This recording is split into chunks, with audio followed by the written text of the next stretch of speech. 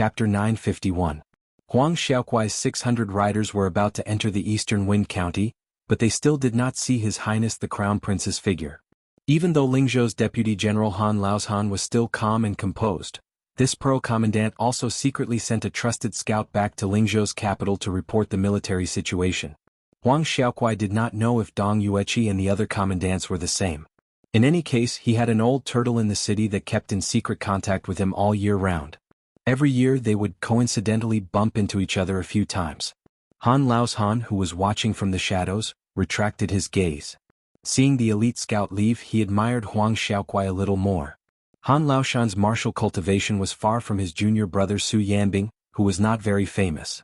However, Han Laoshan knew that he had no hope of reaching the top of Jianghu, so he placed most of his ambition on the battlefields at the border. Over these years, he had been influenced by the great general and had a unique understanding of the situation in Beiliang. The geographical advantage of Beiliang had always been widely criticized. However, in Han Laoshan's eyes, Beiliang's land was narrow and barren, and the people's livelihood was not great. However, this disadvantage was not necessarily a bad thing. There was a saying in the countryside that exhausted one's strength. Beiliang made enemies on all sides, and this unknowingly created the bravery and fierceness of the people. Compared to the rich Jiangnan, the people who grew up in the barren mountains and turbulent rivers were all valiant and did not fear death. If this was not the case, how could there be such a rich source of soldiers at the border of Beiliang? No matter how valiant and good at fighting soldiers were, if they were thrown into a safe place where they did not have to worry about food and clothing, and their morale would be worn down for 10 to 20 years, they would not be considered valiant soldiers. This was an important reason why the Guangling Prince Zhao Yi was not as good as the Yanqi Prince Zhao Bing. Guangling Circuit was located under the armpit of the imperial court, while Yanqi Circuit was like the right foot of the imperial court. They had to travel every day and interact with the barbarians of Nanjiang. Han Laoshan knew that he only needed to wait until His Highness left Lingzhou before he would become a general with real power in one of Beiliang's 3 prefectures, Yuliang and Lingling.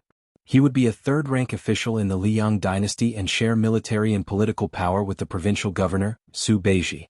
Moreover, as a general, he was only a person who managed the Beiliang's backyard. However, when that traitorous martial nephew, Qin Jibao, left the capital and went to the western Shudao, it would be a fight that would not be inferior to the bloody massacre at the border. As for Qin Jibao, who had betrayed his sect as his martial uncle, Han Laoshan did not hold a grudge against him. There were rules in Jianghu, and senior martial brother Wang Xiu's death was not as aggrieved and wronged as the outside world thought. Thinking of this, Han Laoshan could not help but laugh. If his junior martial brother, Wu Jinling, who had unfortunately died in the Vajra realm, their sect would successively produce spear immortal Wang Xiu, Su Yanbing, who was even better than eldest martial brother Han Laoshan, who had reached the mysterious finger realm, Wu Jinling, and the new Confucian sage Qin Jibao. In the future there might even be Blue Bird, who had taken over the handbrake spear, who would also ascend to the first rank. In just 2 generations and 2 generations, they had produced 6 first-rank experts. This was even grander than the formation of 2 top scorers and 1 family's 3 second places. In Liang and Beimang, only the Wu family sword tomb and the chess and sword music school could stand shoulder to shoulder in Jianghu. Han Laoshan wondered if he should ask His Highness to raise the banner of the Wang family. Perhaps this would attract many Jianghu experts to join Beiliang and join the Wang family. In the future, the Beiliang army might have a Wang faction of the Wang family's spear. The 600 cavalrymen stopped briefly in Dongfeng County. They did not enter the city but stayed where they were to rest and reorganize. Huang Xiaokuai only ordered a dozen or so elite cavalrymen to escort the carriage. He found a first-class restaurant so that the woman would be more comfortable. Huang Xiaokuai did not work in the bureaucracy. It was not that he did not understand, but he did not want to be in the same company as his colleagues who were not worthy of their Beiliang armor. Since this woman had a deep relationship with His Highness, and they were not in a hurry, he was happy to go with the flow. It was just that the road to happiness was strewn with setbacks. When Huang Xiaokuai saw the silhouette of a horse carriage at the city gates, other than the Pearl Cavalry under his command, who were dressed in casual clothes, there was also a large group of local knights who had somehow hooked up with them. Unable to escape the vulgar path of a profligate young master, there was also a large group of Jianghu disciples swarming over. Huang Xiaokuai fiercely spat on the back of his horse. These bastards actually dared to rob His Highness? Those pro-cavalrymen also had good eyesight. When they saw the carriage heading towards Huang Xiaokuai's side, they immediately reined in their horses and hurriedly ordered their accomplices not to act rashly. However, a few of the cavalrymen were too busy trying to steal wives for the young masters in the city to stop their horses in time. When the simple carriage was less than 20 paces away from Huang Xiaokuai and his men, they finally realized that the situation was not good. They were about to turn their horses around. Huang Xiaokuai, who was sitting high up on his horse, had a ruthless look in his eyes. He shook his head. Next to him, an archer with outstanding strength in the Pearl cavalryman expressionlessly took out an arrow from his quiver and shot it. With a ping, the arrow pierced through the air, piercing through the skull and nailing into the snow. The pile of pale white snow on the side of the road was instantly dyed red by the fresh blood. The other two Jianghu cavalrymen wished that their mounts did not have an extra pair of hooves, but they were still shot to death one by one. Without exception, an arrow pierced through their heads, killing them on the spot. In the northern Liang region, who would dare to compete with a general Seed who had military merits and was arrogant and domineering? Huang Xiaokuai expressionlessly squeezed his horse's belly. The date-red horse under him trotted forward.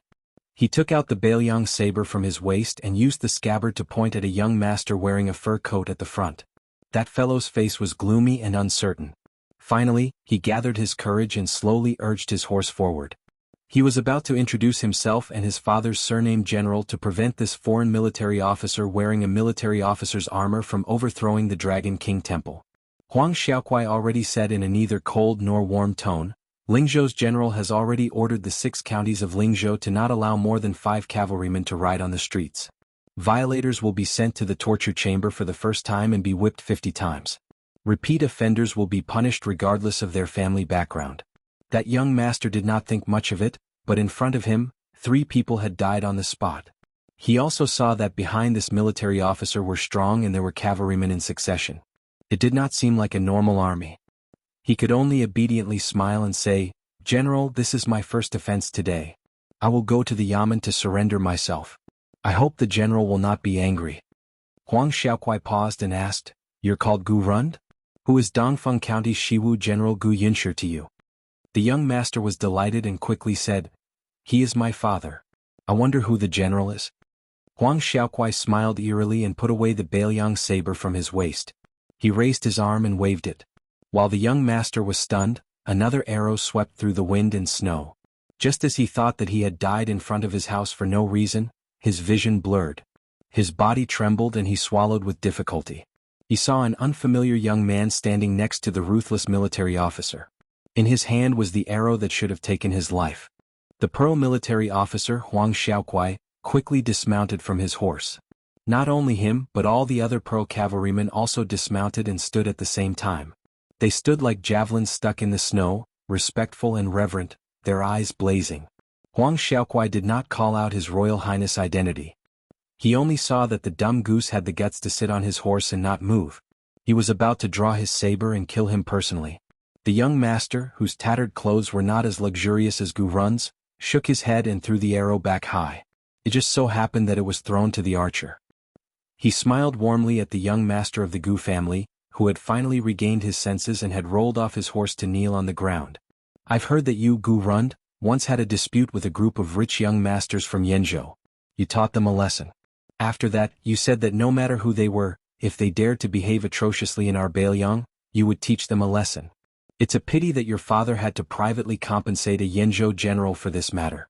Young Master Gu, I wonder if you still have this kind of backbone these past 2 years?" Gu Rund raised his head. His mind spun rapidly as he tried to guess the identity of this person. At the same time, he tried to find a way out of the situation. Yes. This is all learning from His Highness the Crown Prince. His Highness said that only hedonistic sons who dare to point their spears at men from other places can be said to have reached the Grandmaster level in the competitive business of hedonism. This time, it was Gu Rund who was reckless and wanted to puff himself up at his own cost. He wanted to protect that Lady Yong Rong on her journey, and he definitely didn't want to do the despicable business of snatching people away. He only wanted to let the lady in the carriage leave safely. Gu Rund had been observing the situation the whole time. When he saw that person nod with a smile, he finally felt relieved. He heard that person's mellow voice say with a smile, "Let's forget about today. Go back to the city and tell your friends that riding horses in the city is only allowed to run as fast as a normal person. If more than 5 horses disturb the people on the streets, don't even talk about bumping into people. As long as they are caught, they will be punished according to the new rules. If there is a yamen that dares to cover for them, they will be stripped of their official position and sent to the border guard station. That's right, Gu Rund, remember to tell your father, Gu Yunshi, that I used to steal his wine pouch when I was young. If this General Wu still holds a grudge, he can go to Liangzhou and ask for it from me. As for you, Gu Rund, if you have the heart to stop harming the little rich young masters in the village, you can join the army. I will help you plead with this Pearl Commandant beside me to open the back door for you. Chapter 952. The previous chapter had more than 5,000 words, so this chapter is a bit late. The man and woman generally lived together peacefully. They passed through Dongfeng County and approached Jianghu County. Su Fengyin and Pei Nanwei rode side by side on a deep plank road. Another 100 li to the east was Tongmen Pass, which was known as a natural barrier. There was a saying that Tongmen Pass was solid, but Bailiang was solid. It was fully deserving of being the most important pass in Jianghu County. It was heavily guarded, and the captain of Tongmen Pass, Xaninma, had 6,000 elite soldiers. He was undoubtedly a trusted general that the king of Bailiang valued the most. This time, Su Fengyin moved the troops from all over Lingzhou out of their encampments, but not a single soldier was moved from Tongmen Pass. It was enough to show the extraordinary position of Tongmen Pass in Lingzhou. Su Fengyin did not let Huang Xiaokuai's 600 cavalry follow. Instead, he took a detour to Tongmen Pass to rest and reorganize. He only brought Pei Nanwei and Su Yanbing on this secret plank road that only the military horses could step on. In the past, there were some officials and generals who came here to compete in horsepower. Now that there was an order, they did not want to run into the tip of the spear before the Lingzhou general left. The reason why Pei Nanwei wanted to get out of the carriage to take a breath of fresh air was because she came from a family of scholars. She had heard that the previous dynasty's poet-emperor used a poem from Tongmen to win the title of the frontier fortress poem of the previous dynasties. That was how Jianghu County came to be. It was said that there was a cliff carving of a sword hero left on the mountain wall in front of them. Her heart yearned to see it. Su Fengyin's hands did not pull on the reins. He closed his eyes and focused, allowing the warhorse to run forward. Pei Nanwei's equestrian skills were average, but she was not afraid of falling off the horse and getting injured. She took off her veiled hat and put on a sable fur coat. She rode a handsome black horse. In the white snow, it was hard to say whether she was like an agile butterfly or a peony swaying in the wind and snow. When Pei Nanwei stopped the horse and raised her head to look at the blurry stone carvings on the cliff, it seemed that there was nothing special about it. She came in high spirits but returned in disappointment. Especially when Su Fengyin mentioned this plank road to her. Just in the previous dynasty, there were more than 20,000 corpses in this area. This made Pei Nanwei's hair stand on end. She no longer had the least bit of leisure and elegance. It was almost dusk. Above her head was the heavy snow that did not want to stop. The plank road was dead silent and gloomy. She was obviously a little scared. She had no choice but to find something to talk about. She slowed down the horse and asked the man beside her why the Bailiang spies could not find out the details of the master and servant pair. Su Fengyin reached out his hand and accumulated a palm full of snowflakes. He held out a small round snowball and said carelessly, "A good spy is even rarer and more valuable than those brave and skillful military officers. Not only must they be able to endure the loneliness year after year, they must withstand conspiracy after conspiracy. The key is that they must always be loyal and devoted. They must also be able to take charge of an area and filter out all kinds of information. In the end, they have to risk their lives to deliver it back. Therefore, without 5 or 6 years of polishing, it is impossible to produce a qualified spy that can be used with confidence. Some old spies either disappear at will or directly betray the enemy camp. The difficulty of espionage lies in the fact that it is already difficult for spies to do things. It is even more important to test a person's tenacity. Not everyone is willing to do this job. In the past, in Chu Lushan's hands, there were more than 30 provinces in Bailiang. For more than 20 years, there were only about 400 people trained. What's more, half of them needed to be cast long lines to catch big fish. If they were divided among more than 30 provinces and more than 200 counties, how many people could each county have? In addition, last year, in order to help those scholars pass away smoothly, many precious spies who had been hiding for many years were lost. Besides, our Bailiang spared no effort to eradicate the spies on both sides of Liang and Beimang. Jianghu and Spiderweb also didn't rest for a single day. Every year, many people died between the three sides. It was fortunate that Chu Lushan was in charge of espionage. If it were anyone else, Bailiang would have long been blinded. Just those 300,000 cavalry, which is very frightening, won't be able to win a big battle. In the War of the Southern Dynasty, the Bailiang cavalry advanced all the way. A large part of the military merit had to be credited to the Bailiang spies. Last time when I went to Huangnam County, I only cared about killing people to vent my anger. I killed a few double-faced spies. After that, my sister scolded me for being a wastrel who didn't know the cost of daily necessities. Indeed, I wasn't wronged. Su Fengyin gently tossed the snowball into the distance. He said softly, "This world is really too big. It's not easy to find one person." Pei Nanwei shot a glance at him. She couldn't see his Royal Highness expression clearly. She only felt that there was a faint sense of desolation that was rarely seen. The wind and snow whistled. They were still dozens of li away from Tongmen Pass. Normally the journey wouldn't be long, but at this moment the snow on the plank road was thick and the horses' hooves were sinking. Even though Pei Nanwei was wearing a warm marten fur coat, she began to feel that the suffering was not light. Moreover, in the eyes of an expert, her equestrian skills were really shoddy. Su Fengyin looked at the sky. There were signs that it was getting heavier. The three of them were riding against the wind, but Pei Nanwei insisted on riding alone in the wind and snow. Su Fengyin looked on coldly from the side. When her horse suddenly slipped, her hands were already cold and numb. She didn't have the strength to hold the reins tightly. Just like that, she fell onto the plank road and rolled.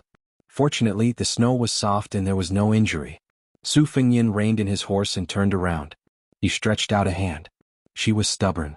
After standing up, she turned around and reached into the collar of her marten fur coat. She used her body temperature to warm her hands. She gritted her teeth and continued to ride forward. Su Fengyin was too lazy to ridicule her. He urged his horse to speed up and blocked in front of her horse to block the biting cold wind. When they finally saw the towering walls and flickering lights of Tongmen Pass, Pei Nanwei, who had endured to the end, finally fainted and fell off the horse. Su Fengyin then carried her onto the horse and quickly rode into the city. Chapter 953. His Highness the Heir of Tongmen personally led the way and led His Highness the Heir into that simple official residence that did not have the slightest bit of extravagance. When Pei Nanwei woke up with a splitting headache, she discovered that she was lying in a room as warm as spring. Aside from the fact that her snow-soaked fur coat had been taken off, her clothes were in perfect condition. Only then did Princess Consort Jingan, who looked as if she had just made a trip to the gates of hell, slightly recovered her soul.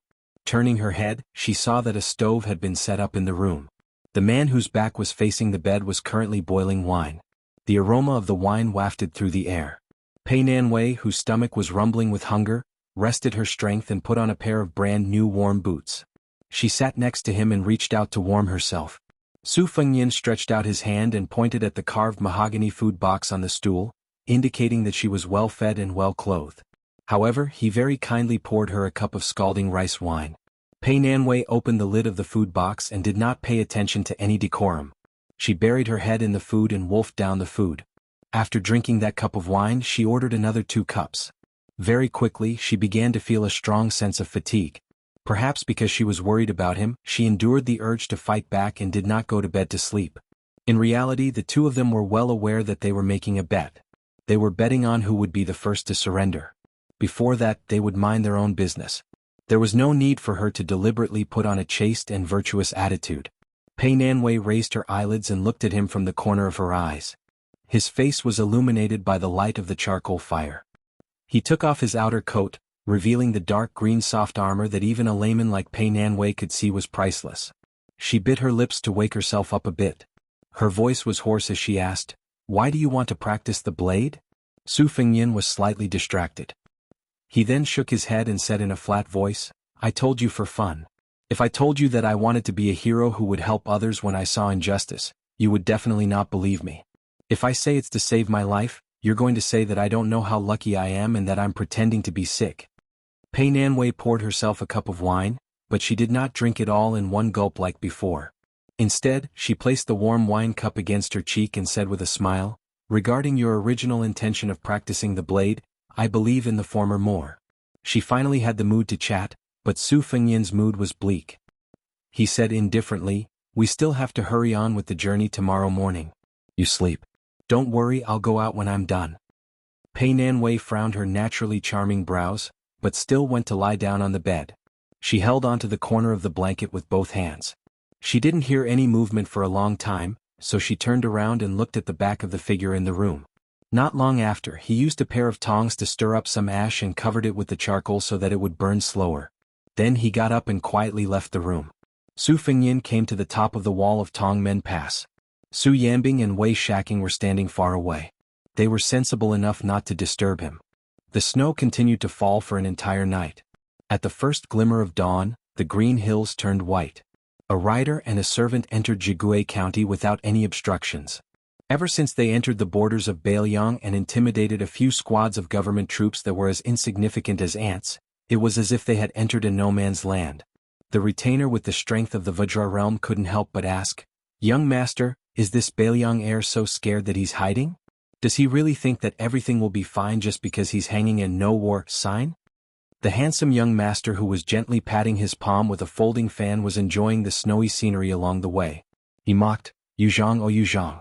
You really think with your butt. Back then Han Diaosi didn't kill you. Was it because he thought you'd dirty his hands?" The robust retainer chuckled softly and didn't dare to talk back.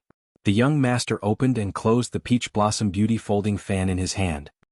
He smiled and said, "His Royal Highness won't be so cowardly as to avoid the sharp edge.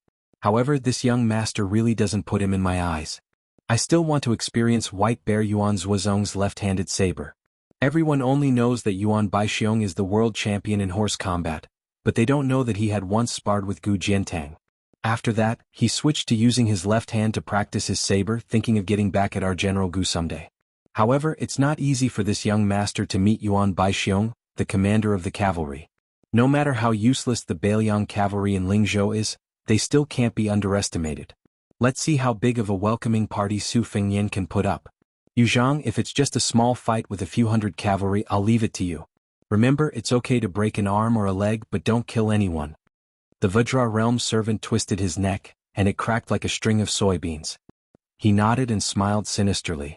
"If His Royal Highness is stingy and uses 300 to 400 cavalry to fool you, no matter how thick the formation is, it won't be able to withstand a few attacks from me." The young master didn't wear a saber on his waist. Instead, he used a long vermilion rope to tie the famous saber. The other end of the rope was tied to his wrist, and he just hung it on the side of the horse's belly, swaying. Yuzhang glanced at the saber, and there was some fear in his eyes. This thing was a heavy weapon that was on par with the world's #1 talisman saber, South Flower. He didn't know which senior came up with the name, but he didn't care at all. It was simply called Crossing the River. Yuzhang was a famous figure in the Devil sect. 60 years ago, a few sky devils went to the devil-slaying platform to challenge the great immortal of Mount Longhu, Qi Xianzhu. In the end, not only did they fail to divide the world, but they were also slaughtered. Since then, Zhulu Mountain has been in decline. Yuzhang, as an outer mountain disciple of the Devil sect, could barely be considered a first-class master. Especially after reaching the first rank, Yuzhang became complacent. He refused the recruitment of the last remaining Duke of Mount Zhulu, and did not enter the mountain to be conferred the title of Marquis. Instead, he led a group of people to revolt, calling himself the leader of the Devil sect. He set off a bloody storm in the martial arts world, but before he could make a name for himself in Jianghu, he was stopped by a big eunuch in a bright red robe. This human cat came alone, and except for him, everyone else was skinned and had their tendons pulled out. If Han Diaosi hadn't spared his life to find out the secret location of Mount Zhulu, he would have died a long time ago. However, after Mount Zhulu no longer invited him to enter the mountain, Yuzhang was like a rat on the street. He was always on tenterhooks, afraid that this human cat would treat him like a piece of trash and kill him. When news of Han Diaosi's death came from the capital last year, he cried tears of joy. He was wondering if he could make a comeback in Jianghu, but in the end he was beaten up by this young master who claimed to be from Mount Zhulu. He was even able to use General Gu's Thunderheart Square, and many secret techniques of the Wu family sword tomb and Dongyue sword pool. His own skills were all seen by this young man once, and he was able to use them for his own use. So what if Yuzhang was a first-rank master? How could he not be shocked? Yuzhang had to admit that there were indeed martial arts geniuses that were hard to come by in 100 years. In the past, it was Wang Xinji, Li Chenggang, and the other seniors of the Jianghu. In the future, it would most likely be the young owner of the Crossing the River saber. The young man raised his head and saw a peregrine falcon fly by. He smiled charmingly and said to himself, "It's a bit slow." Chapter 954. Peregrine falcons constantly flew above the master and servant. Yuzhang was only a boorish man and was not familiar with military formations. He did not know what these 7 or 8 military falcons meant, but he could clearly feel the cold aura of dark clouds pressing down on the city. Yu Zhang squatted down and pressed one hand on the ground of the post road. He wanted to report the situation of the enemy to the young master with the folding fan. There were 200 riders charging toward them, but Yu Zhang quickly remembered that the young master's realm was much higher than his, and the Xian finger had the mysterious power of divination, so he did not want to flatter him. Yu Zhang picked up a snowball and weighed it in his hand, wondering if he should smash an eyesore falcon to death. Out of the corner of his eye, he saw a particularly bold scout. The other scouts in all directions all stopped their horses at a distance. Yu Zhang stood up with a grim smile and swung his arm. Remembering the soldier's order, the snowball shot out and hit the warhorse's head. It suddenly exploded into a cloud of scarlet blood, and the warhorse died instantly. The scout rolled on the ground. Instead of running away in panic, he quickly took out his short crossbow and ran toward the man who killed the horse. After a dozen steps, he finally remembered the military order and turned around to retreat resentfully. On the way to his beloved warhorse, the young scout's eyes turned red. He took off the Nanmu horse tag tied to the horse's neck and put it into his pocket before running away. The young master with the folding fan did not pay attention to Yu Zhang's small quarrel. His line of sight followed the mountain ridge and looked at a mountain peak that was not too tall in the distance. According to his original plan, they would be intercepted by a group of cavalry stationed in Jianghu County.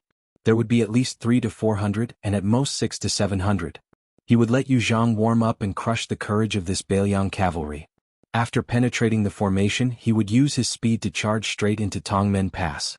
Then he would personally engage in a fierce battle with the elite cavalry of Tongmen Pass. No matter who won or lost, he would become famous overnight. Unless it was absolutely necessary, he would not show his life-saving talisman. Of course, he was not arrogant enough to think that he could suppress the 6,000 cavalry of Tongmen Pass alone. Most likely he would only fight and retreat at the same time. If he really did not retreat, he would end up like the Sword Emperor of Shishu. The Wu family's 9 swords breaking 10,000 cavalry, and Li Chuangong's 1 sword killing 2,600 cavalry on the Guangling River a few years ago, did not have good endings. When this young master who broke the border alone raised his head to look at the mountain peak, there were also people who were looking into the distance. By Su Fengyan's side, other than Pei Nanwei, Su Yambing and Han Laozhan, the 2 deputy generals of Lingzhou, there were also the 2 military officers of Tongmen Pass, Wei Shaking and Xan Ma, as well as the military officer of Pearl, Huang Xiaokuai. The 2 generals Wei and Xan were different from Huang Xiaokuai. This time they did not bring a single soldier with them. Pearl's 600 light cavalry were all waiting at the foot of the mountain. The 200 cavalry that Yu Zhang sensed were Jianghu County's military officer Ma Jinchai's men and horses. This time Su Fengyan used his status as Lingzhou's general to issue an order to have Dongfeng Jianghu and several other county soldiers and horses to leave their respective bases. As for the several counties' yamen and soldiers moving out in full force, it was nominally under the new Lingzhou provincial governor Su Beiji. With the mountain peak as the center, all the small and large post roads within a radius of 30 li were tightly sealed. Merchants had to take a detour. Close to 100 scouts were scattered all over the place. Regardless of direction, they strived to have a scout every 3 li. Ma Jinchai's frozen field cavalry was divided into 3 groups, gradually forming a formation. The 200 cavalry took the lead to spy on the situation. Other than that, there was also the Dongfeng Northern Country captain Ren Chuanyun, who brought 400 soldiers and horses. They were waiting for orders in the southwest. Fengqiu captain Zhu Boyu personally led 500 cavalry in the northwest, eyeing covetously. The troops of the various government offices, military offices and torture chambers weaved through the gaps in the northwest. The ranks of captains in Bailiang were very messy, and there was a huge disparity in the number of soldiers they could command. For example, Tongmen Pass's Wei Shaking and Xan Ma each led 3,000 men, but their ranks were still 1 rank lower than Pearl Captain Huang Xiaokuai, who was also a rank 4. Frozen Field Captain Ma Jinchai, Northern Country Captain Ren Chuanyun, and Fengqiu Captain Zhu Boyu were of the same rank as Wei Xian and Fengqiu Captain. However, all the soldiers under their command added together could not compare to a single captain in Tongmen Pass. The military officials of Northern Liang were strong and powerful, suppressing the civil officials to the point that they could not raise their heads. However, they themselves also had many factions with mountains in great numbers. Other than the long-standing disputes at the border, there were also disputes over the passes and counties, and within the counties, there were disputes over who was truly lacking in merit officers. Being caught in it was like falling into a spider's web. The slightest movement would affect the entire body, causing a shock and rebound. When Su Fengnian was trying to clean up the officialdom in Lingzhou, he was not looked upon favorably because of this. Han Laoshan raised a jujube spear named Xiaoman's shoulder, and laughed softly. This person definitely did not expect your highness to be so bold, directly mobilizing 4 captains and close to 3,000 cavalry to crush him in Jianghu County. You did not give him a chance to go to Tongmen Pass, much less enter Lingzhou to steal his reputation. Su Fengnian laughed. If he can use the methods of the Jianghu people and take the head of a general in the midst of tens of thousands of soldiers, do you think the court will bestow him the title of general? Tongmen Pass's Wei Shaking sneered. Based on this kid's ability, he can't even go up the mountain. I heard that this fellow is very tender and has the appearance of a beautiful woman. Brother Xian, you have a variety of taste. When your highness has tied him up, why don't you ask your highness to bring him back to Tongmen Pass to be a concubine? Tongmen Pass's Captain Xian Ma, who had a feminine appearance, was mocked by Old Wei. He did not retort and said softly, I do have such an idea, but how would I dare to act on my own and ruin your highness's plan? Old Wei, since you're interested in drinking horses, why don't you give me your little son and we'll become in-laws? In the future I'll call you father-in-law. It doesn't matter if I'm 1 generation younger than you. Chapter 955. Wei Shaking, who had been checkmated, was so angry that he kicked Lieutenant Xian's horse in the stomach and cursed. He and Xian Ma came from different mountains in the Beiliang army. Wei Shaking was a general who was close to the general, while Xian Ma had moved through various armies. He had held a military position under Zhong Hongwu, Qin Jibao, and other old Beiliang giants. Later on he was involved with the infantry commander Yan Wenluan. Now, Xian Ma could be considered half a member of the Yan family. However, he had gotten along well with Wei Shaking in Tongmen Pass these years. Inside the pass they had schemed and plotted against each other. It was true that they had to support the 3,000 soldiers under each of them who were crying piteously for officials, money and military equipment. They could not tolerate their noble character and unquestionable integrity, but they had always maintained unity with the outside world. Everyone knew that Lieutenant Xian liked men. He did not care much about the matter of accumulating wealth and family property. If an old commander wanted to show filial piety to Xian Ma, he would spend a lot of money to buy a well-trained young master from Jiangnan and send him to the Xian manor. This was more useful than anything else. Fortunately, the king of Beiliang had never been a harsh and merciless master. He had never made a fuss about these dirty things that did not affect Beiliang's military and politics. Xian Ma glanced at the young man who had already left his post as Lingzhou's general. After hearing the conversation between him and Wei Shaking, he turned a deaf ear. His smiling face was still the same. He looked down at the courier road at the foot of the mountain and slowly said, It's starting. Xian Ma focused and straightened his back to look into the distance. Ma Jinchai's 200 riders had already charged toward the master and servant pair. Xian Ma had always looked down on Lieutenant Dong Yi and Ma Jinchai's soldiers. In his opinion, the 3 legs of these soldiers were all weak. It was said that circling around to block the retreat path should have been Lieutenant Zhu Boy's military mission.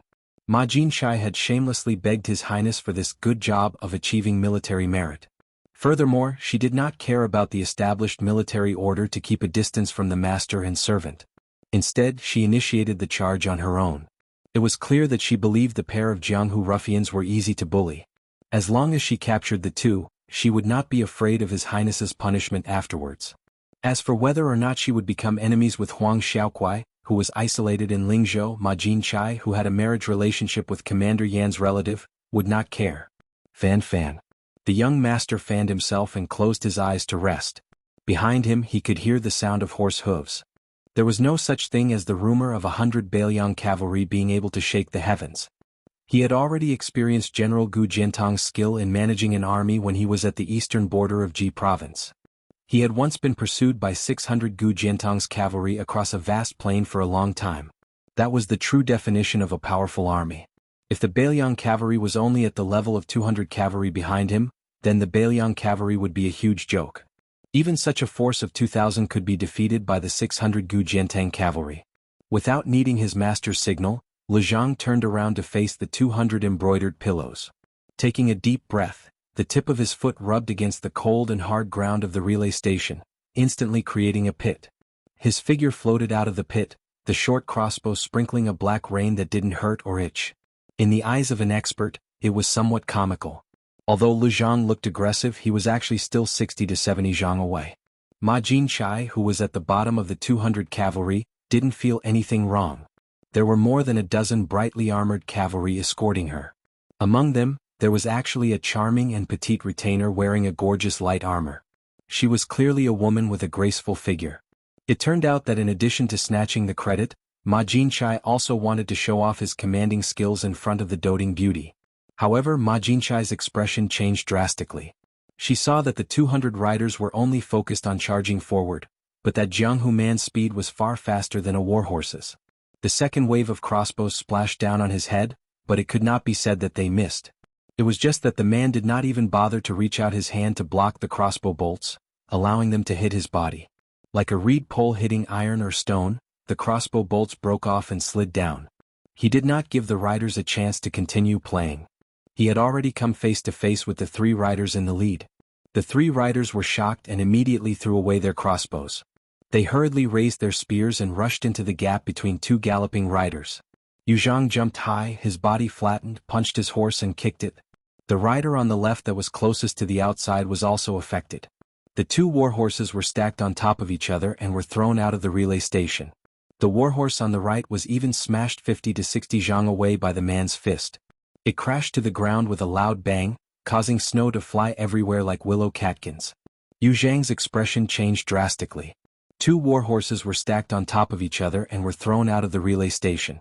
The warhorse on the right was even smashed 50 to 60 zhang away by the man's fist. Following that, the 3 riders were clearly terrified and wanted to avoid the man's unstoppable momentum. However, they did not have time to do so. One of the riders was quite skilled in horsemanship. In desperation, a violent temperament emerged and he directly urged his horse to crash into the boorish man of Jianghu.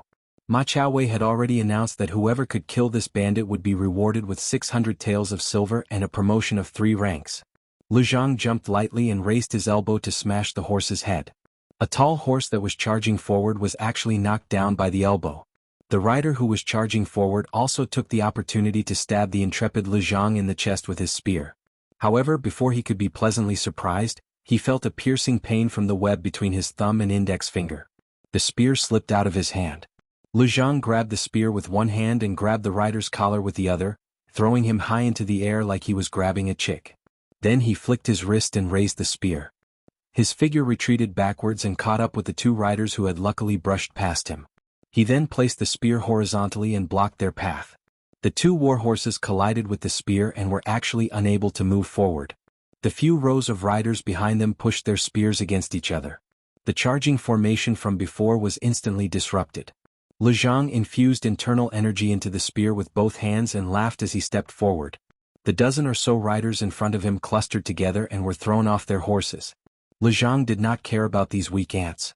He switched from holding the spear horizontally with both hands to holding it with one hand. A few clever riders on horseback threw their spears. One of the spears was aimed at Lu Zhang's head. The man who was as docile as a domesticated cat and dog in front of the young master with the fan slammed his head forward and directly shattered the spear. He snatched the spear from his hand and swept it diagonally upwards, hitting the rider's waist. The rider's body bent and flew horizontally, rolling into a slightly playful snowball on the snowy ground. Lu Zhang leaped forward. He did not care about spear techniques and only used the spear in his hand as a staff. With a swing of the staff, he sliced a warhorse from its back to its feet and split it in half. The rider sat on the half of the warhorse's corpse on the ground with a dull look in his eyes. Ma Jinchai swallowed her saliva and forced herself to calm down. She did not look at her beloved concubine's pale face and muttered to herself, "This bastard is fierce. We can slowly retreat and then kill him with a sudden thrust." Then Colonel Ma Jinchai turned her horse around and ran away like a wisp of smoke. On the mountaintop, Su Fengyan turned his head and smiled at Wei Shaking and Xenin Ma. "It seems like our Colonel Ma has welcomed a good start to the new year." Then he looked at the sneering Colonel Pearl and said in a flat tone, "Huang Shaokai, Ma Jinchai did not want to compete with you for military merits. She clearly put in a lot of effort to show weakness to the enemy and lure them in." The corner of Huang Xiaocai's mouth rose. He said softly, "Colonel Ma's favor, Huang Shaokai appreciates it." "Your Highness?" Su Fengyan nodded. Huang Shaokai rode down the mountain alone. The 300 cavalrymen at the foot of the mountain did not move. The other 300 cavalrymen formed the left, right, and middle troops and rushed toward the young master who was slowly waving the peach blossom fan. Yu Zhang looked back and sneered. He did not chase after the defeated frozen field cavalry. When they first charged at him, they were impatient like a hungry man who saw a woman. Now, before he could even warm up, they were already crying for their parents to go home. Yu Zhang threw away the red-tasseled spear that was soaked in the blood of the war horse. He planned to experience the ability of the next cavalry in Bailiang's Lingzhou. In the eyes of this Vajra realm expert, the so-called Bailiang cavalry were all made of tofu. Yu Zhang spat a mouthful of thick phlegm on the ground. Yu Zhang could be the king of Bailiang and play around with such small fries. On the mountaintop, Su Fengyin, who had been watching coldly from the sidelines, had his hands in his sleeves. Two of his fingers were twirling inside his sleeves as if he was spinning silk from a cocoon. Chapter 956. On the post-house route, the battle with the frozen field cavalry as the main characters had come to an end. Very quickly, there were scouts who passed on the general military information to the commandant of the Northwest, Ren Chunyun, and the commandant of the Northwest, Zhu Boyu. The reactions of the two generals were completely different. Dressed in bright red armor, Ren Chunyun stood with a saber at her side. When she heard that Ma Jinshai had suffered a setback, she laughed loudly and stroked her horse's mane with a gloating expression. As generals of the same province, their ranks were similar. Since the official hats on their heads were not too different, then naturally they were enemies. Ren Chunyun, who came from a poor background, had long disliked the laughably named Commandant Ma. Her subordinates were all descendants of Lingzhou's generals, so how could they train elite soldiers? There were two plains on the Lingzhou plains that were easy for cavalry to stretch out and train. Last year, Ren Chunyun had a dispute with Ma Jinshai and fiercely taught the flashy frozen field cavalry a lesson. However, Ma Jinshai quickly turned the tables on Ren Chunyun in the officialdom. The salary was not bad and no one dared to do anything to this lightning pool. Ren Chunyun only received some leftovers that did not even have B-grade aptitude. Only after asking around did she find out that it was Ma Jinshai's in-law who was an important member of Bailiang's military depot who had set up a stumbling block. Later on, Ma Jinshai brought 100 cavalry with brand new armor to Ren Chunyun's territory to flaunt her might under the pretext of killing roaming bandits. If it were not for Ren Chunyun firmly suppressing the lower generals to not cause trouble, there would have been a mutiny.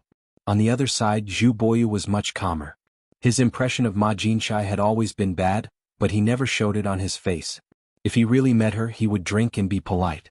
Therefore, the Windcoat cavalry got along quite well with Ma Jinshai and the other young masters. The main reason was that Zhu Boyu was also a military official who had come out of a general's manor. His father's generation had fought side by side, and there was a life-and-death relationship as a foundation. However, although Zhu Boyu had never been to the battlefield at the border and his achievements were rather thin, he was one of the few Bailiang youths who could calm down and manage the army. These years, he held real power and was often mocked by many surplus generals who had returned to Lingzhou with military achievements. This made Zhu Boyu more willing to get along with Ma Jinshai and the others. After all, the fake friendship and toasting was better than those old seniors who did not have any descendants who would show off their seniority the moment they met. Right now, Zhu Boyu was worried that His Royal Highness, who had not started a killing spree in the Lingzhou officialdom, would use this chance to make an example out of Ma Jinshai and drag him down. Why would His Royal Highness care if a Windcoat cavalry without any military achievements was clean and honest or was in cahoots with Ma Jinshai? Zhu Boyu, who had the misfortune of being born with a baby face, sat high on the back of a horse. His warhorse was only AB grade. The Windcoat cavalry only had 30 A-grade warhorses, and they were all given to those who had military achievements and elite soldiers. Zhu Boyu waved his hand and let the scout, who did not need to report based on the rules of the Windcoat cavalry, return to investigate. Zhu Boyu, who was wearing normal armor, let out a breath of air. His expression was abnormally serious because he could see that His Royal Highness had a bodhisattva heart for the Lingzhou officialdom. However, there was a difference between the military and politics. With the example of Huaihua Great General Zhong Hongwu as an example, Zhu Boyu was certain that the troops in Lingzhou would not be so lucky. The peach blossom beauty fan was gently fanned and a gentle breeze blew across his face. The hair on his temples fluttered lightly. The handsome young master in a black fur coat looked over at the same level. The 3 cavalry units that surrounded them in a fan-shaped battle formation were like clouds and mud compared to the previous 200 cavalry units. The hooves of the horses were in sync and there was no confusion at all. With his outstanding eyesight, he could clearly see the young faces of the cavalry. Their eyes were firm as if they had received instructions and did not have any intention of using the light crossbows. Bailiang had very strict restrictions on crossbows. If one carried a Bailiang knife, they could rely on their family background to get away with it. However, if one dared to carry a crossbow, even if it was an inch-long crossbow, which was a weak light crossbow that a maiden could use, once discovered, their family would be confiscated on the same day. There was no room for negotiation. The movement sprinted wildly on the post road. The straight line under his feet splattered mud in all directions. It was frightening. The Vajra realm martial artist, who was tired of being a lackey, only wanted to do whatever he could to his heart's content. In his eyes, the 200 cavalrymen who could not withstand a single blow from him were frail little girls who needed to be supported. The 200 to 300 cavalrymen in front of him were nothing more than slightly stronger and sturdier women who could not withstand a few blows from him. The first pin expert, whose personality did not match his name, laughed loudly as he charged forward. 3 iron spears pierced toward him at the same time. Zhang grabbed 2 cold spears with both hands and twisted them into 2 lumps of iron. He pulled his wrists inward and then knocked them outward. The 2 cavalrymen who refused to let go were knocked off their horses by him. The spear in the middle was aimed at Zhang's chest, but it did not pierce through. Instead, the burly man with a smile on his face continued to charge forward. The spear that pierced downwards curved in an exaggerated arc in the air. It was obvious that this cavalryman's strength and tenacity were not comparable to Ma Jinchai's troops. As an outstanding martial artist who could occupy a place among the small group of people at the top of Jianghu, Zhang did not care if the ant under his feet bit him lightly or heavily. He bent his knees and crawled under the belly of a horse. He lifted a galloping warhorse with one shoulder. Like an overlord carrying a cauldron, Zhang threw the warhorse to the back of the cavalryman. The few cavalrymen who were caught in the crossfire fell to the ground and could not get up. However, they were quickly pulled up by the cavalrymen who had bypassed the dead warhorses. 2 of their comrades rode on the same horse and fiercely thrust their spears at Zhang, who was completely invulnerable. Zhang, who was finally somewhat interested, laughed wildly. He suddenly rose from the ground and stepped on a cavalryman's head. Then he took advantage of the situation and moved left and right, stepping on the cavalrymen and warhorses one by one. In an instant, more than a dozen cavalrymen had completely lost their ability to fight. Zhang seemed to be still not satisfied. After landing on the ground, he was too lazy to attack. He only focused on charging forward. Wherever he went, the warhorses' bones were broken and they died after violent collisions. Chapter 957. The cavalry formation was quickly penetrated by Zhang, but Zhang did not stay idle. The cavalry on the left saw the situation and did not charge recklessly under the command of their leader. Instead, they continued to lead the cavalry and threw their spears one after another. Most of the spears that pierced Zhang's body either slipped or fell on the road, while some that did not pierce Zhang were nailed into the frozen ground. Zhang wanted to tease Bailiang and let them see his Vajra physique, so he stood still. After the spear forest, the cavalry on the right followed up with a rain of arrows. Zhang's body was completely unharmed except for his tattered clothes. Although Zhang seemed to be careless, he was in fact silently accumulating strength, trying to climb to the peak in one go before the battle. It was not that he could not continue to tease a group of rats, but it was better to be safe than sorry. If there was a martial arts master hidden in the cavalry and he attacked when Zhang's chi was weakened, although he would not be defeated, if he lost even a little bit of face, who knew if the vicious young master behind him would vent his anger on him when he was bored? Serving this young master was more tiring than serving his ancestors. His heart was filled with hatred. If he could have a higher realm than that handsome young man, Zhang, who had always scoffed at famous scholars, would not mind changing his taste. But Zhang knew very well that this kind of ruthless revenge, which made him feel comfortable, was not something he could count on in this life. Unless that person was suddenly beaten to the ground by an immortal, then he would have the chance to kick him when he was down. However, the northern Liang path had already produced the old god of swords Li Chungang, and Chen Zhibao had already defected to the capital. Only the junior brother of the spear immortal Wang Xiu and Yuan Zuozong, who was the commander of the border cavalry, were left. Could these 2 top masters still join hands and appear here? Although the 100-man cavalry on the courier road had been pierced through, they quickly resumed their charge. At the foot of the mountain, 100-man cavalry under Huang Xiaokuai's personal command had also joined the battle. The 100-man cavalry on the left and right sides of the mountain switched between crossbows and javelins. Even though they were unable to achieve anything against a Vajra realm expert, their formation was tight and their performance was far better than Ma Jinchai's frozen field cavalry. The fearless Yu Zhang let out a long breath, the fog lingering around him. He stretched out his arms and twisted his wrist joints.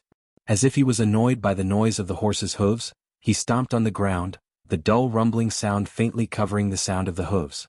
Yu Zhang stomped on the road, the momentum gradually growing, rumbling like thunder. The horses on the road rose and fell more violently, but still no one was afraid of the battle. The political strife in northern Liang, especially the strife in the military, had always been disdained by the pillars of the imperial court of Liang as a farce in the countryside.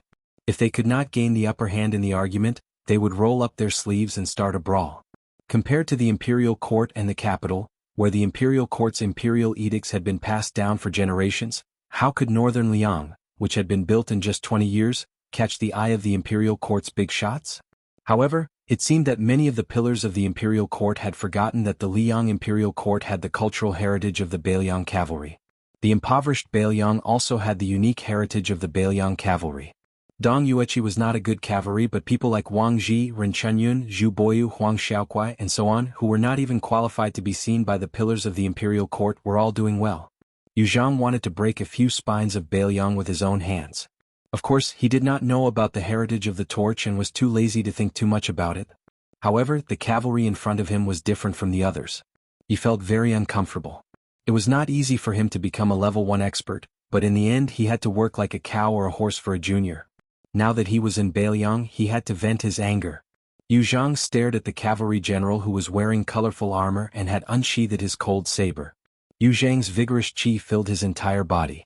He felt like he could take a sword from an immortal. Yu Zhang's spirit was at its peak. His wild laughter echoed throughout the post house as he collided with the cavalry general.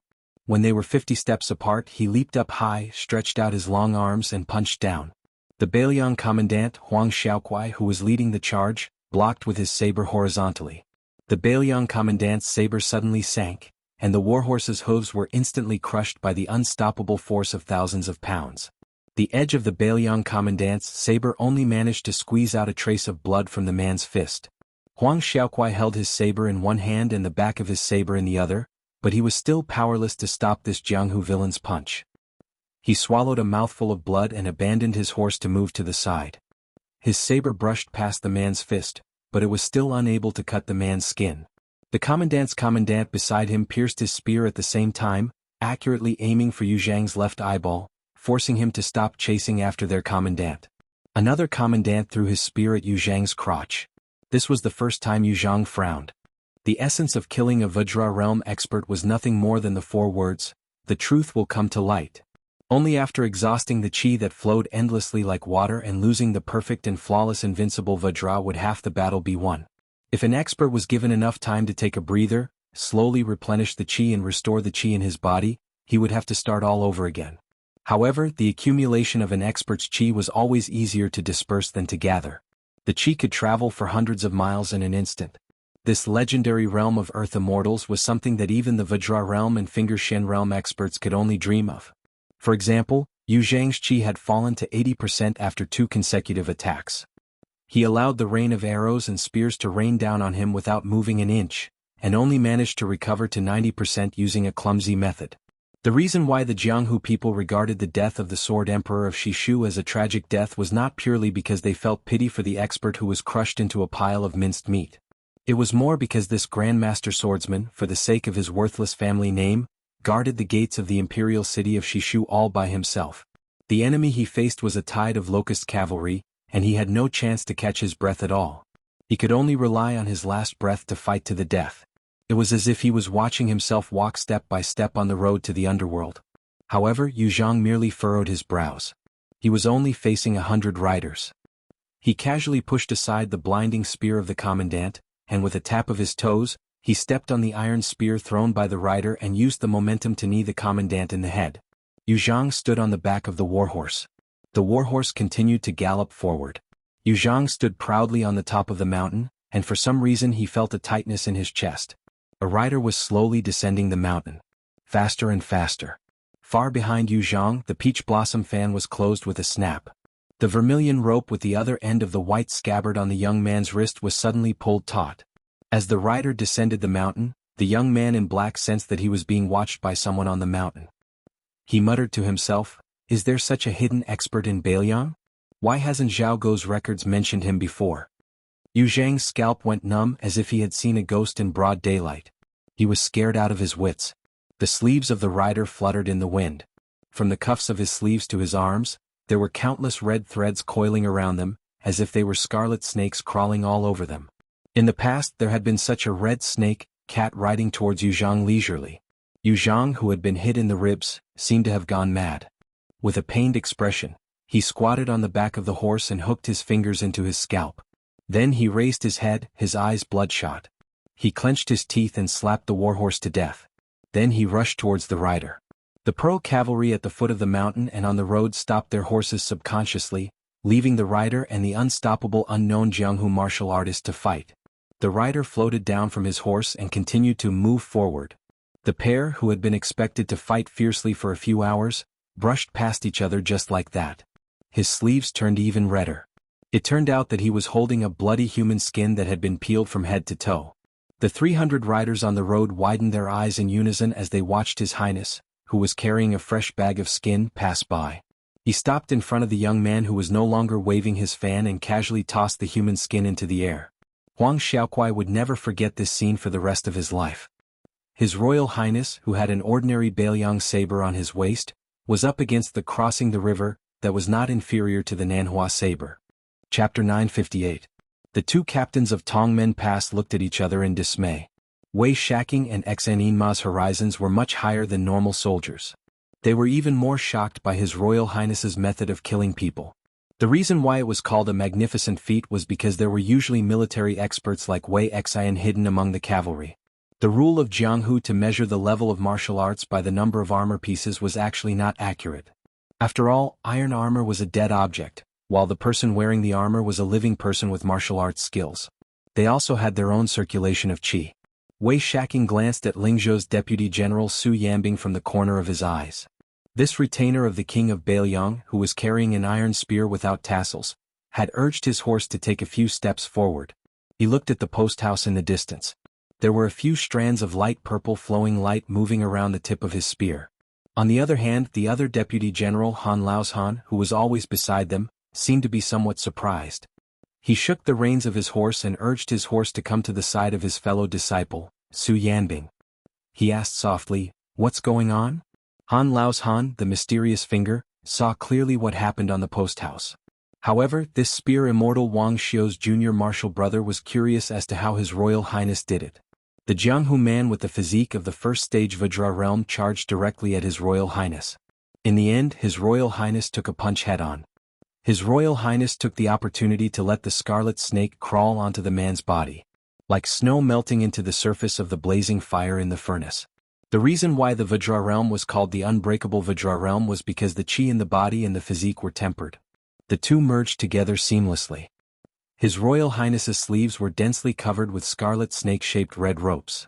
In an instant, they blocked the acupoints of the first-stage martial artist's body. In addition, the man did not care about anything else. Not only did he hope to use brute force to break free from the scarlet snake, he also wanted to crush the scarlet snake in one go. The qi in his body, which could be said to be at its peak, was like adding firewood to the furnace. Due to the qi acupoints being blocked, the toughness of the red ropes was far beyond imagination. As a result, the furnace was on the verge of collapse, unable to withstand the boiling water.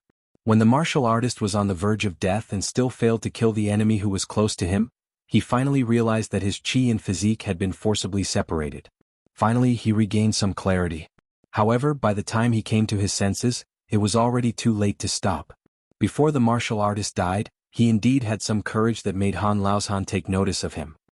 He risked his life and finally smashed out with both fists, one on His Royal Highness's chest and the other on his middle dantian. Even Han Laoshan admitted that he could not be as steady as His Royal Highness. It could be said that the overly conceited martial artist had killed himself. However, His Royal Highness's red ropes and the two supernatural powers that made the fists disappear like clay oxen in the sea were the real key. From an outsider's point of view, the first-stage martial artist did not seem to be a match for His Royal Highness. However, Han Laoshan was well aware of the treacherous nature of the situation. Su Yanbing had been staring at the young master fanning himself the entire time. He said calmly, "Laoshan, you don't know this. When Li Chungang taught His Royal Highness the two-sleeved green snake, it was not an armchair strategist. Instead, he actually smashed hundreds of two-sleeved green snakes into His Royal Highness's body, giving His Royal Highness the opportunity to comprehend the essence of the path of the sword on his own. His Royal Highness once told me that at that time, other than learning the sword, he also wanted to polish the great yellow court that the Wudong sect leader had instilled in him. Using His Royal Highness's words, using the two-sleeved green snake to beat himself was not some stone from another mountain to polish jade, but to use the jade of another mountain to polish the stone was somewhat of a reckless waste of natural resources. Later, His Royal Highness had the only remaining great yellow court golden lotus seedling pulled out by the celestial phenomenon expert Lu Haoshi. However, Lu Haoshi had indeed pulled out the seedling's tendons and lotus leaves, but the pond where the purple gold lotus was cultivated and nurtured was still there. Most importantly, the roots were still there. His Royal Highness said that with his internal energy alone, no matter how hard he cultivated, he would not be able to make the decaying roots grow again. It was only after he had lost the Great Yellow Court that he learned of the old sect leader Wang Zhongluo's gift. The Great Yellow Court cultivation that was close to the celestial phenomenon level of internal energy was secondary. The unremarkable pond was the most precious. It was like a lotus pond. The scene of the lotus spreading across the surface of the water was very beautiful. However, without the pond, there would be no way to talk about the scene of the lotus growing out of the mud without being tainted. Therefore, on this trip, he once again used the stupid method of using a stone from another mountain to polish jade. He used the shady business of using an external force to stir up the muddy water in the pond. For this reason, His Royal Highness suffered quite a few beatings along the way. I don't know how His Royal Highness found out that the boorish man of the pugilistic world had a grudge with Han Diaosi, so he purposely used the human cat's trick to provoke him into attacking with all his might. The fiercer the attacks of a first-grade martial artist, the more beneficial it is for His Royal Highness. As for why His Royal Highness is so proficient in skinning the human cat, I don't know either. Han Laoshan lamented, although it is beneficial to one's cultivation, every punch is on the flesh. Moreover, it is the final struggle of a Vajra realm expert. It is not easy to hit him. Su Yambing smiled and said, to His Royal Highness, he is already used to it and calls it a common occurrence. Moreover, no matter how painful it is still better than the two-sleeved green snake that the old god of swords, Li Chungang, casually threw out back then. Wei Shaking moved closer and asked cautiously, General Su, is the pugilistic world expert who died in the hands of His Royal Highness really a first-grade expert? Su Yambing nodded and said with a calm expression, how many experts have died in the hands of His Royal Highness? Wei Shaking secretly swallowed his saliva and didn't dare to say another word. Han Laoshan asked, then His Royal Highness is going to have another battle with that self-proclaimed romantic young man? Su Yambing shook his head and said slowly, among the 4 realms of the first grade, only the Vajra realm is suitable for tempering one's physique. Any higher and it is very likely that the gains will not make up for the losses. That young man is already at the Finger Mystery realm. Laoshan, you are also at the Finger Mystery realm. You should know that the Finger Mystery realm of a pugilistic martial artist is vastly different from the first-grade Finger Mystery realm of a Taoist Jinren. In terms of the degree of fierceness in killing people, the same realm is like a capital official and a local high-ranking official of the same rank. The actual authority in the hands of the latter far surpasses the former. How can a 4th-grade official of a low-ranking government office in the capital have more authority to kill than the governor of a local county? Among the 4 realms, the Finger Mystery realm is neither high nor low, but it has the most number of secret techniques. Unless it is an earthly immortal or a celestial phenomenon realm expert, no one would dare to say that they can win against an unfamiliar Finger Mystery realm expert. Today, even if His Royal Highness wants to personally test the background of that person, I, Su Yambing, will also intervene. The Su Fengnian of Jianghu can take the risk, but His Royal Highness of Beiliang can't. Han Laoshan smiled and said, that's good. Otherwise, if that guy is really killed by His Royal Highness, those military officers won't have anything to do. We can't let these officials come here and eat the northwest wind. On the post road. Chapter 959. Putting away his folding fan, the young master who had his crossing the river knife pulled on the reins and lightly dodged the bloody human skin. Indifferent to the movement's sudden death, he smiled and said, Han Xingxian can kill celestial phenomenon with 1 finger. It's not unusual for a 2nd class to kill a 1st class. He saw that Su Fengnian was expressionless and didn't seem to be interested in talking to him, so he was happy to talk to himself. But that's not surprising, but it's very surprising that you're proficient in the art of skinning human cats. I just don't know if you know the last two realms of scraping bones and pulling out tendons. He turned his wrist, and Bai Qiao, who was pulled along by the long rope, spun around as he looked down at the Prince of Bailiang who had come alone. Zhao Guo had a confidential file specially collected for His Royal Highness, which was only slightly thinner than Chao Changqing's in the Heavenly Archive Room. He had casually flipped through it earlier, and it had truly broadened his horizons. Han Diaoxi, who was said to have died of an illness in the Imperial Palace, had actually been killed by the young man in front of him with a flying sword outside godly Martial City. Logically speaking, Su Fengyan's realm had plummeted after Master Lu Hao's beating, so it wasn't too difficult for him to kill a movement at the Vajra realm, but it also wasn't easy. The crux of the matter was how this Su fellow had obtained the unusual finger mystic realm of human cats. He didn't believe that there was anyone else in the world who had been lucky enough to comprehend the finger mystic realm's looking glass technique, which was known as pointing straight to the heart of heaven. Not only did it have a photographic memory, it could also extract the essence. The reason why the female sword attendant in the Wu family sword mound, the one who carried the Su of Gojoseon on her back, could steal sword techniques and sword intent, no matter how obscure they were, was more of an instinct that only happened once in 100 years. However, she was limited to stealing other people's sword techniques, and was still a little inferior to Jiang Ding's ability to accept everything. If this Su fellow had the same aptitude as Jiang Ding, then Jiang Ding really wouldn't be able to eat or sleep in peace. Since ancient times, one mountain couldn't accommodate two tigers, even if this mountain was the entire Jianghu. The Jianghu was indeed very big, but Jiang Ding was very narrow-minded and couldn't tolerate any potential opponent who had the chance to stand side by side with him. Earlier, Jiang Ding had seen Su fellow kill Yu Zhang very clearly. First, it was Dong Tai's flying sword pinning technique, then it was Han Diaoxi's skinning technique. Both of them were top killing techniques in the world. Yu Zhang's attacks were completely disorganized and he tried to kill Jiang Ding with a single blow using his Vajra realm physique. How could there be such a good thing in the world? However, Jiang Ding didn't find this strange. Yu Zhang had just entered the first-rank state and was immediately scared out of his wits by Han Diaoxi. Since then he had been as timid as a mouse and had never fought with a master of the same level. Therefore, it was definitely not good to be reckless in the Jianghu, but it was also not good to be overly concerned with one's cultivation and thus cherish one's life too much. Jiang Ding raised his wrist and twirled the red string of his saber with 2 fingers. The crossing the river was still spinning as he bent down to look at Su Fengyan. There's an extremely powerful master at the top of the mountain. I definitely can't beat him, and even if I wanted to escape, I might not be able to escape alive.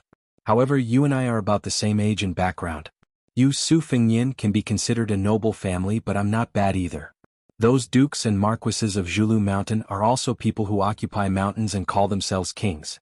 However, in terms of seniority they still have to call me martial granduncle or something. Therefore, in the so-called Jianghu of Yu Zhang and the others, there's no one with a better background than me. How about it? Do you dare to fight me to the death? Don't worry, even if I can kill you I won't. I still want to live well and go to Bailiang's frontier fortress to experience Beimang's desert scenery. Su Fengyan, Bailiang is your territory. It's up to you whether you want to fight or not. If you dare, I'll accompany you to the end. If you lose, I'll give you this crossing the river pawn in my hand. If you don't dare and want to be a coward, I'll immediately turn around and run. Su Fengyan laughed. I dare, but no matter how powerful you are, you're only at the level of the 5th raccoon. Compared to a human cat, you're a long way off. However, whether you dare or not is one thing, whether you want to or not is another. You should run. I'll give you the time it takes for a stick of incense to burn.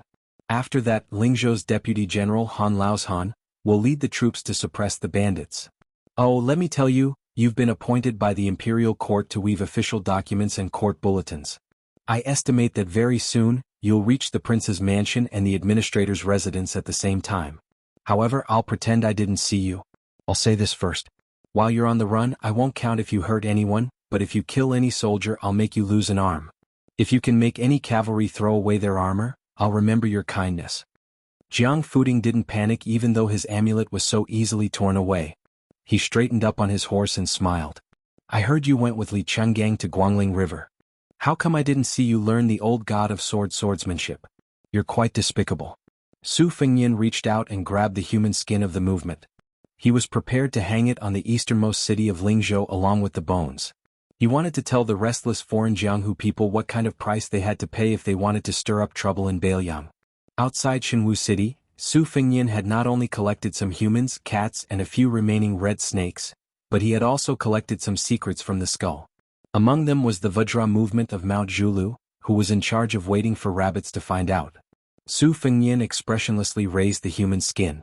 Jiang Fuding suddenly shook his wrist and tightly gripped this pawn that had never appeared in the Jianghu. After Jiang Fuding made this murderous move, Su Yanbing also raised his spear at the top of the mountain. Finally Jiang Fuding laughed loudly, his thick killing intent dissipating. Su Fengnian, don't force yourself. Since you've been beaten up badly by the movement, spit out blood if you want to. Don't suffer because you want to save face. Su Fengnian smiled. There's only half an incense stick left. Jiang Fuding smiled. That's not right. There should be half an incense stick left. Su Fengnian said calmly, my incense stick is different from yours. Jiang Fuding sighed and loosened the red rope. The famous blade in its white scabbard hung from it. He stared deeply at this guy, then silently turned his horse around. He was confident that he could win against Su Yanbing, but even if he killed him, he would die at the hands of the master on the mountaintop. It was not worth it. His life was much more valuable than that of the crown prince of Beiliang. A voice suddenly came from behind him. Leave the blade. You don't deserve it anyway. With his back to Su Fengnian, the young man in the black robe looked gloomy, as if he was hesitating whether or not to use the blade. In the end, Jiang Fuding did not turn around. With a shake of his wrist, he broke the red rope, grabbed the pawn and threw it to the back of his head. Su Fengnian's pupils contracted, and his body did not move an inch. The spear on the mountaintop streaked across the sky, hitting the seemingly slow and leisurely falling blade. There was lightning in the square inch. A huge ravine was blasted open on the road. The momentum of the blade, which contained evil intentions, was shattered by the spear, and it happened to fall on top of Su Fengnian's head. Su Fengnian reached out to take the white scabbard blade and wrapped the human skin in the scabbard. After the dust settled, the horse was still there, but that person was nowhere to be seen. Chapter 960. Once Jiang Fuding left, the peregrine falcons in the sky and the scouts on the ground also moved. Huang Xiaokuai led the Pearl Cavalry in pursuit to the east. Among them was Han Laoshan, who oversaw. The military orders were quickly passed to the northern commandant Ren Chunyun and the Fengqiu commandant Zhu Boyu. Su Fengnian gave Yu Zhang's skin and bones to a few retainers to be sent to the easternmost part of Beiliang's road, Fengxi City. When he slowly reached the top of the mountain, the frozen field commandant Ma Jinshai brushed past the Pearl Cavalry. He brought a few personal guards and retainers with him to the top of the mountain. By the time he reached the top of the mountain, he was already panting. Seeing His Royal Highness, who had a blade at his waist and a blade in his hand, about to enter the carriage, he quickly dismounted and knelt to beg for forgiveness. Based on Ma Jinshai's past personality, if His Royal Highness had not killed one person and driven the other away, and if the master and servant had not tried to kill him, he would have been too lazy to go up and be scolded. He would have just left the mess to his family's elders to deal with. His Ma family, from his grandfather's generation to his father's generation, all had military achievements. They were all old generals who had contributed greatly to the Su family. He, Ma Jinshai, did not believe that His Highness would remove him from his commandant position to the end. Even if His Highness was so unreasonable with Ma Jinshai's in-laws with Beiliang's military chief, Yan Wenwan, was there a need to be afraid that he would not be able to make a comeback? However, Ma Jinshai knew that in this encirclement, his frozen field cavalry was at a disadvantage. In the beginning he wanted to go for wool and come home shorn. Instead, he showed his bare buttocks to His Highness and the two Lingzhou deputy generals. He wanted to come to the top of the mountain to be scolded by His Highness and vent his anger on the spot. His position as a commandant would be kept. Ma Jinshai, who was a descendant of a general, was careless in his management of the army, but he still knew a bit about the rules of the officialdom. Su Fengnian had just raised his foot to sit in the carriage when he heard the frozen field commandant sobbing behind him. He turned around and walked toward Ma Jinshai. Ma Jinshai heard the footsteps and quickly raised his head to take a look. He saw that His Highness's expression was calm. He had heard many rumors about His Highness, so he was not sure about His Highness's temperament. Fortunately, he did not directly reveal his anger. This made Ma Jinshai feel a bit more at ease. He thought that their Ma family indeed had some reputation. Even His Highness had to be careful and not vent his anger on Ma Jinshai. Just as Ma Jinshai thought that he had escaped a disaster, Su Fengnian stepped on Ma Jinshai's fat head. Half of his head smashed into the ground, and he fainted on the spot. The three retainers followed the commandant and knelt on the ground. They were dumbstruck from fright. They immediately lowered their gazes and stared at the ground. Their hearts rose and fell. Then they quickly heard the ruthless His Royal Highness say coldly, "Carry this piece of trash away. When he wakes up, tell him that the Frozen Field Cavalry has been disbanded. Including the three of you, 600 people will be recorded and will never be employed in the Bailiang army again. If you want to join the army again, you have to use your father's military achievements to offset it. If you don't want to, then be a good-for-nothing son of Ling Zhou for the rest of your life. If you commit a crime in the future, you will all be heavily punished. Don't blame me for not reminding you. Right now Ma Jinshai is just like you." Wei Shaking and Xanin Ma, who had stayed at the top of the mountain, quietly looked at each other. They both realized that the other party could not laugh. Previously, all of the generals in Lingzhou, big and small, were laughing at the civil officials of Lingzhou, including Li Gongda. Now the tables had turned. It seemed like the civil officials had a chance to gloat over the general's misfortune. Fortunately, the two commandants of Tongmen Pass had always been aloof from the Lingzhou officialdom. They had always been considered by Bailiang as his trusted aides. Otherwise, the two of them would probably have a good time eating a pot of hard liquor. The generals of the same province did not have good days. Wei Shaking and Xanin Ma, who held elite troops, could not help but feel a bit of sympathy. Su Fengyan stepped on Ma Jinshai and knocked her out. He then turned to Wei Shaking and Xanin Ma and cupped his fists with a smile. "I'll have to trouble the two of you to guard Tongmen Pass. In the future, when Bailiang restructures, you might have to call Commandant Wei and Commandant Xin in terms of official titles.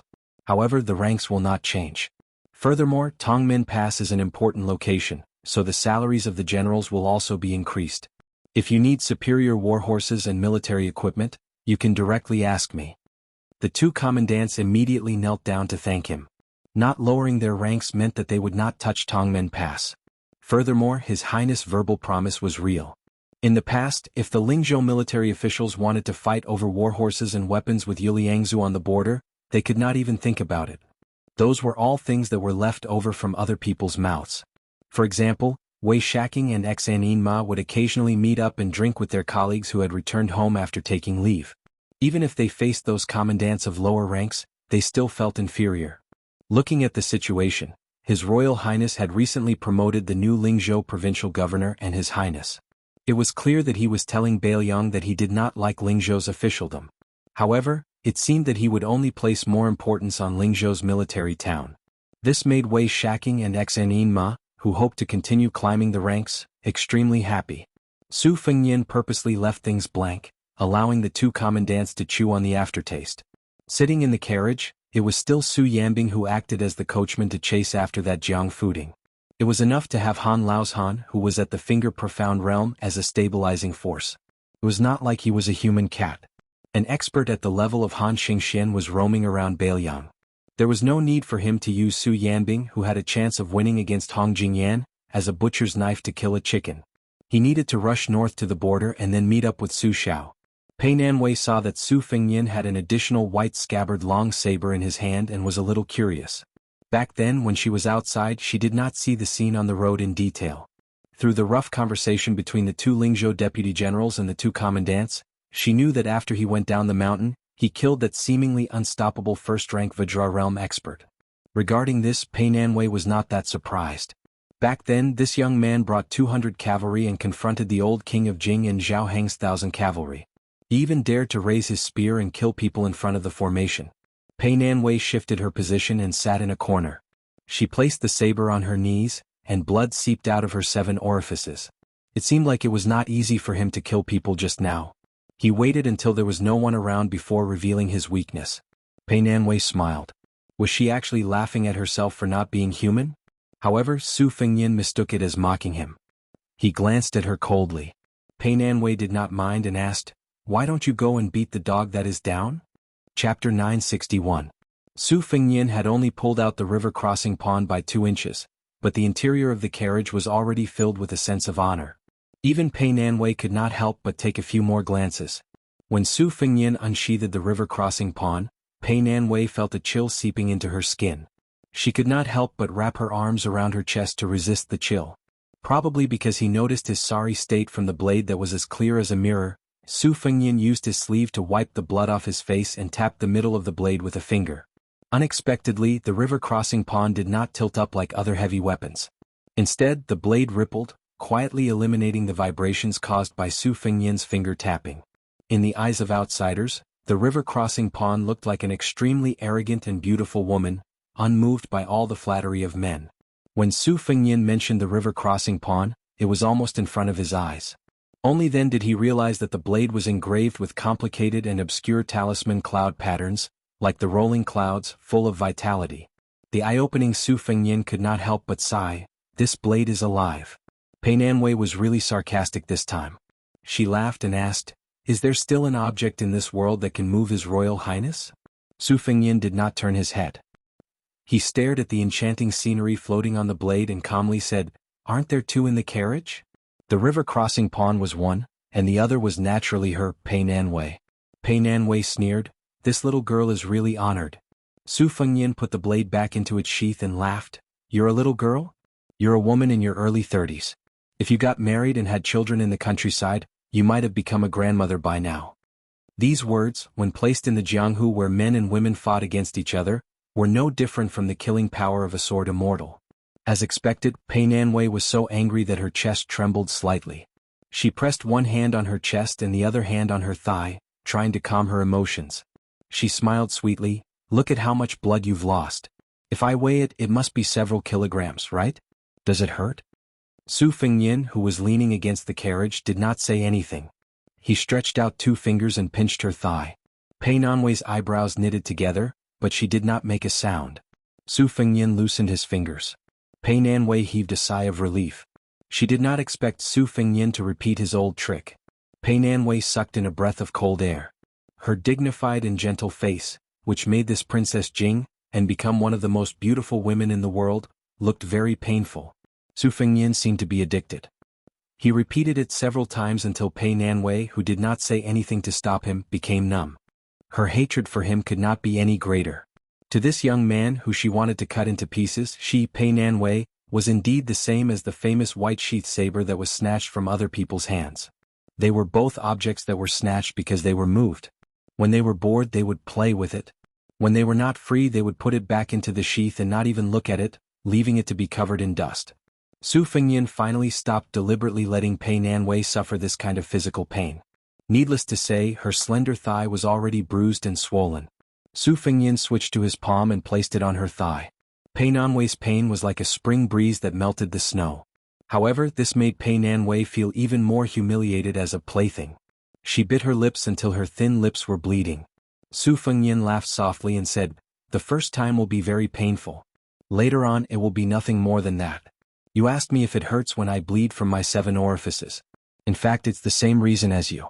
When I say these things you most likely won't listen, so I can only let you feel it. How about it, now that you know that it doesn't hurt, you already feel that it is a kind of happiness. That's why we are all cheap goods. We don't know the good fortune of standing and talking." I once heard a joke, saying that the poor commoners wondered whether the old emperor would eat scallion pancakes for every meal. They thought it was funny. When I first traveled to Jianghu, I only realized that being able to fill my stomach when I ate those cornbread and roasted sweet potatoes. I was so happy that I didn't even think about those delicacies. A person's happiness and suffering are different depending on where they live, but the depth is roughly the same. That's why no one should look down on anyone, no one should laugh at anyone.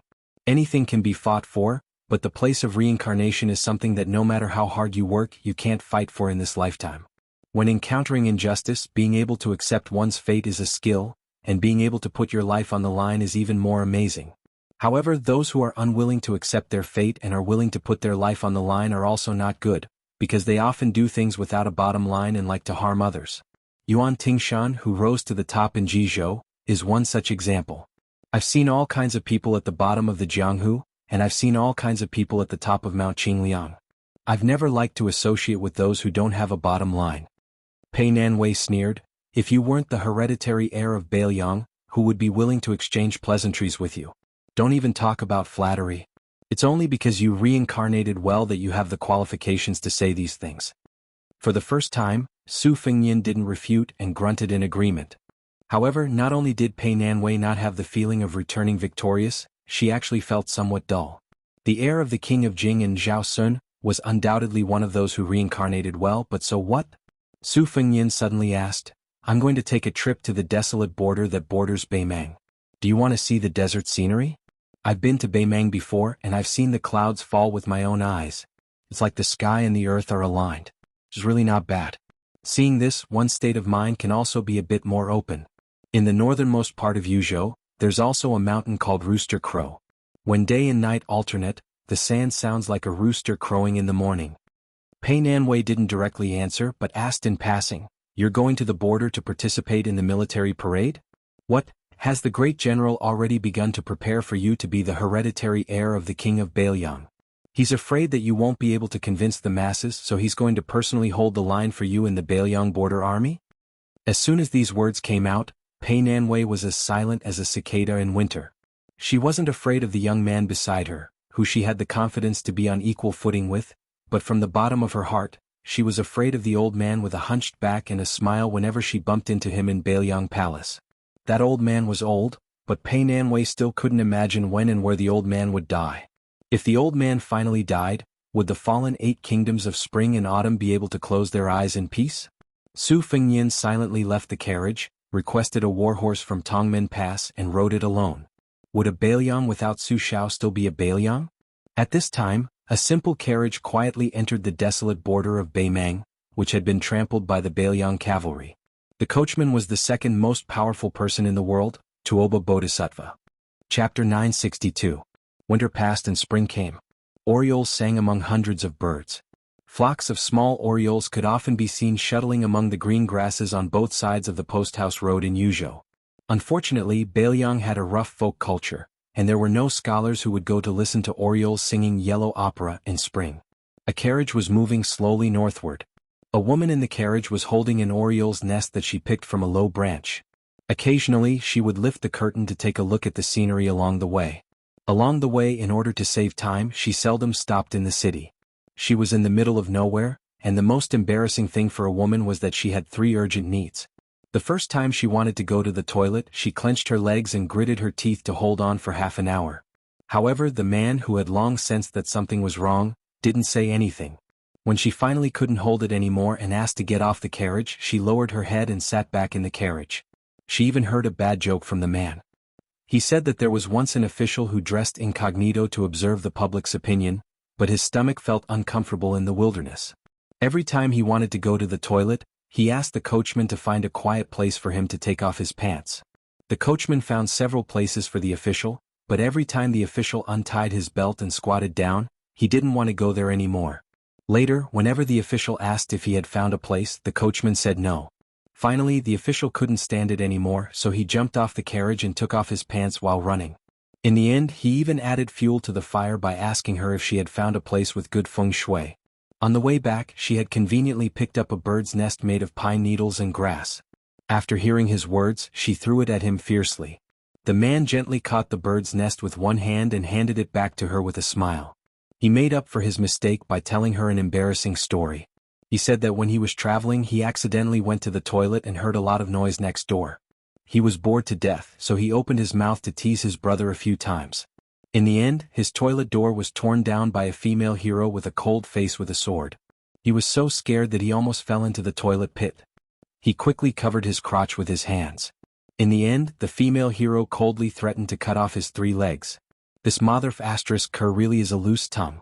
If he hadn't been quick-witted and suddenly let go of his hand, letting that heroine have a good look at what it means to have a great display of masculinity, scaring her away, he probably wouldn't have been able to avoid a good beating. Pei Nanwei didn't know whether to laugh or cry when she saw him say these shameful words. She didn't argue with him anymore.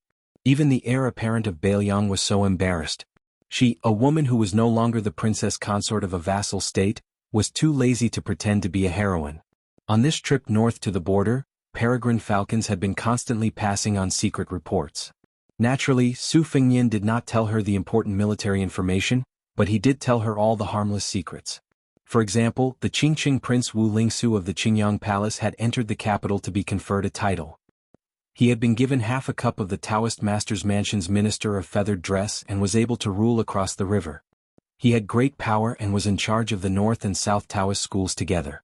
The high and mighty Longhu Mountain seemed to be unable to bear such grievances and quickly took out their trump card. It was said that their leader Zhao Danxia had cultivated the most difficult Jade Emperor Tower in Taoism and ascended together with the old Taoist master Zhao Shi. Then the imperial court immediately allowed Prime Minister Qingci Zhao Danping in the capital to be the leader of the Southern Taoist sect. They also made an exception and granted the young Taoist master of the Taoist master's residence, Zhao Ningxian, to be an official in the imperial court. He became the emperor's personal attendant who was even more envied than Huang Men. There was another thing that had nothing to do with the imperial court. It was purely a matter of Jianghu people. The nameless old swordsman who was addicted to eating swords finally made a move. However, it wasn't Wang Xianji of the martial emperor city who did it himself. Instead, he let his 4 direct disciples block the sword one by one. The first 3 disciples who were recognized as geniuses were unable to block the sword. In the end, the eldest disciple, Yu Groom, who had always been hidden by his junior brother, blocked the sword with his saber. This shocked Jianghu. This sabersman was immediately regarded as a top master who could make General Gu Jiantang fight with all his strength. Pei Nanwei didn't have the slightest interest in these secrets that made the blood of all Jianghu people boil. They went in one ear and out the other. She just took it as a joke to relieve her boredom. When they were close to the frontier fortress, the carriage stopped for a while in Qingshan County. Su Fengyan specially took Pei Nanwei to a restaurant to eat a local dish called green essence rice, which was made by crushing the leaves of nanju, soaking the rice in its juice and steaming it. It was green in color and had a tempting aroma. However, the large blue and white porcelain bowl used to hold the rice was almost a foot wide, which made Pei Nanwei stunned. She went all out and ate less than half of the bowl before she couldn't swallow it. Su Fengyan finished his own bowl like a whirlwind in clouds and took Pei Nanwei's bowl without hesitation. He still enjoyed the meal with relish. Su Yambing didn't enter the restaurant earlier. When he showed up later, he was accompanied by a middle-aged man in satin casual clothes.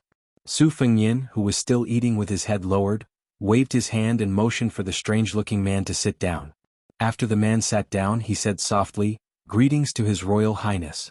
Su Fengyan put down his empty bowl and chopsticks and leaned lazily against the back of the crudely made and slightly rugged chair. He joked with a smile, "Huang Fucheng, what are you calling me? I've already changed from Commandant Gui to General Yuzhou, who is in charge of the military power of a province. Are you still used to it?" Huang Fucheng, who was already the new general of Yuzhou, didn't have the fear and modesty of an ordinary general. He only said in a deep voice, "I dare not disappoint your highness even if I have to die 10,000 times." Su Fengyan nodded and said, "Qin Shiliang is in charge of the salt policy. If he doesn't ask you for help, you don't have to think too highly of yourself and let those unrestrained local tyrants do whatever they want. When Qin Shiliang asks you to borrow soldiers to kill someone, you can take action. At that time, don't be soft-hearted." Huang Fucheng's speed of promotion in the northern Liang path was second only to the provincial governor of Lingzhou, Su Beiji. He was fully deserving of being His Highness' trusted aide. However, the price he had to pay was so great that it made one's heart turn cold. He had to watch his entire clan die out. Huang Fucheng, who was so obsessed with being an official that he went crazy, naturally had a good reputation in the officialdom of Yuzhou. However, Huang Fucheng was fighting with his back to the wall in Beiliang. No one was willing to sit at the same table with such a treacherous villain even if he wanted to form a clique. This kind of puppet was most suitable to be used as a borrowed knife to kill people. It could be said that whoever used him would feel relieved. However, in Beiliang, only Su Fengyan was qualified to hold a knife. The more you talk, the more mistakes you make. In addition, Huang Fucheng had always believed in using meritorious deeds to exchange for official positions. Even if he had a meteoric rise, he still gave people the illusion that he was unhappy. Su Fengyan didn't care whether this general of Yuzhou had eaten or not. He still ordered a bowl of green rice for him and said with a smile, "You've integrated the Jianghu forces in Yuzhou well. My sister has a good opinion of you.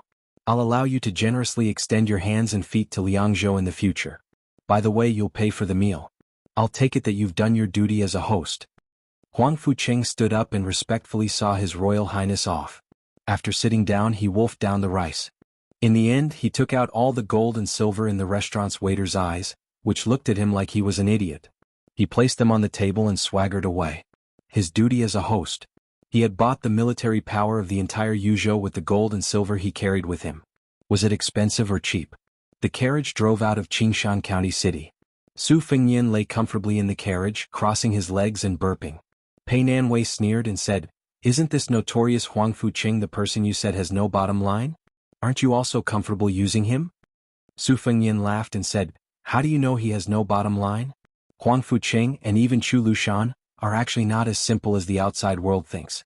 Naturally, they have nothing to do with good people. But when it comes to whether they have a bottom line or not, in my opinion, they have a much higher bottom line than those talkative and famous scholars who keep saying that they are worried about the country and the people while having sex with prostitutes. Those who regard themselves too much as human beings will easily not regard others as human beings. Those who do not regard themselves as human beings will, on the contrary, leave a little bit of a pure heart. To make an inappropriate comparison, Mount Wudong and Mount Longhu are both Taoist ancestral courts.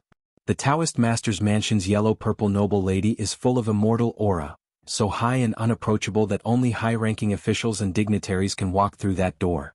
The old Taoist with the highest seniority on Mount Wudong does not have any immortal aura, but he can chat with the common people and pilgrims about their daily lives.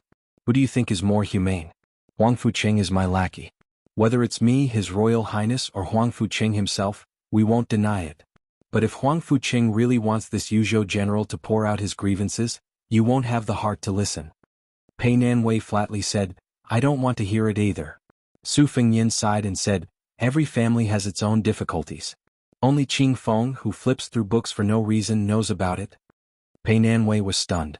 She laughed and said, I didn't know that you would also be sad about the passing of spring.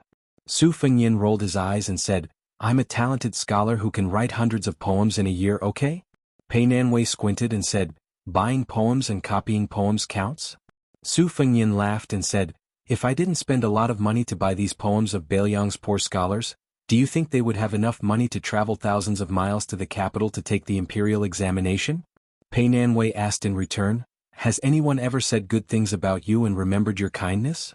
Su Fengyin's mouth twitched. There was a rare awkwardness on his face. It's probably because I didn't hear it. Pei Nanwei sneered and said, moreover, Beiliang is barren and the number of scholars is even fewer. In the end, you gave them all to the imperial court with both hands. You, His Royal Highness, are really magnanimous. Su Fengyin rubbed his stomach, which could fill 2 big blue and white bowls of rice, and said self-mockingly, my magnanimity is not small. But good people have good karma. Didn't nearly 1,000 foreign scholars come to Beiliang to take root? Chapter 963. To the north of Qingan County in Yuzhou was Yanji County. The reason why it was called Yanji County was that Yanji County's wives were famous for their beauty. Even in the Central Plains, some rich old men in Jiangnan circuit would take pride in marrying a young woman from Yanji County as a concubine. Most of the beautiful women from Yanji County who were unwilling to suffer hardships preferred to leave the border for the rich and fertile Central Plains, never to return. Even though many of them had fallen into prostitution, they would never turn back. Thus, they were mocked by the Liang imperial court as flowers in the wall, fragrance outside the wall. There was another Yanji County with the same name in Yanji County, which was full of beautiful women. It was a man's good fortune to marry a Yanji County woman and bring her home to warm his bed. If an official in Yuzhou didn't have a Yanji County woman as a concubine or a concubine, he wouldn't have the face to go out and greet his colleagues. Pei Nanwei might have been tired of wearing that cumbersome curtain hat. When she entered the inn in Yanji County to spend the night, she abandoned the curtain hat and was shocked by the men and women who were lucky enough to recognize her face. Today was the Lantern Festival of the first year of Jianghu. The Lantern Festival was a big festival. Officials and people enjoyed it together and went out to enjoy the lanterns together. Yuzhou was obviously very different from Lingzhou, which had a granary. Although the lantern market was lively, it didn't have a glorious aura. Men and women's clothes were also mostly simple, unlike Lingzhou, which liked to be luxurious. Yuzhou was neither Liangzhou where the Su family lived nor Lingzhou, which was relatively stable and comfortable. Yuzhou had always been mocked by the officials of Yuzhou as being raised by a stepmother. Of course, they didn't forget to bring 1 or 2 Yanji County women who were bought with a lot of money. As a stepping stone for the unfamiliar official career, it was tacky to give money. If they gave too little, they would be looked down on. Giving women was both elegant and practical. Su Fengyin and Pei Nanwei walked side by side. They looked like a perfect couple. In the night, they could only see Pei Nanwei's face from afar. Therefore, they didn't cause too much of a stir.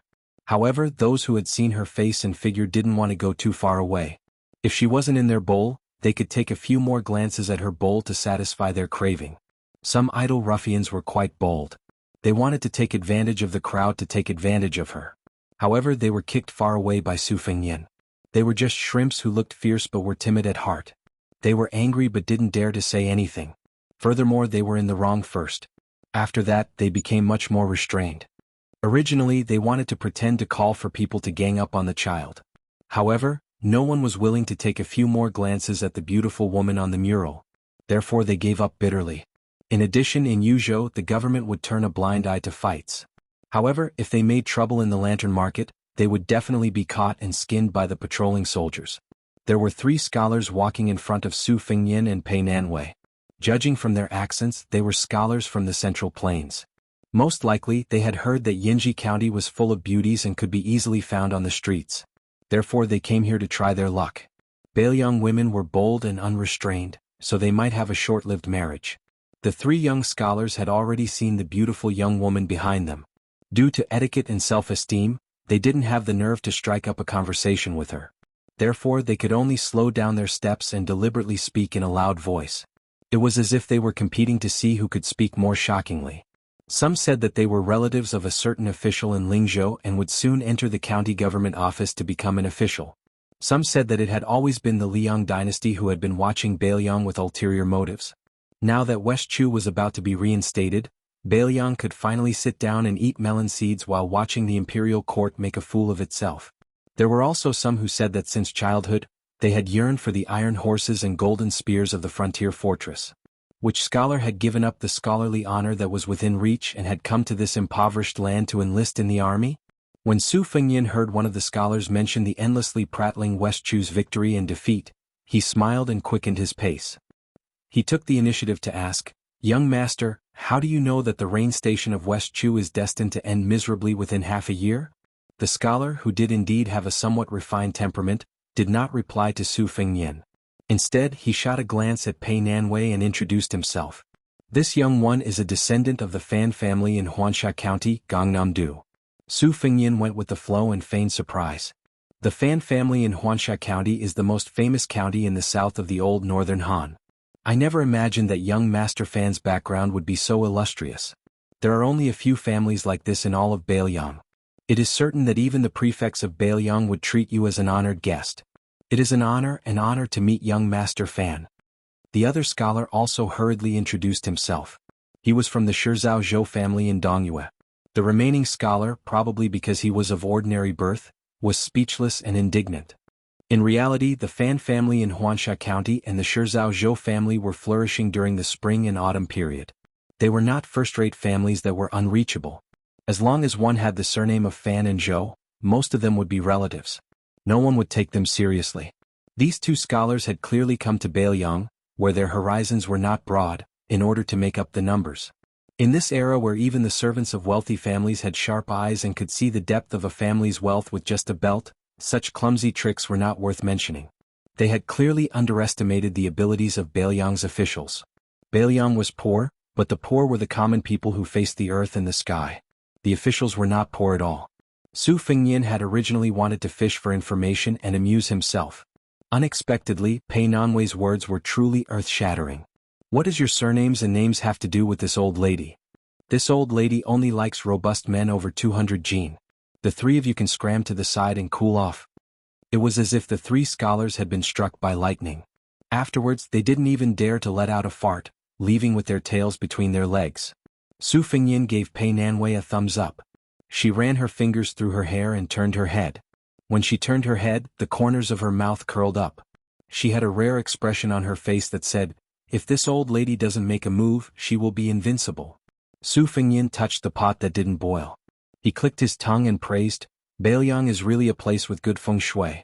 Sister Pei has also been infected with heroic spirit." Pei Nanwei scowled coldly. She kicked the back of Su Fengyan's shoe and twisted it hard. Su Fengyan was amenable to coaxing but not coercion, let alone pain. He muttered to himself, "It's only been half a year? Chao Changqing and Sun Shiji, 2 great remnants of West Chu, working together shouldn't be so useless, right?" Pei Nanwei said coldly, "A lot of people will die." Su Fengyan's eyes were ice-cold. He said slowly, "Yes, a lot of people will die. But you also have to know that there are so many people in West Chu who have shaved their hair and fled to Zen. They don't hesitate to shut themselves in cellars and escape into the mountains to become wild elders. They've lost their minds and are patrolling the city in the middle of the night, shouting that everyone is a ghost. They're all living a life worse than death. This group of wandering ghosts who can't forget the West Chu dynasty can't wait to drag their families down with them. You don't even know how to evaluate such foolishly loyal remnants. Pei Nanwei said hatefully, if they want to die a worthy death, no one can stop them. But don't implicate the innocent people who just want to live a peaceful life and have a good night's sleep. Su Fengyin said with a smile, in the past, I always felt that you were lifeless, like a female ghost in human skin who haunts ancient temples deep in the mountains. Only today do I know that you can still speak human language. Why don't you stay in Yanji County? Maybe you'll become a living person in the future. When you miss the reeds by Tidehark Lake, you can go back and take a look. Pei Nanwei said without hesitation, okay. Su Fengyin was momentarily absent-minded. He seemed to have said these words to others before. However, Su Fengyin quickly recovered and nodded with a smile. Then I'll have to show off my status as the heir. I'll ask the governor of Yanji County to arrange a private residence for you where no one will disturb you. Su Fengyin asked for directions and arrived at the governor's mansion. Unfortunately, the governor had also brought a large group of family members to enjoy themselves with the common people. The gatekeeper, who had trained a pair of discerning eyes, saw that Su Fengyin had an extraordinary aura and had him sit in a small room by the side door. After waiting for 4 whole hours, even the gatekeeper was somewhat impressed by the young man's patience. During this time, the gatekeeper solicitously inquired about his well-being and served him tea. Naturally, this was because Su Fengyin had taken advantage of the beauty Pei Nanwei's reputation. Governor Hong Shandong rubbed his eyes as he returned in high spirits. He had never set foot in Bailiang Palace in his life and didn't recognize the young master. However, he recognized the retainer, who could only stand. It was the general's personal bodyguard, Su Yanbing. One year, when the general was patrolling the border, he passed by Yanji County. Hong Shandong was fortunate enough to meet him once. This person was actually qualified to eat and drink with the general. His memory was especially vivid. If Su Yanbing had to stand, then who was the young man sitting and drinking tea? Hong Shandong wasn't an idiot. He immediately collected his thoughts and waved his sleeves. With a plop, he knelt on the ground and paid his respects to His Royal Highness who had come to his humble abode. The large group of Hong family descendants crowded outside the small room widened their eyes. The older ones knew the ways of the world and were somewhat fearful. The younger ones' clean eyes were filled with childlike curiosity. Although the threshold of the governor's mansion wasn't low, the highest position received by the governor was only the previous general of Yuzhou. How high was His Royal Highness's position? When this young man put on the yellow official robe and became the king of Bailiang, everyone in Liang would know how high his position was. Hong Shandong didn't have the courage to look at Pei Nanwei from beginning to end. After knowing that this woman with no clear status would live in Yanji County, he was surprised but not happy. He didn't mind enshrining her like a female bodhisattva. This was what he should do. It might not be a merit, but since ancient times, beauties were a source of trouble. If there was the slightest mistake, then wouldn't his originally smooth career come to an end? However, since His Highness the Crown Prince had spoken, Hong Shandong could only grit his teeth and squeeze out a smile to agree. That night, the governor tossed out an elegant residence with mountains and rivers. Su Fengyin had the men of sacrifice secretly greet the spies in Yanji County. The men of sacrifice were originally great spies who had accumulated great prestige. They were familiar with this kind of shady business and could handle it flawlessly. Afterwards, Su Fengyin abandoned the carriage, which was already redundant, and rode with Su Yanbing out of the city that very night. They hurried to the familiar Tuma Pass. When Pei Nanwei got off the carriage, she didn't forget to pick up the curtain hat. In the secluded residence with only 2 old servant girls, she stood in the courtyard without saying a word. It was only when she was about to go to bed that she threw the curtain hat in the courtyard. On the dressing cabinet in the room, she caught a glimpse of several boxes of exquisite and expensive rouge. She sneered and said, "It's all a burden." How many of the seemingly valuable items were actually valuable? Chapter 964. The East Sea Martial Emperor City had always been rumored to have 3 oddities. The oddities were that there were always more foreigners than locals in the city. The oddities were that the inner city wall was filled with weapons. The oddities were, of course, the number 2 in the world who had lived for 100 years. To the people of Liang Jianghu, not having been to the Martial Emperor City meant that they had never been to the Jianghu. The first oddities were not strange. Every year, several second-grade master realm and even first-grade masters would try to climb the city wall, hoping to become famous. For example, the 9th Blades Huang Ascending Tower had attracted top masters like Chao Changqing to watch the battle. As a result, the Martial Emperor City had attracted a large number of heroes who came to seek adventure. The second oddities were even more reasonable. If one failed to climb the tower, he had to leave his weapon on the wall. Old Monster Wang had dominated the martial emperor city for 60 years. In the first 10 years he often had to accept 3 or 4 challenges a day. Over time, the wall was filled with heavenly weapons, including the contribution of the Dongyue sword pool suzerain, Song Yanqing. The third oddities were why Wang Xinji, who was the number 1 in the world, still claimed to be the number 2 in the world. No one knew the inside story. There were many weapon shops, pawn shops, and martial arts arenas in the martial emperor city. This was even easier to explain. What else could one do in the martial emperor city if not fight to become famous? Many of the heroes of today's world had fought their way to fame when they were young. However, the martial arts arenas in the city had been quiet recently. Indeed, the strange sword that entered the city a few days ago was too confusing. Last year, Beimang had overstepped its authority and established a ranking of 10 people. Among the swordsmen, only the Peach Blossom sword god Dong Tai was listed. However, it was rumored that he had gone to the sea to visit the immortals and there was no news of him. However, there was a sword that had been hovering outside the martial emperor city for a long time. When all the Jianghu people in the city had lost their patience, the sword finally moved. It was discovered by a child who threw stones at the sword. When the child hurriedly ran back home to tell his father, the father rolled his eyes and ignored him. He just treated it as if he had missed the fun. It was Wang Xinji's 4th disciple, Lu Huang. He was 46 years old and had the sword, Bodhisattva Barbarian. Lu Huang could be said to be an exceptional sword art prodigy. He took a crooked path of abandoning the Tao in pursuit of skills. It was like a person walking with a limp. However, Lu Huang only walked with one leg and was already far ahead in the martial emperor city. Wang Xinji once had the intention to let Lu Huang guard the pavilion when Song Yanqing ascended the pavilion for the second time.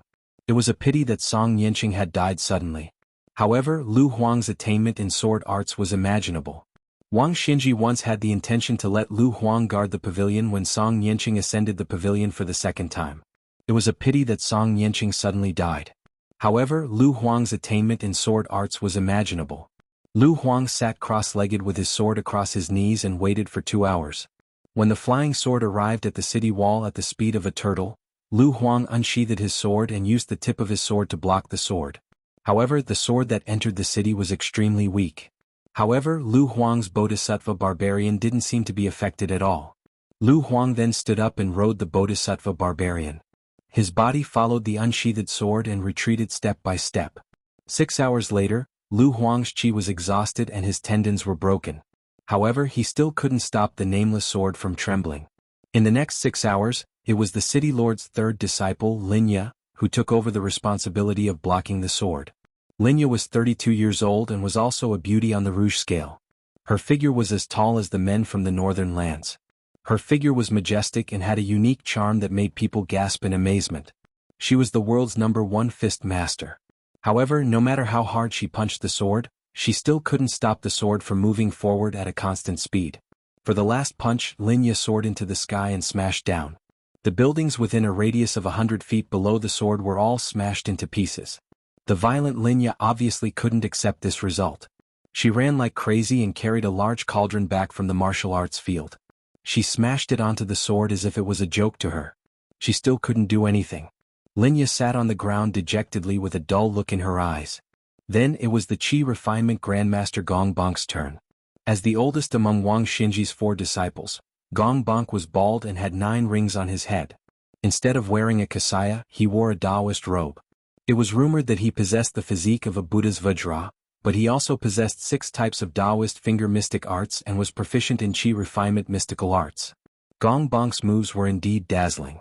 He didn't come into close contact with the sword like his junior martial brother Lu Huang and junior martial sister Linya. Instead, he stood in the inner city's pavilion. Every time he waved his sleeves, he would pick up a weapon from the wall. As a result, the martial emperor city had to listen to 6 hours of thunderous sounds of bells and drums. Some of the citizens with weak inner strength were in so much pain that they wished they were dead. They all ran out of the city to seek refuge. Gong Bank waved his 107 sleeves and picked up 107 weapons. 70 to 80% of them were destroyed in the collision. In the end, the sword was less than 20 feet away from the pavilion. The entire martial emperor city felt that even if the city lord were to personally make a move, he wouldn't be able to block the sword from entering the pavilion unless he used all his strength. Afterwards, Wang Xinji's eldest disciple, Grumyu, who rarely showed his face, stood in front of the sword. However, no one saw what really happened at the top of the city wall. Only after the outcome was revealed and the rumors were spread that Groom Yu had struck out with his saber and blocked the unreasonable sword that sought not to be fast but to be slow. In fact, Yu Groom did not bring his saber at all. Instead, he floated in front of the long sword and slowly circled it. When the tip of the flying sword was less than 6 feet away from the attic, he stood in front of the long sword again, closed his eyes, and gently pressed his 2 fingers on the tip of the sword. At this moment, on the top floor of the attic, there was a scene that no one could imagine. The burly old monster Wang in hemp clothes and shoes stood at the window overlooking the city. Inside the attic sat the monster who ate swords. What was even more amusing was that the atmosphere in the attic was not tense at all. This was because the old monster eating sword was sitting cross-legged and drinking a pot of wine. A half-squatting girl in green was pulling at the old monster's white eyebrows and tying them together seriously. The expression on her small face was unusually serious, and her movements were even more meticulous. The old monster eating sword, whose real name was no longer known by the Jianghu, was not angry. Instead, he smiled and allowed the little girl to mess around. The way he looked at her was a little strange.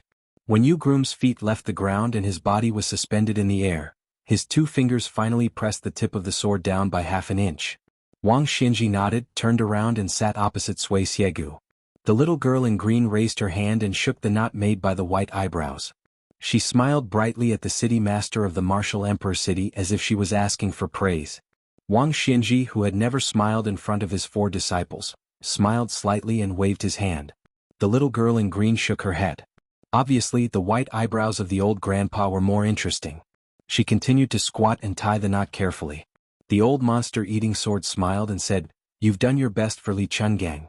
It's just that with his stubborn temper, he doesn't care about the reincarnation of Buddhism. He doesn't want to be a free and unfettered celestial being, nor is he willing to continue his fate in the afterlife. Li Chungang is Li Chungang. A lifetime of grievances, a lifetime of injustice, a lifetime of justice. This is the sword god that even you, Wang Xinji, are willing to admire. Li Chungang will die in every lifetime, so the green robe of Fengdu will die with him. As for Dong Tai, even if he returns from visiting immortals, his sword skills and sword path won't lose to Li Chungang. To you and me, he's still not as appetizing as Li Chungang."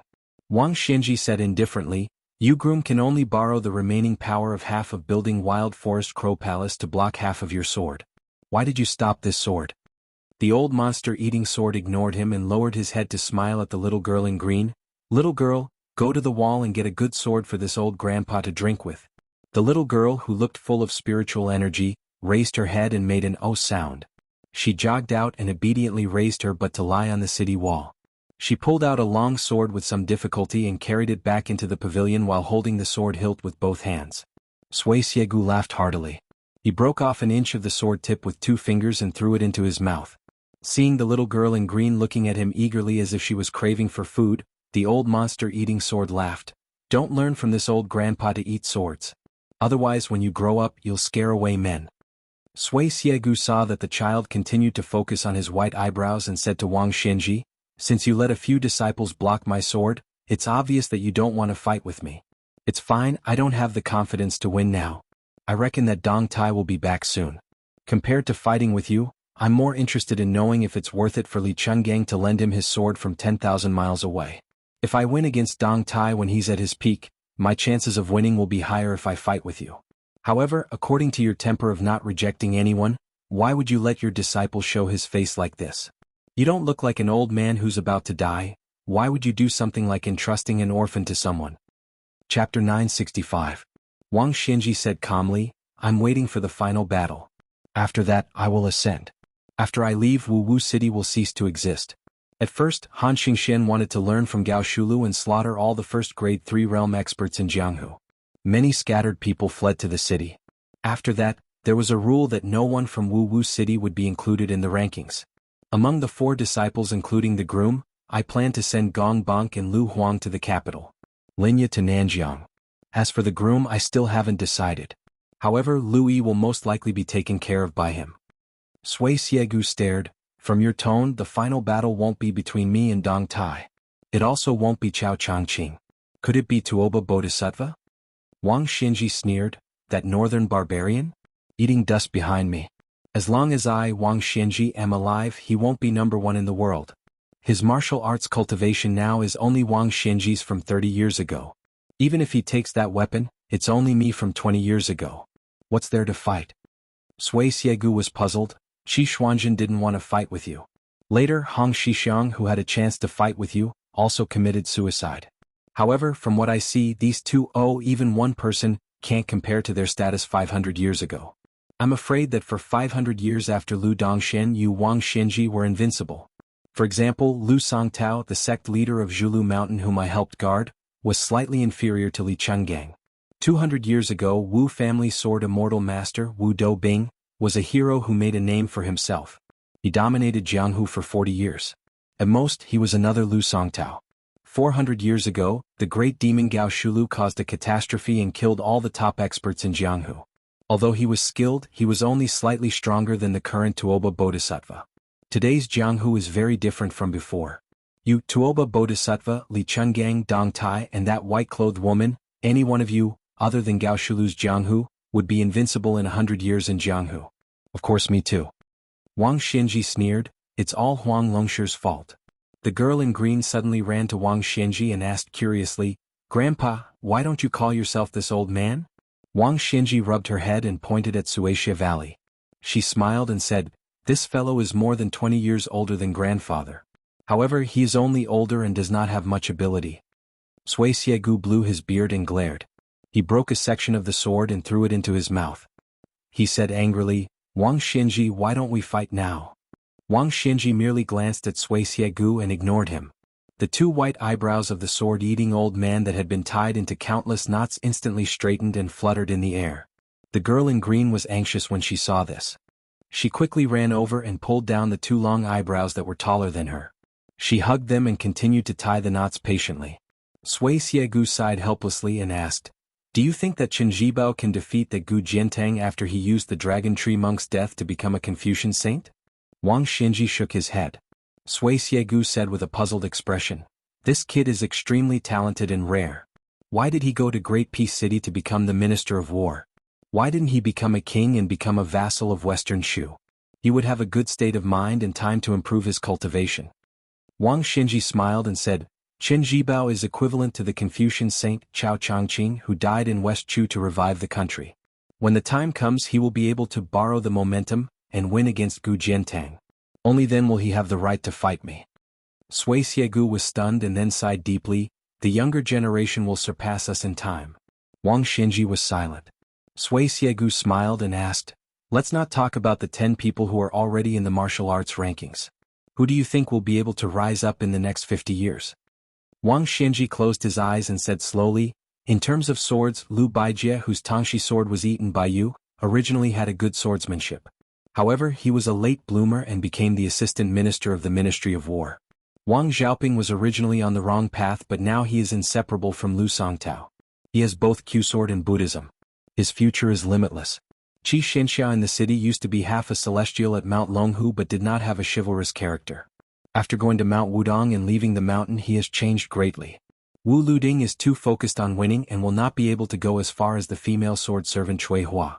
In terms of the blade, Yuan Zuozong will definitely reach the celestial phenomenon realm. It is just a matter of time. As for Jiang Fuding, it's hard to say. His character is too evil but because his martial arts path is the most similar to mine, if he is unlucky he will stay in Shenji for the rest of his life. If he is lucky, when I ascend he will have a chance to become a land celestial. The head of the Wu family sword tomb, Su Yambing of Bailiang. The two from Mount Lantua and Guanyin do not have a high chance of becoming the world's #1 but they have a chance to become land celestial.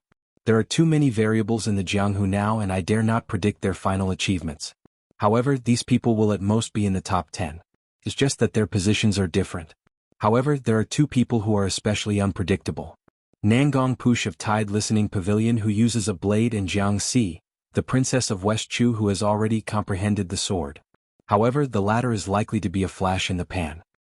Sui Xiegu remembered a name, Jiang Fuding? Wang Xianji said calmly, do you know my wish to practice martial arts? Sui Xiegu frowned slightly but the little girl was dragged by the snow-white eyebrows. Ancestor Qi Jian turned his head and smiled apologetically. The girl in green smiled back and waved her hand to indicate that it was fine. Wang Xianji placed her fists on her legs. Do you know that Li Chungang Yu Tuoba Bodhisattva Dong Tai Chao Changqing, your realms are not much different from mine. Why do you want to fight to the death? Why are you sure that you will lose? Sui Xiegu laughed angrily. Isn't it because you have thick skin? The girl in green covered her mouth and laughed. Wang Xinji looked straight at Sui Xiegu and asked, do you believe that I can still kill all of you if the few of you join forces against me? Sui Xiegu narrowed his eyes. He obviously did not believe it. But he had to believe it. Wang Xinji stood up. The top floor of the attic had no walls or windows blocking the east and west.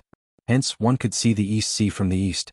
Wang Xinji said softly, after I, Wang Xinji, became an earth immortal from the martial Dao and not the heavenly Dao, I have always called myself the second in the world.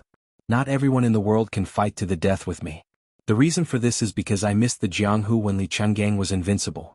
At that time, Wang Xinji looked up to that sword-wielding green robe and was convinced. It was him who made me understand the meaning of the Jianghu. It was Li Chungang who made me walk the path that I have walked for 60 years. If the Jianghu thinks that I am the second in the world because I am mocking the world, I will not deny it. Whoever has the ability can come and be the world's number one in their eyes. Sui Xiegu waited for her to continue.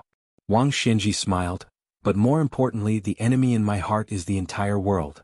Wang Xinji clenched her fists. Above the East Sea, the tides rose and fell. So even if the 9 people behind Wu Ping and all the rank 1 experts in the world gather at Wu Wu City, I, Wang Xinji, will not be afraid of losing. I will only win.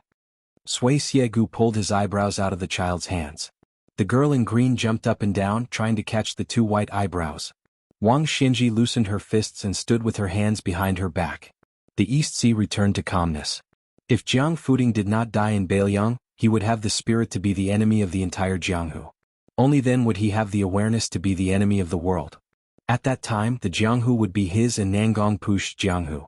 At most, there would be a Hongjingyan. You Suaxia Valley are hung up on your sword. Chao Zhangqing is hung up on the woman who observed the chess. You all have your own obsessions in your hearts.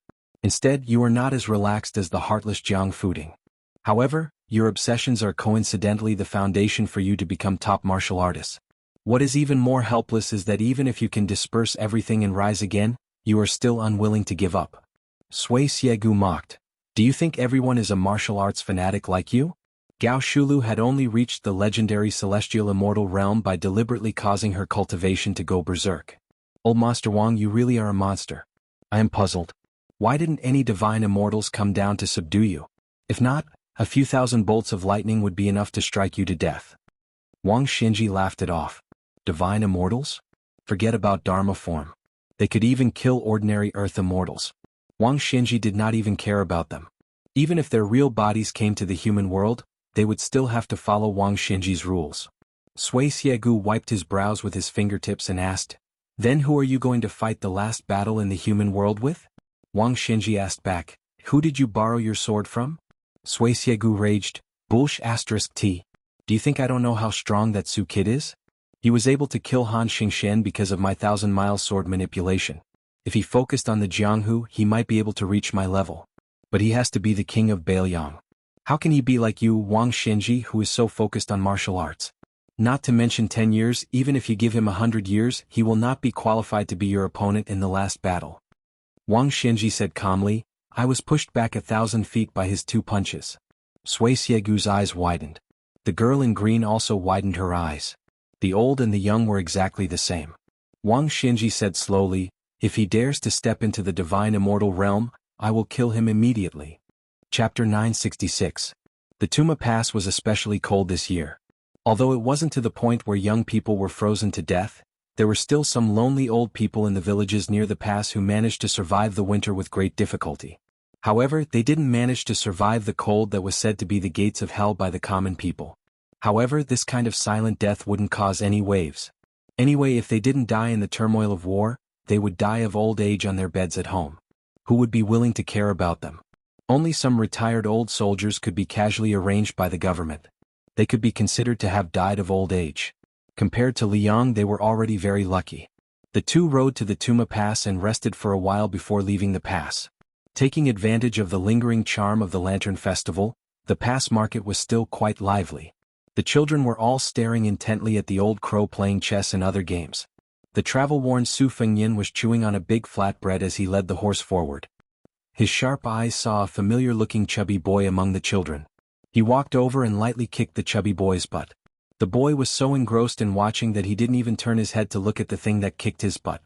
The chubby boy angrily turned his head and was about to curse when he saw that it was a handsome young master leading a horse and carrying a sword. He was stunned for a moment before finally recognizing that it was the knight who gave him a meat bun. He quickly stood up and saluted according to the etiquette taught by the private school teacher. The Su Fengyin smiled and asked, "Where's Yu Song? Didn't he play with you?" The chubby boy looked around and said with a smile, "He was here just now. Song Zi came to the market with his mother to buy some satin. Now his mother must have pulled him away by the ear. Young master, do you want me to help you call for Song Zi?" Su Fengyin shook his head and said, "No need. I have to leave the pass immediately. You can go back and tell Yu Song when you see him." Then he saw the chubby boy swallow his saliva and stare at the half-eaten meat bun in his hand. Su Fengyin smiled and said, "If you don't mind being bitten by me, take it." The little fatty smiled shyly and shook his head vigorously. Out of the corner of his eye, he caught sight of 2 sabers of different lengths hanging on the young master's waist. He became even more envious. Su Fengyin handed the child a meat loaf. While the child was chewing on the meat loaf, he mumbled, "Young master, I heard from my father that it is very difficult to come out of the closed door now. It seems that there are many soldiers outside the Fallen Horse Pass. Around the end of the year, not many people have entered the pass." Su Fengyin smiled and said, "I have some connections with the officials who are in charge of closing the door, so I am not afraid." The chubby boy smiled innocently and said, "I knew it. Young master, you must be a big shot. Pine Zi often talked about you in the private school, but no one believed him. Only I helped Pine Zi and said together with Pine Zi that you are a hero who roamed the Jianghu." Su Fengyin rubbed the chubby boy's head and turned to leave. Behind him, the chubby boy immediately bragged to his playmates about how familiar he was with the young master who had a horse and a saber. Most of the children who had studied together in the private school did not believe that he was with Zhao Yusong. Now that they had seen the chubby boy get half a meat loaf as a reward, this friendship could not be faked. The chubby boy's Jianghu status suddenly rose by several levels. The military parade of the Beiliang Frontier Army had been held for nearly 20 years. It had always followed the old rule of holding a small military parade every year and a big military parade every 3 years. However, last year's big military parade was delayed to this year for no reason. It was also set at the beginning of spring, which had never happened before. 2 rules were broken in succession. In addition, the scale of this military parade was particularly large, which made many border soldiers feel an unusual atmosphere. The small border pass, Tuma Pass, was small, but there were many bodhisattvas. If Deputy Commander Zhou Xian and Han Tao, who had the meritorious rank of hanging Bao Commandant by his side, wanted to smoothly enter and exit the pass, especially if the goods were valuable, they had to be careful of these 2 sworn enemies. At this moment, the local tyrants of Tuma Pass, Zhou Xian and Han Tao, were standing respectfully on top of the wall. They did not even dare to breathe loudly. Not to mention the 2 local tyrants who had just entered the ranks, even a dragon would obediently lie down. This was because beside them stood 2 big bodhisattvas who could decide a person's life and death with a single word.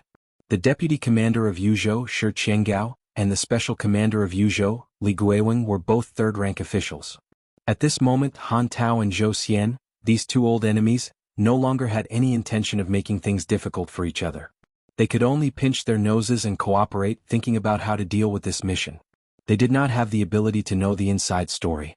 They only received news that an important person was coming out of Tuma Pass.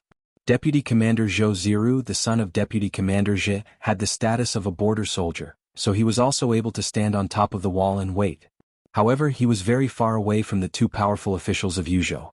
This border general, who had once almost wiped out the fish dragon gang in an instant, cautiously glanced at Shi Qiangao's bright armor, as well as Li Guiweng's official uniform patch embroidered with a peacock design. His eyes were filled with awe and passion. Shi Qiangao was a veteran general. He was old but vigorous. This time he was the most promising candidate to become a general of Yuzhou. In the end, Huang Fucheng, who was only a military officer at that time, beat him to it. The people of Tuma Pass were trembling with fear, mostly because of this reason. They were afraid that Shi Qiangao, with his fiery temper, would vent his anger on them. On the other hand, Li Guiweng had always been as amiable to everyone as the rumors said.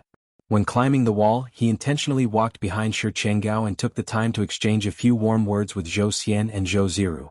For some reason, Zhou Ziru carefully noticed that even General Shi Qiangao, who had a completely different personality, was somewhat nervous. This time they chose to read Beiliang at the mouth of the gourd.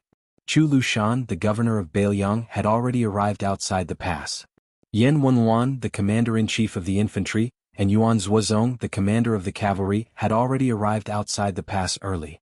The new nobleman of Beiliang, great ancestor Gu, as well as the general of Liangzhou and his 2 deputy generals, who were not part of the border army, had also rushed north on the 3rd and 4th day of the first lunar month. Even the administrator of Beiliang, Li Gongda, was no exception. It could be said that almost all of the big shots in Beiliang had arrived at the mouth of the gourd around the Lantern Festival.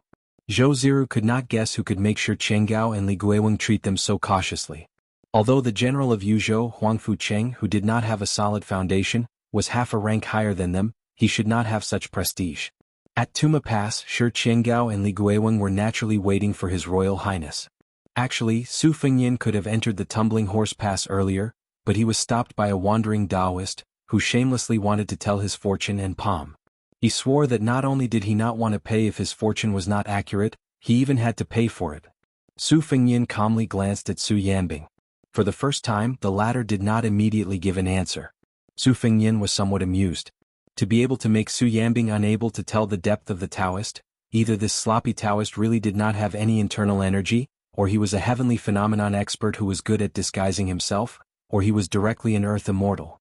What a big prize. Su Fengyin smiled as he followed the shifty-eyed old Taoist to sit in front of a roadside stall. He went straight to the point and teased, "Old Jinren, with your appearance, it's very difficult for people to believe that you're an expert." The old Taoist sighed and said, "It's just like my name, it's all given by my parents. What can I do? I'm really hungry and cold, so I have no choice but to set up this stall to make a dangerous living as a fortune teller. The secrets of heaven cannot be revealed, but if I don't earn money, I'll starve to death. I'm using my life to exchange for a life. No matter how you look at it, it's still a bitter life." Su Fengyin was about to speak, but the old Taoist seemed to be able to see through people's hearts. He sighed and said, "Only when the secrets of heaven leak out can it revolve endlessly. This one, in my opinion, is myself. Therefore, young master, please don't ask me why I'm good at fortune-telling, but I can't tell my own fate." Su Fengyin smiled and said, "Old Jinren, let's not talk about other things, but your observation skills are quite good." The old Taoist who called himself Four Directions stared and said, "How is this observation? I've clearly seen through your thoughts. The right time, the right place, and the right people. I can calculate the heavens, the earth, and the human heart. I'm different from those immortals who came from the ancestral court of Taoism. I don't calculate the heavens, I only calculate the human heart." Chapter 967. Su Fengyin was surprised and said with a smile, "Then I'll have to take the opportunity to ask Taoist Master. If Buddha cannot be said and Tao cannot be said, then how can ordinary people become Buddha and attain Tao?" The old Taoist and Su Fengyin sat across from each other across the stall. He twirled his beard and said, "I won't talk about the truth of words, but I'll just talk about some of the truths I've comprehended. How about it? Young master, you don't care about trifles, but you can be more magnanimous when it comes to big matters. I think you can calm down and listen to me." Su Fengyin nodded and said, "Okay." He turned to Su Yanbing and said, "Go buy a tray of steamed buns." The old Taoist nodded with satisfaction. It was unknown whether he was satisfied with the tray of steamed buns or that the young master in front of him had finally entered the trap. When Su Yanbing silently turned around, the old Taoist straightened his clothes and said slowly, "Cultivation is like climbing a mountain. The more you walk, the harder it is. Mount Longhu only wants to reach the top, as if it would be a disgrace to their ancestors if they don't have an ascended Taoist every 60 years. This is not right or wrong, but Mount Wudong doesn't cultivate this kind of Tao. I don't know when it started, but people only focus on the word longevity. What's the difference between this and being an official and looking forward to the word first rank? For us, cultivation is like reading books. Just like those novels about scholars and beauties that young masters read, in the end, it's still about getting to know each other at first sight. Reading those novels about scholars and beauties, in the end, it's still about getting to know each other at first sight. If you're lucky, you'll be in love with each other until your hair turns white. If you're unlucky, you'll hate each other and leave each other. If you're more explicit, a person's life is even more miserable. It's just about life and death. It's too boring to think about it this way. What do you think, young master?" Su Fengyin smiled and nodded, "I think so too." The old Taoist continued, In my opinion, when a person is reincarnated, the essence of walking is the word walk. Walking through mountains, rivers, Jianghu, east, west, north and south, it doesn't matter where you go. Along the way you'll meet interesting people and boring things. Whether it's suffering or enjoying happiness, it's all just once in 100 years. When you meet a good scenery you can stop and take a look. When you have strength you can continue. If you don't want to move then don't move.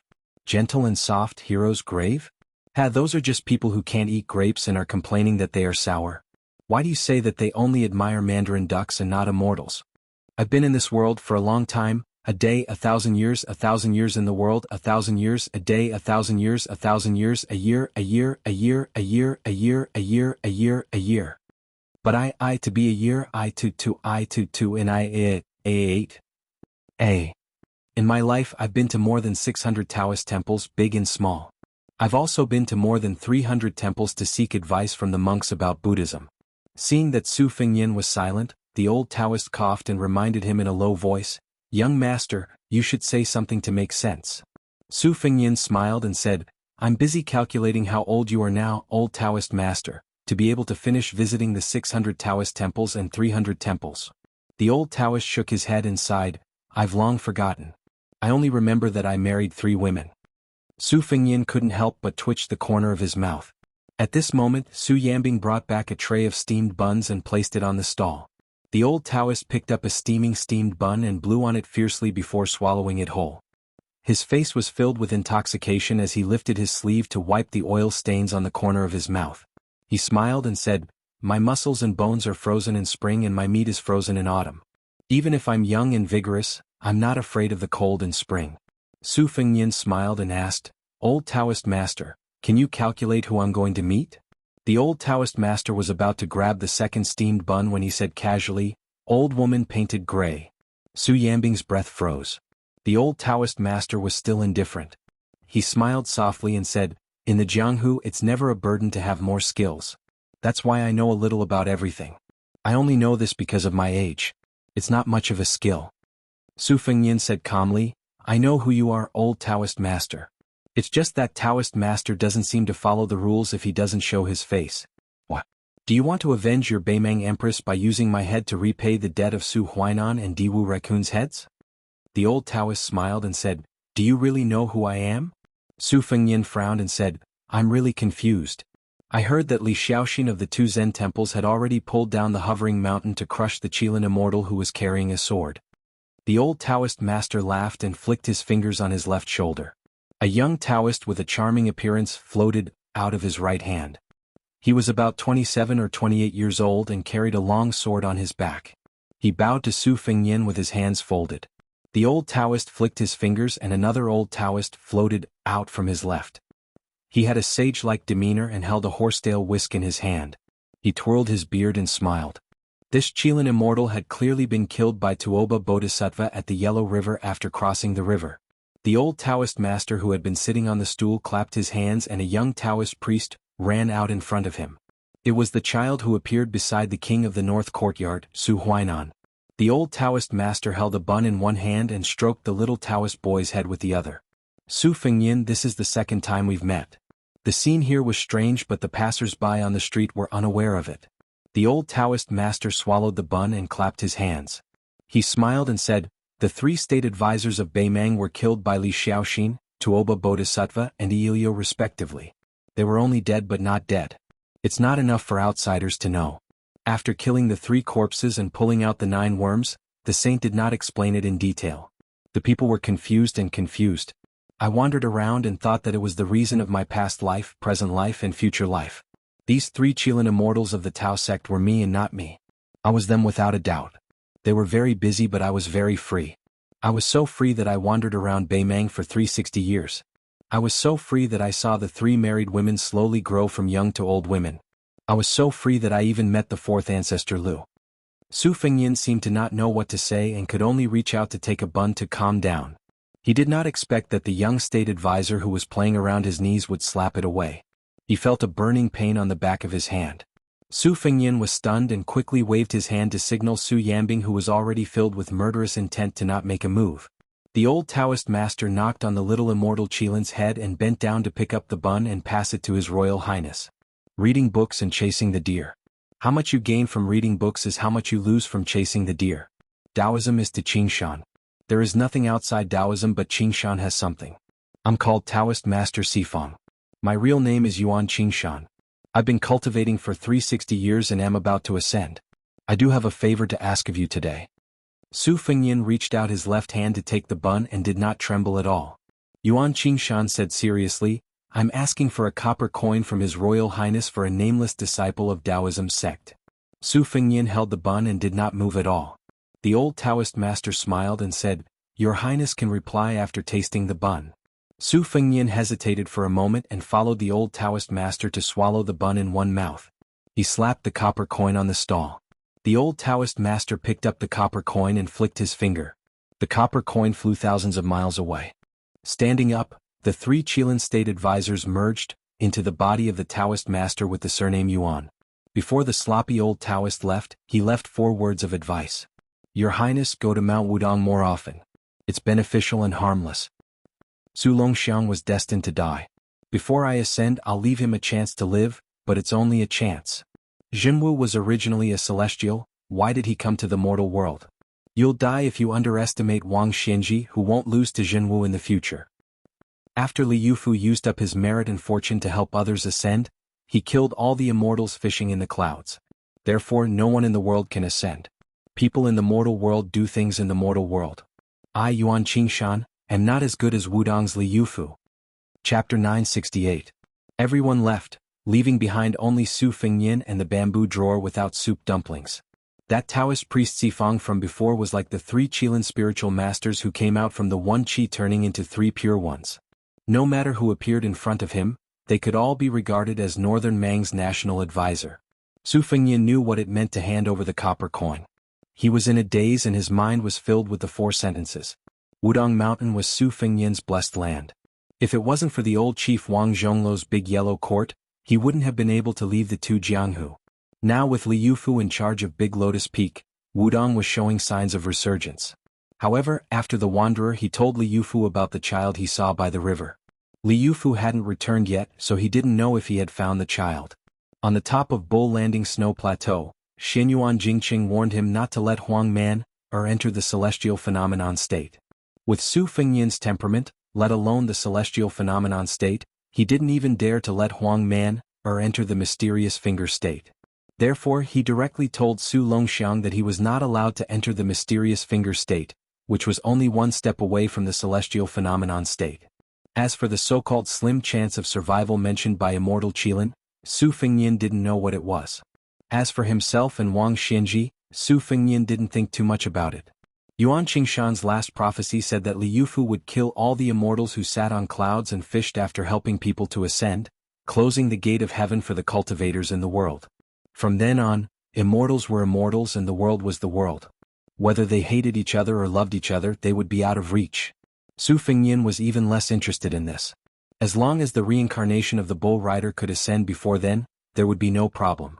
Family affairs, state affairs and the world affairs. Since he was Su Zhao's eldest son and had the surname Su, these 3 matters were already mixed up. For other vassal princes, the hereditary succession was the end. At worst, their father's vassal prince would be demoted to a county prince. However, to the north of Beiliang, there were millions of Beimang soldiers eyeing them covetously. Su Yambing said softly, at such a close distance, if Yuan Qingshan wants to kill your highness, I may not be able to stop him. Su Fengyin said with a smile, that's why I asked Uncle Su to buy this tray of buns to let Daoist Qilin know my sincerity. Su Yambing felt a little regretful. If it weren't for the fact that her highness needed to protect him, it would be a waste if he didn't try his hand at the national preceptor of Beimang, who was undoubtedly a land immortal. Su Fengyin stood up abruptly. Purple and gold alternated on his face, glistening with multicolored light. He said bitterly, I've wasted a lot of time. I'll have to trouble Uncle Su to send me to Tumbling Horse Pass. Su Yambing also noticed the abnormality of His Royal Highness. He smiled and grabbed Su Fengyin's collar. With a shout, he threw him towards the top of Tuma Pass. On top of Tuma Pass, Lingzhou's Deputy General Shi Kangou and Li Guiweng looked at each other quietly.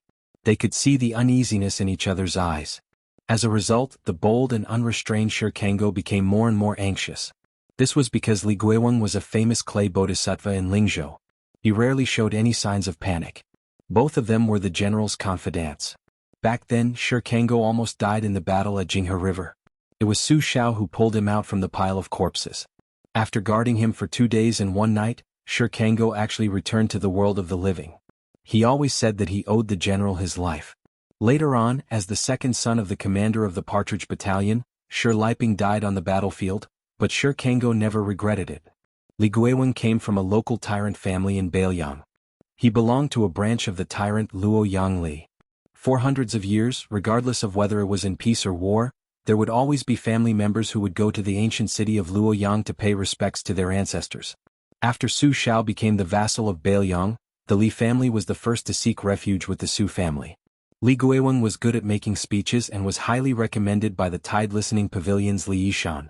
However, the Li family did a stupid thing and broke off their relationship with the Beiliang's chief strategist. Shi Kangou and Li Guiweng's anxiety gradually spread to Zhou Xian and Han Tao's side. If an accident really did happen, and it implicated the Northern Liang Grand Reading, they, as Deputy Captain Zhichong and a chaplain with a miscellaneous rank, would not be able to shoulder this enormous responsibility. Shi Kangou was like an ant on a hot pan. He turned and walked in circles on the city wall, his right fist pounding the center of his left hand. Li Guiweng was slightly better, but he also stood on his tiptoes and looked into the distance. The number 1 son of the Tuma Pass, Zhou Ziru, gave his father a look. Zhou Xian quietly came to his son's side. Zhou Ziru asked in a low voice if they needed to send out roaming cavalry to investigate the situation. As a result, he received an angry glare from his father. Zhou Ziru quickly came to his senses. This kind of secret military intelligence was not something that they could blindly meddle in. It was an official's career. If they did not do it, they would not be able to achieve anything. However, if they did too much and made too many mistakes, they would lose their official status. The city wall shook violently. Li Guiweng staggered and almost fell. He rubbed his eyes and seemed to have seen something crash into the city wall. Was it a boulder thrown by a siege vehicle? Shi Kangou quickly walked to the edge of the city wall and stuck his head out to take a look. His eyes widened. A person had been embedded into the city wall. Moreover, this person seemed to be alive. Su Fengyin, who had fallen into the hole, let out a long breath of purple-gold mist. He felt much more comfortable. He left the hole in the wall, grabbed onto the wall with one hand and gently floated to the top of the city wall. Zhou Xian and Han Tao acted as if they were facing a great enemy. They quickly pulled out their sabers and were about to capture this unknown assassin. The elite armored soldiers below the city wall also rushed to the top of the city wall. Unexpectedly, Shi Kangou and Li Guiweng, who were of the highest rank, immediately knelt down and greeted His Royal Highness. This was especially true of His Excellency's skill in rolling up his sleeves. It showed his foundation. Not only did it not affect his natural and smooth appearance, it also gave people a sense of cautiousness and respect. If a civil official wanted to reach this level, it was impossible to reach this level without being at least a 5th-rank official. Zhou Xian and Han Tao naturally could not flatter him. However, when they heard the words His Royal Highness, they were so scared that their legs went soft. They took the opportunity to kneel down and report their official positions. They shouted with all their might, using all of their energy. The two of them were deliberately competing to see who could shout louder. Li Guiweng's ears were like exploding thunder. This His Excellency from Yuzhou didn't know whether to laugh or cry. Su Fengyin smiled and had everyone rise. He saw Zhou Ziru. Back then he had worn a mask to enter and exit Tuma Pass. This eldest young master Zhou naturally did not recognize him. The two children, Zhao Yusong and Little Fatty, were only able to recognize him because they relied on his saber and voice in a daze. Su Fengyin exchanged a few polite words with Shi Kangou and Li Guiweng. When he walked down from the top of the city wall, Su Fengyin deliberately summoned his courage to have his son follow him. He wanted to get as close to His Royal Highness as possible to get familiar with him. He also did not expect to be able to talk to His Highness. He would be satisfied with just a casual impression. Unexpectedly, His Royal Highness turned his head and opened his golden mouth. Zhou Ziru, when I entered and exited Beimeng last year, I passed by Tuma Pass.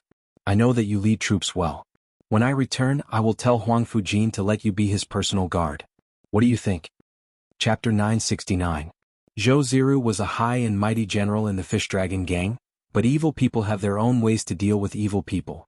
In front of His Royal Highness, the evil dragon of Beiliang, he was not even a shrimp soldier or crab general. He was so shocked that he was no longer as tactful as before.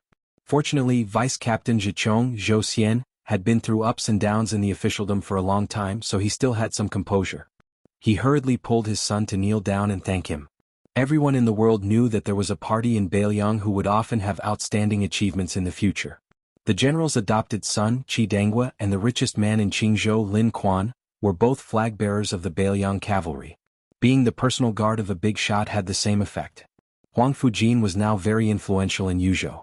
As long as Zhou Ziru became the confidant of the general of Yuzhou, Zhou Xian would not worry about his son not being able to bring glory to the family. Su Fengyan asked Zhou Ziru to follow him.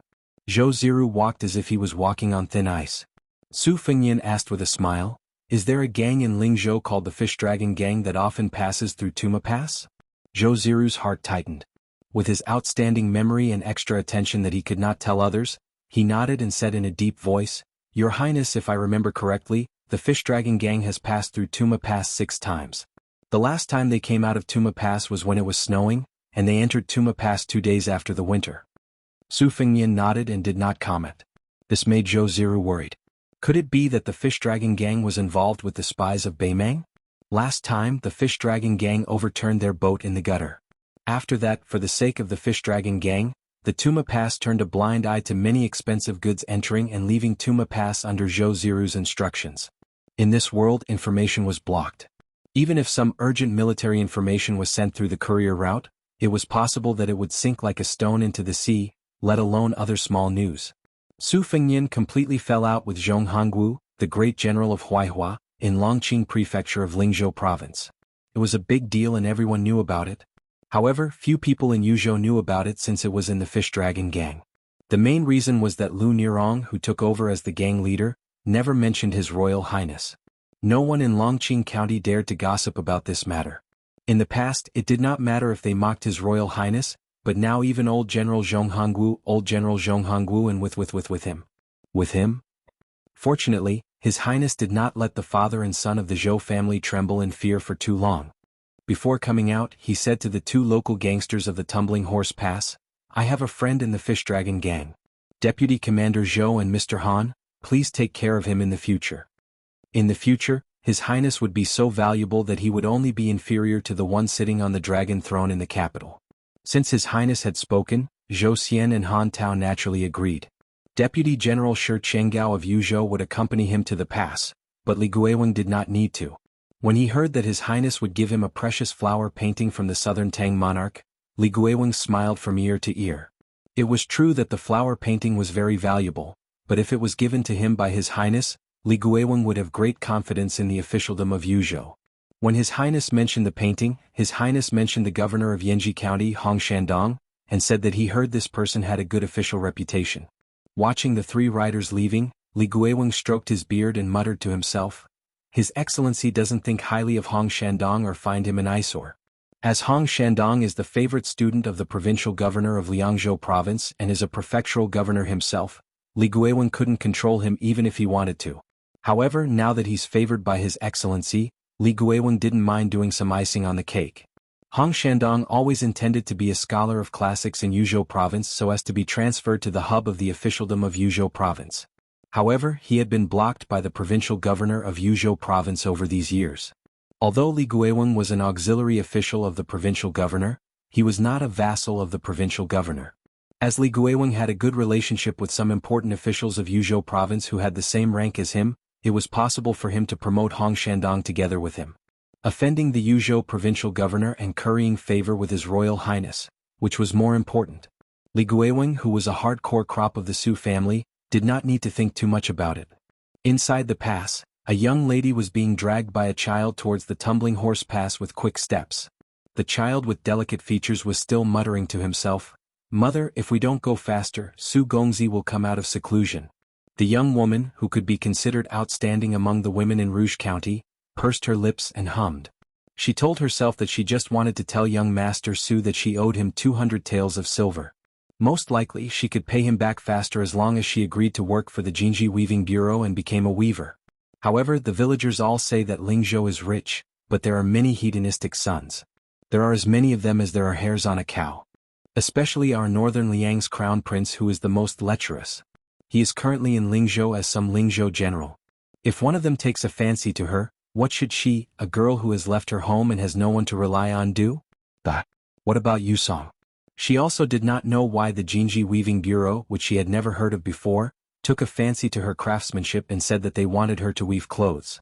If it were not for the old and kind-looking official of the Weaving Bureau, the young woman, Su Qing, who had been widowed for many years, would have rejected them. How could riches and honor compare to the stability of mother and son for a rural woman like her? In the end, the mother and child did not see young Master Su's figure at the deserted city gate. Zhao Yusong had a face of regret and squatted on the ground, sulking. It was unknown whether he blamed his mother for walking too slowly or if he blamed himself for not being strong enough. If he had known earlier, he would have run over himself. The young woman bent down to pat the child's head and said apologetically in a soft voice, "Yusong, it's mother's fault." The child was sulking, but he could not bear to make his mother feel guilty. He raised a brilliant smile. She said softly, "Mother has thought it through. In a few days I will go to the Weaving Bureau in Lingzhou and return the silver to that young Master Su as soon as possible. Mother will hire people to take care of the crops. You can focus on studying in the school."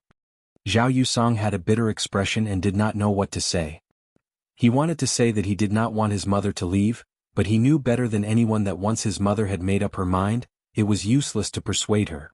In these years, so many mothers-in-law and aunts had come to persuade his mother to remarry, but his mother had not nodded. In reality, he really wanted to gather the courage to tell his mother that if she met someone she liked, then she should just marry. He actually did not mind as long as his mother was happy. Zhao Yusong stood and looked at the top of the city wall. He muttered to himself, "Mother, why do you think young Master Su is going outside the pass?" Su Qing shook her head and did not speak. They simply rode out of the pass on 3 horses without any armored cavalry guards. However, Shi Qinggao was not worried at all. He had the general's retainer Su Yambing by his side. Also, on this trip to the gourd there would be countless scouts along the way. He believed that nothing would go wrong. Moreover, it was said that His Highness was an expert who had killed the king of the northern courtyard and the leader of the Ruran cavalry. Who would dare cause trouble here? For some reason, Su Fengyin stopped his horse. He reined in his horse and turned to look south. Tuma Pass was only a black dot in his field of vision. Su Fengyin raised his head, took a deep breath and closed his eyes. The early spring sun was warm. There was no wind or snow and the world was peaceful and peaceful. Before he went to Beimang, he had been drinking with Su Xiao at the top of Mount Qingliang. Under the influence of alcohol, he had impudently said to Su Xiao, "If you're old, then you're old. Don't sneak around and die." At the time, Su Xiao had readily agreed, saying that he had not yet held a grandson and could not bear to die. He had even bragged that he did not want to die and that even the king of hell did not have the guts to take Su Xiao's life. However, Su Fengyin could see more than anyone else that Su Xiao was growing older with each passing day. He was so old that even when the father and son climbed the mountain together, they needed to stop and rest. Before becoming a father, most young people would find it very difficult to imagine that their father could be old or that old. Su Fengyin opened his eyes and continued riding north. After all, nearly 100,000 Bailiang cavalry who had participated in the Great Reading were waiting for him. There was a saying that Su Fengyin had never said to anyone, and Su Xiao was no exception.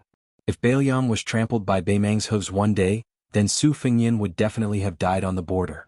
If he were to die, he would die north of Su Xiao's grave. Chapter 970. A simple and crude carriage leisurely went south. It first visited the 3 military towns of Gentleman's Mansion, Maolong, and Li Valley outside the military town of Huachu.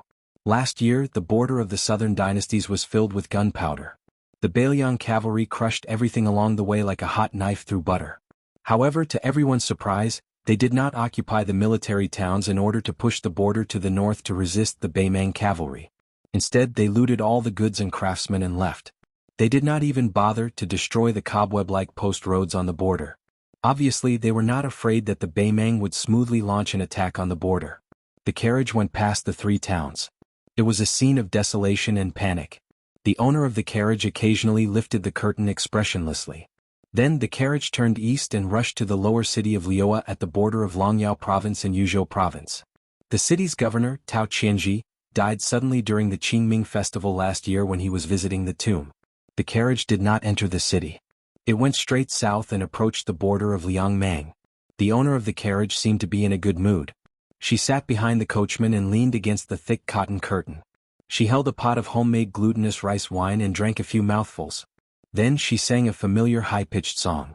The desert was vast, and the carriage seemed to be lonely. The old woman's song was not gentle at all. Instead, it was soul-stirring. The coachman was an ordinary-looking short and stout man. However, he had long arms like an ape holding a whip, which made his figure look ridiculous. The middle-aged man was serious in speech and manner. During this time, the old woman touched his back with the wine pot. The man did not turn around. He just shook his head, indicating that he did not drink. The old woman was not annoyed by his lack of tact. After singing the song, she raised her head and drank a mouthful of rich glutinous rice wine, showing her heroic spirit. However, when a Jianghu heroine acted like this, others would applaud her, but when a white-haired old woman acted like this, no one would find it pleasing to the eye. The old woman probably knew the coachman's indifferent nature and did not expect him to respond. She looked at the distant sky and said to herself, "You men have money and power, and all like to keep women in a golden house. As for me, I have a hobby of raising literary heroes. My ability to raise soldiers is stronger than the old emperor of the Zhao family." In literature, first there was the king of the northern courtyard, Su Huainan. Then there was the imperial tutor, Taiping Ling. Then there were the old and famous scholars of the southern imperial court. In military there were the 12 generals including Yang Yuanzhan and Lu Gui. All of them had outstanding military achievements and they were all in my hands. In the 6 battles where the two sides used the power of the entire country, we lost 2 and won 4. If we were not caught off guard by Lame Su of Beiliang last year, no one in the Liang court would not fear the iron hooves of Beimang. But this is also good. After the disturbance caused by the Beiliang cavalry, Liang began to underestimate our Beimang. Great Peace City quickly took away that kid, Gu Jiantang, as the Minister of War. The blue-eyed girls moved to tilt taxes to the north finally began to face heavy obstacles. The people in the center of the capital were not united, which was a good thing. In my opinion, the reason why the new Minister of War, the villain too, did not pay any attention to this, and even intentionally or unintentionally suppressed the generals of Gulu and allowed the court officials to make things difficult for the blue-eyed girl was because he was secretly happy to see the war in the north erupt everywhere. It was not enough for him to decide the spring and autumn with one battle. If he fought again he would decide the world. This kind of ambition, to put it bluntly, is the ambition of a wolf. The white-clothed soldier Immortal's thoughts and appetite are far greater than his adoptive father's. No wonder he is a young man who has been scolded as a wolf. If he was in our Beimang, I would already have a headache with the ambitious Fatty Dong. If he was added, how would I deal with the 3 of you? Wouldn't I be worried to death? That's right, Hong Jingyan, who came from the same chess and sword music school as Taiping Ling, is also quite ambitious. It's just that between him and Dong Zhuo, only one of them is destined to rise up in the southern dynasty. I have already rewarded him with all the Ruran cavalry from the 3 towns of Rochuan, Laohuai and Wuchuan. It's about the same as Dong Zhuo's current military strength.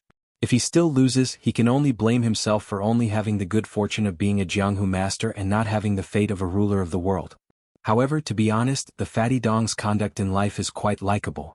The blind Hong Jingyan is detestable at first glance. Tuoba, you will definitely die much later than me. If the one surnamed Hong really dares to collude with the imperial clan and try to become the emperor behind the scenes, then regardless of whether you retire or not, you will still kill him. The man said calmly, Dong Zhuo is also capable of such treason. The old woman laughed and said, that's not a problem. Who asked me to like this damn fatty from the bottom of my heart? After I ascended the throne, he was the only one who dared to call me Big Sister Emperor. His shamelessness is so cute.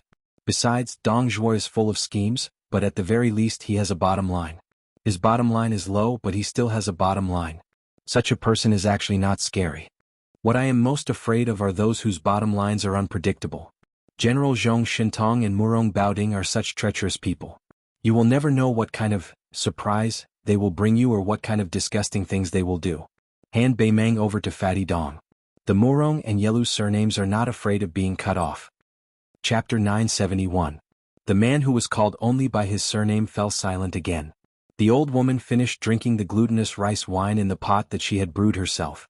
Holding it in her arms, she sighed, when I was young I was homeless and went to Liang and Liao. I saw old cripple Su before he was crippled.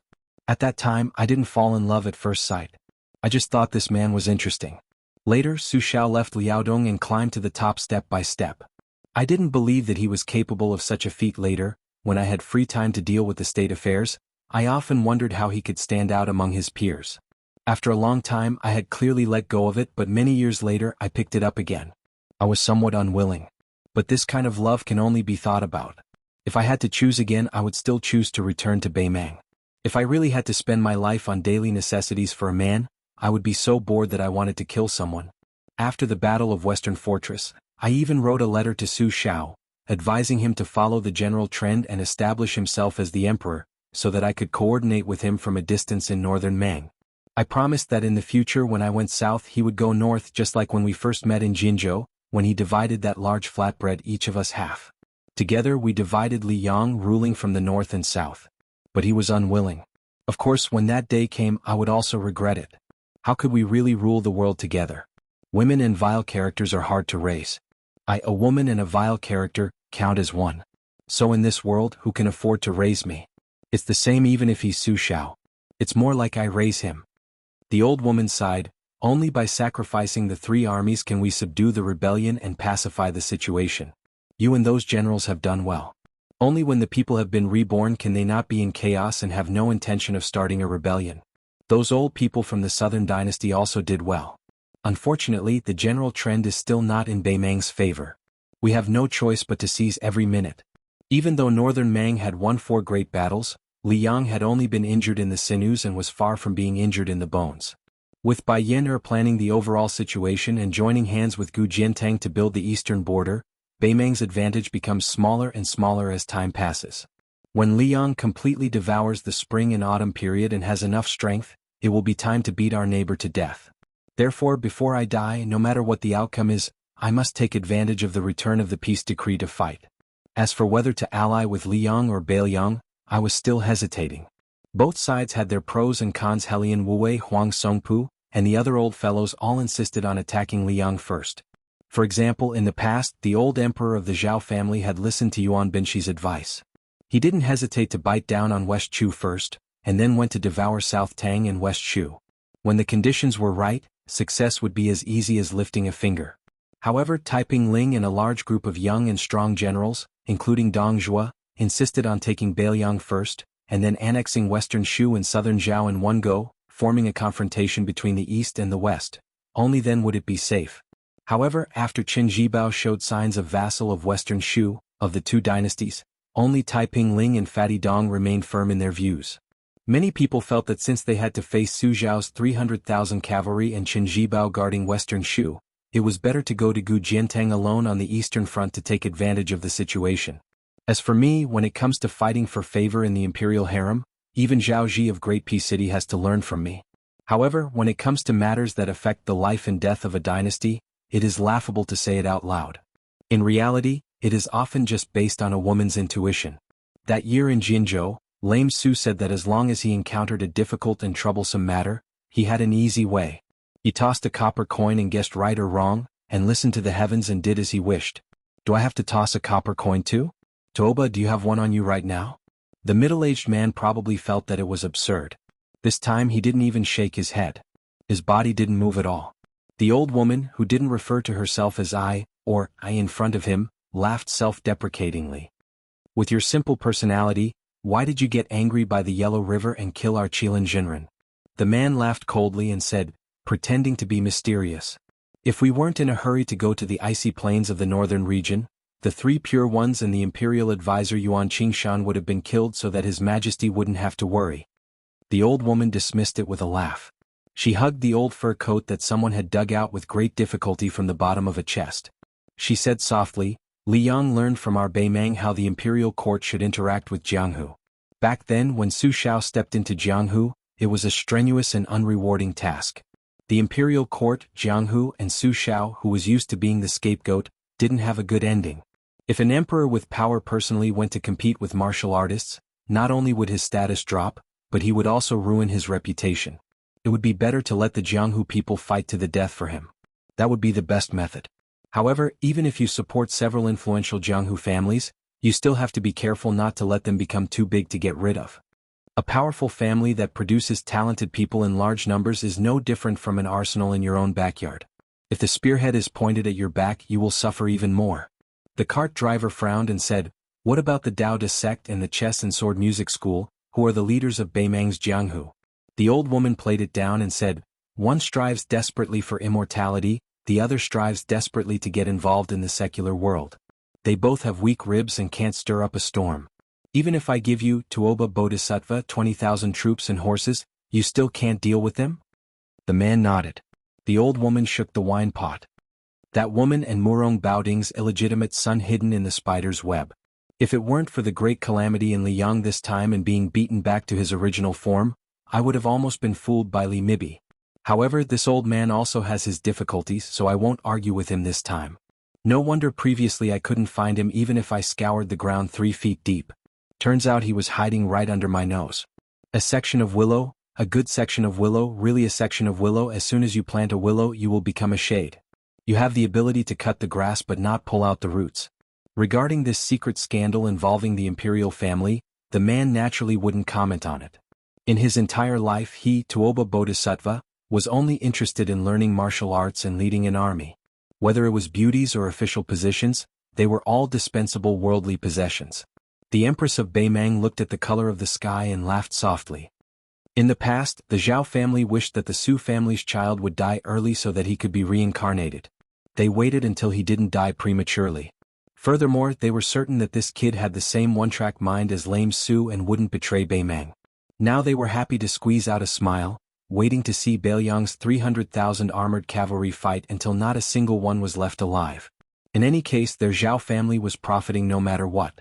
If this kid was a little more cunning and revealed a little bit of disloyalty, he wouldn't dare to betray Beimang if Liang forced him into a corner. Then they wouldn't have to work so hard. But then again, if this kid was such a smart king of Beiliang, Beimang wouldn't be a threat, and Chen Jibao most likely wouldn't leave Beiliang. Whether or not the next king of Beiliang would be supporting the Western Front would affect whether or not Chen Jibao could conquer the world in one battle. Otherwise, the Zhao family was the best at getting rid of the donkey after it had outlived its usefulness.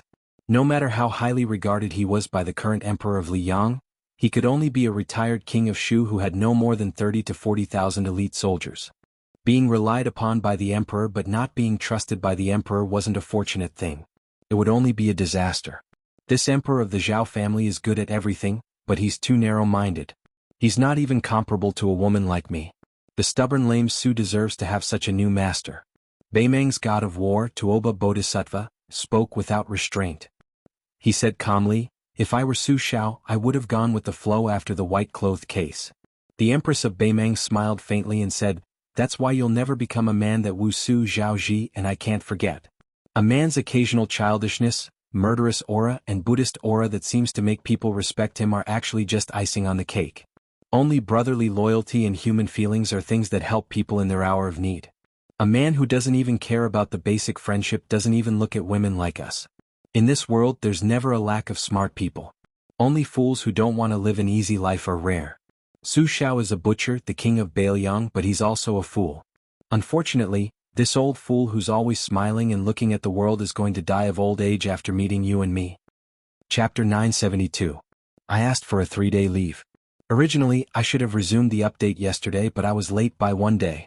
Therefore, other than this 7,000-word chapter, there will be another chapter around midnight.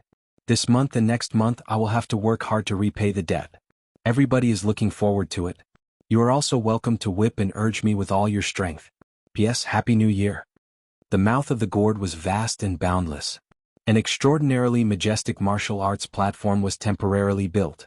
3 li to the east and west of the martial arts platform, respectively, there was a military review building for Beiliang's meritorious old generals and civil officials, 1 civil and 1 military forming a temple and a great hall supporting each other. Among them, the civil building had 6 floors, 1 floor higher than the martial building. This made the scholars who were successively ascending the civil building to feel somewhat honored in their hearts.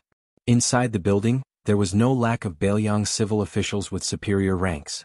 Other than the newly appointed governor of Lingzhou, Su Beiji, the governor of Yuliang had already ascended to the top floor, leaning against the railing and gazing into the distance with the administrator Li Gongda. However, the one closest to Li Gongda was not the governor of Liangzhou, Hu Kuei. It was also not the governor of Yuzhou, Wang Peifong. Instead, it was 2 fresh faces, the Chancellor Wang of Shangyin Academy and the one who was originally supposed to take up a post at the Imperial Censorate in the capital, wearing a high hat and broad belt.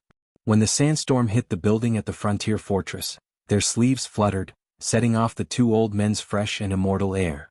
According to the law, Hu Kuei was half a rank higher than the governor of Lingzhou in Beiliang.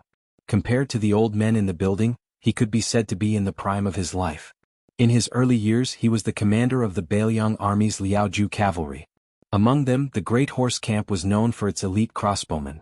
His military exploits in the Beiliang army were illustrious.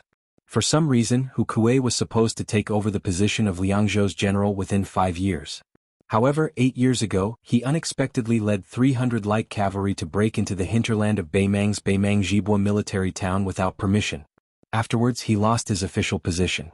Only then did Qin Jibao, who took over the Liaoju cavalry, have the world's first-class scouts, who were able to suppress Liao Dongzhuo's crow's nest. However, after Hu Kuei lost his official position, he was deserted by his friends and family. Unexpectedly, he gave up the military and entered the civil service. He started as a civil official in Liangzhou. In a short 7 years he unexpectedly became the governor of Beiliang. In private, the officials of Beiliang laughed and said that it was unreasonable for a person who had been peed on several times to be revived. Wang Peifong, the governor of Yuzhou, was a pure scholar. He had always been at odds with Hu Kuei, who had been in the military for 20 years. Almost every year he went to Mount Qingliang to have an audience with the king of Beiliang. Every year he would complain about how Hu Kuei, a veteran ruffian, was unruly and how he allowed his subordinates to bully the officials of Yuzhou. Unlike the eccentric Hu Kuei, who stood alone on the far right of the top floor, since Wang Peifong could not get close to the administrator and the two old men with good reputations in the imperial court, he would exchange polite greetings with some famous scholars of the Jixia Academy. He would say some comforting words about going back to the country and talk about the most popular poems in the literary world. Hu Kuei was wearing a gorgeous official uniform of the first rank of the third rank. This governor of Liangzhou lived up to the name his parents gave him. He was tall and sturdy and was half a head taller than the men of the northern region. There were many civil officials and scholars on the top floor. Most of them were thin, which made Hu Kuei stand out from the crowd. After Hu Kuei got on the top floor he did not greet anyone. He stood by the railing and looked into the distance. The yellow sand was rolling and the fierce troops of Beiliang were lined up in battle formation. Hu Kuei's eyes were in a trance. If it were not for the disaster that year, he would also be among them and even be qualified to stand there to review the troops and practice martial arts. Hu Kuei moved his eyes and looked at the martial arts platform. He held the railing with one hand. Among the civil officials of Beiliang, the governor of Liangzhou was second only to the king of Beiliang. He sighed softly. A young scholar who was personally introduced by Mr. Wang of Shangyin Academy to Li Gongda to make himself familiar, was named Yu Luandao. Even when he talked to the administrator, he was neither servile nor overbearing. His character was slightly distant, which made the scholars of the two places at the back of the top floor criticize him for not knowing the severity of the situation. He was really too arrogant because of his talent. Yu Luandao wore a jade belt and a long saber. His face was like jade and his appearance was extraordinary. Under the trampling of countless horse hooves, the building gave people a feeling of shaking. Many scholars from other places saw the cold military appearance of the Beiliang cavalry and their faces turned pale. Yu Luandao's expression was still calm. While Huang Shang was discussing with the administrator whether they could allow the establishment of the academy and the Scholars Association, Yu Luandao silently walked to Hu Kuei's side and did not say anything. The two stood side by side and looked at the battlefield. The two were silent for a long time. Unexpectedly, it was Hu Kuei who was in a high position who spoke first. He said calmly, "You must be the eldest grandson of the Yu family of Yinyang. On the first day of studying at Shangyin Academy, you shocked the world with a single brilliant feat and solved the 6 questions of heaven and earth left by Huang Sanjia. The second master of the Song family once made a monthly comment and also commented that Yu Luandao's words carried zen and could satisfy one's appetite. If you enter the imperial court, you will have a meteoric rise. If you are in the wilderness, you will inherit the literary vein. Even our second commandery princess highly praised your poetry. The reason why I, Hu Kuei, paid attention to you is because you once wrote the 48 words of Liangzhou's Big Horse Song, to pay tribute to the Big Horse Camp. I thank you on behalf of the 260 brothers who died." Hu Kuei put one hand behind his back and the other hand patted the railing. He said softly, "Green and yellow, killing wild sheep. Liangzhou's big horse died in a foreign land. Good, very good. Even a boorish martial artist like me can read it without difficulty. Just based on these 2 sentences, even if you, Yu Luandao, asked me to be a 4th-rank official and take office tomorrow, I would be willing to agree. The horse stepped on the green grass and yellow sand, spurring the horse to kill sheep to eat meat, looking back but still not seeing home. Many literati might be able to write about these simple things, but they just don't want to. Yu Wandao was the eldest grandson of the Jianghu family. When he drew lots at the age of 1, he grabbed a copy of the Spring and Autumn Annals with one hand and a peerless famous knife Big Luan with the other. When he was 4 years old, he wrote poems and became famous all over the world. When he was 14 years old, he carried a book and carried a knife to study at Shangyin Academy, attracting the attention of the world. He was also one of the young talents that made the Liang imperial court feel the most heartache and annoyed. Because of this, the Yu family was angered by the Zhao family's emperor and was miserably suppressed in Guangling. Yu Wandao lowered his head to look at the knife and then raised his head to look into the distance. With a warm smile on his face and a determined look in his eyes, he said, "General Hu, I came to Beiliang this time not to ask for an official position from you. I just want to see His Royal Highness with my own eyes. Then I will have no regrets in this life. I can't stand the arrogant and willful noble families that break the law, the pretentious imperial college, and the imperial court that gets rid of the hounds after the hares have outlived their usefulness. Only your highness is pleasing to the eye. I also want to ask your highness, if one day Beiliang can't defeat the million iron cavalry of Beimeng, does Su Fengyin dare to die on the battlefield? Does he dare to guard the northwest gate for the central plains? If Su Fengyin is willing to nod his head, then in the future Yu Wandao will be added to the pile of corpses. We scholars seek fame in peaceful times and study in troubled times. We use our deaths to exchange for peace for the people." Hu Kuei said calmly, "I'm afraid that you scholars have high standards but little ability. On paper you talk about good soldiers but under the paper you are just a bag of straw." Yu Wandao heard the Liangzhou provincial governor's words, which spoiled the mood, and laughed instead. "I'm also afraid of this. So after the military parade and martial arts training, I'm going to join the army and be a pawn. Whether I'm a mule or a horse I'll know once I walk it. But along the way, I've seen many graceful northern beauties who are not like the Jiangnan women. They are tall and have bold personalities, very much to my liking. Before I die, I have to marry such a tall wife so that I won't let down this life in Beiliang. Yu Wandao doesn't have any elders here. When I send gifts to a woman's family, I hope that official who can do it for me." Hu Kuei didn't comment and said something even more ominous. "I, Hu Kuei, don't have any great abilities but I'm good at collecting corpses. If you Yu Wandao die one day I'll collect your corpse for you." Many scholars on the top floor were standing in the building. They didn't have the right to come to the corridor and stand by the railings. Seeing that this eldest grandson of the Yu family was able to join in on the fun with the administrator and chat happily with Liangzhou's general Hu Kuei, their eyes were red with envy. Yu Wandao's laughter was somewhat ear-piercing. They didn't know that this disciple of a famous family had come to Beiliang to seek death. Snowflakes fell sparsely and gradually grew. Beiliang was bitterly cold. As long as it snowed there was no stopping it. It was destined to be a never-ending snowstorm. Yu Wandao reached out a hand to catch the snowflakes. His 5 fingers were white and slender. If he were in the rich Guangling road, whether it was playing the zither, holding books, or placing chess pieces, he would be able to make women fall in love with him. Hu Kuei sniffed. There was still an hour before the examination of this martial arts university. He was originally a first-class crossbowman, and he had many incredible and diverse skills. Among them he had the ability to smell the breath of the dead. Compared to relying on experience to determine the time by observing the sky, it was more accurate. As for the principle of Taoism's ventilation of the mountains and lakes, carrying Peng Ai to dig pits and burn them, and using this to look for the breath of the well to find water, it was an unorthodox skill that the Northern Liang army had to be proficient in. It was indeed not without reason that the Su family's iron cavalry set off at the beginning of spring and autumn, and the reason why Zhao Shi was so afraid that he could not sleep and eat in peace was indeed not without reason. Not only were there many fierce generals under Su Zhao's command, but the rogue immortal craftsmen who were proficient in unorthodox methods also made it difficult for the other great generals of Liang to catch up. Hu Kuei suddenly pointed at the martial arts platform in high spirits and said with a smile, "Yu Wandao, after an hour, why don't you open your eyes wide and see who will be there? Then you'll know whether Beiliang's 300,000 iron horse cavalry can withstand Beimeng's 1 million cavalry." Chapter 973. The Wu Tower in the west was 1 floor lower than the Wen Tower. This caused a large group of old warriors who had been scolded by the Liang imperial court as the old men of Beiliang to gather together and curse. They all said that it must be His Royal Highness's rotten idea. Otherwise, the great general wouldn't have slapped the old faces of his subordinates like this. There were many mountains in Beiliang. Other than the two old generals Yan Wenwan and Zhong Hongwu, most of the young and strong generals under Qin Jibao had left Beiliang for Western Shu. However, many of the old generals from the previous generation had a close relationship with Qin Jibao. Most of them had the title of general above them. They only had their families to feed, so they wouldn't cause trouble and choose to stay in Beiliang.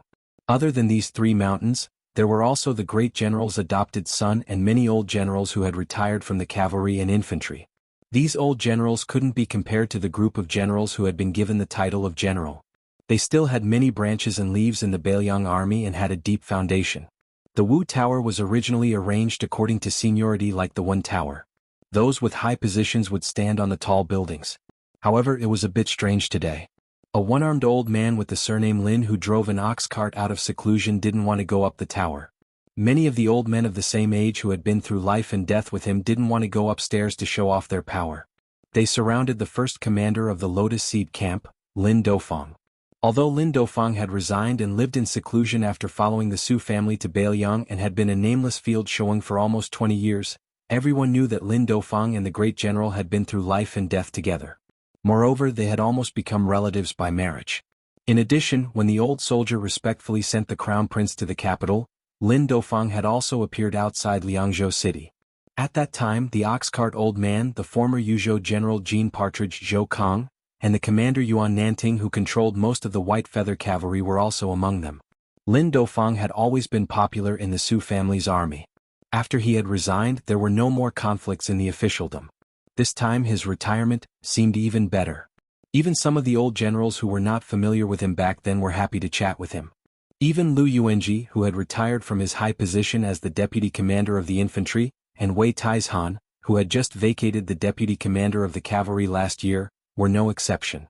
This group of old fellows with illustrious military exploits had seniority, meritorious service and family background, so they were especially outspoken when they talked. Compared to the genteel and sour atmosphere in the Wen building, they were like heaven and earth. At this moment, Lu Yuanji was cursing His Royal Highness for not being sensible. It was fine that the Wu building was 5 floors higher, but it was actually 1 floor lower than the Wen building. Wasn't this deliberately embarrassing these old fellows who had fought for Beiliang? Lu Yuanji had retired from his position for a few years, and he was also famous for his impatience and uncouth temperament. Hearing his curses, all the old men around him, without exception, smiled knowingly. Wei Taizhan, who had just left Beiliang's army for less than a year, was much more reserved. He didn't even respond. Once Lu Yuanji rolled up his sleeves and cursed, even the country's shrew would have to retreat.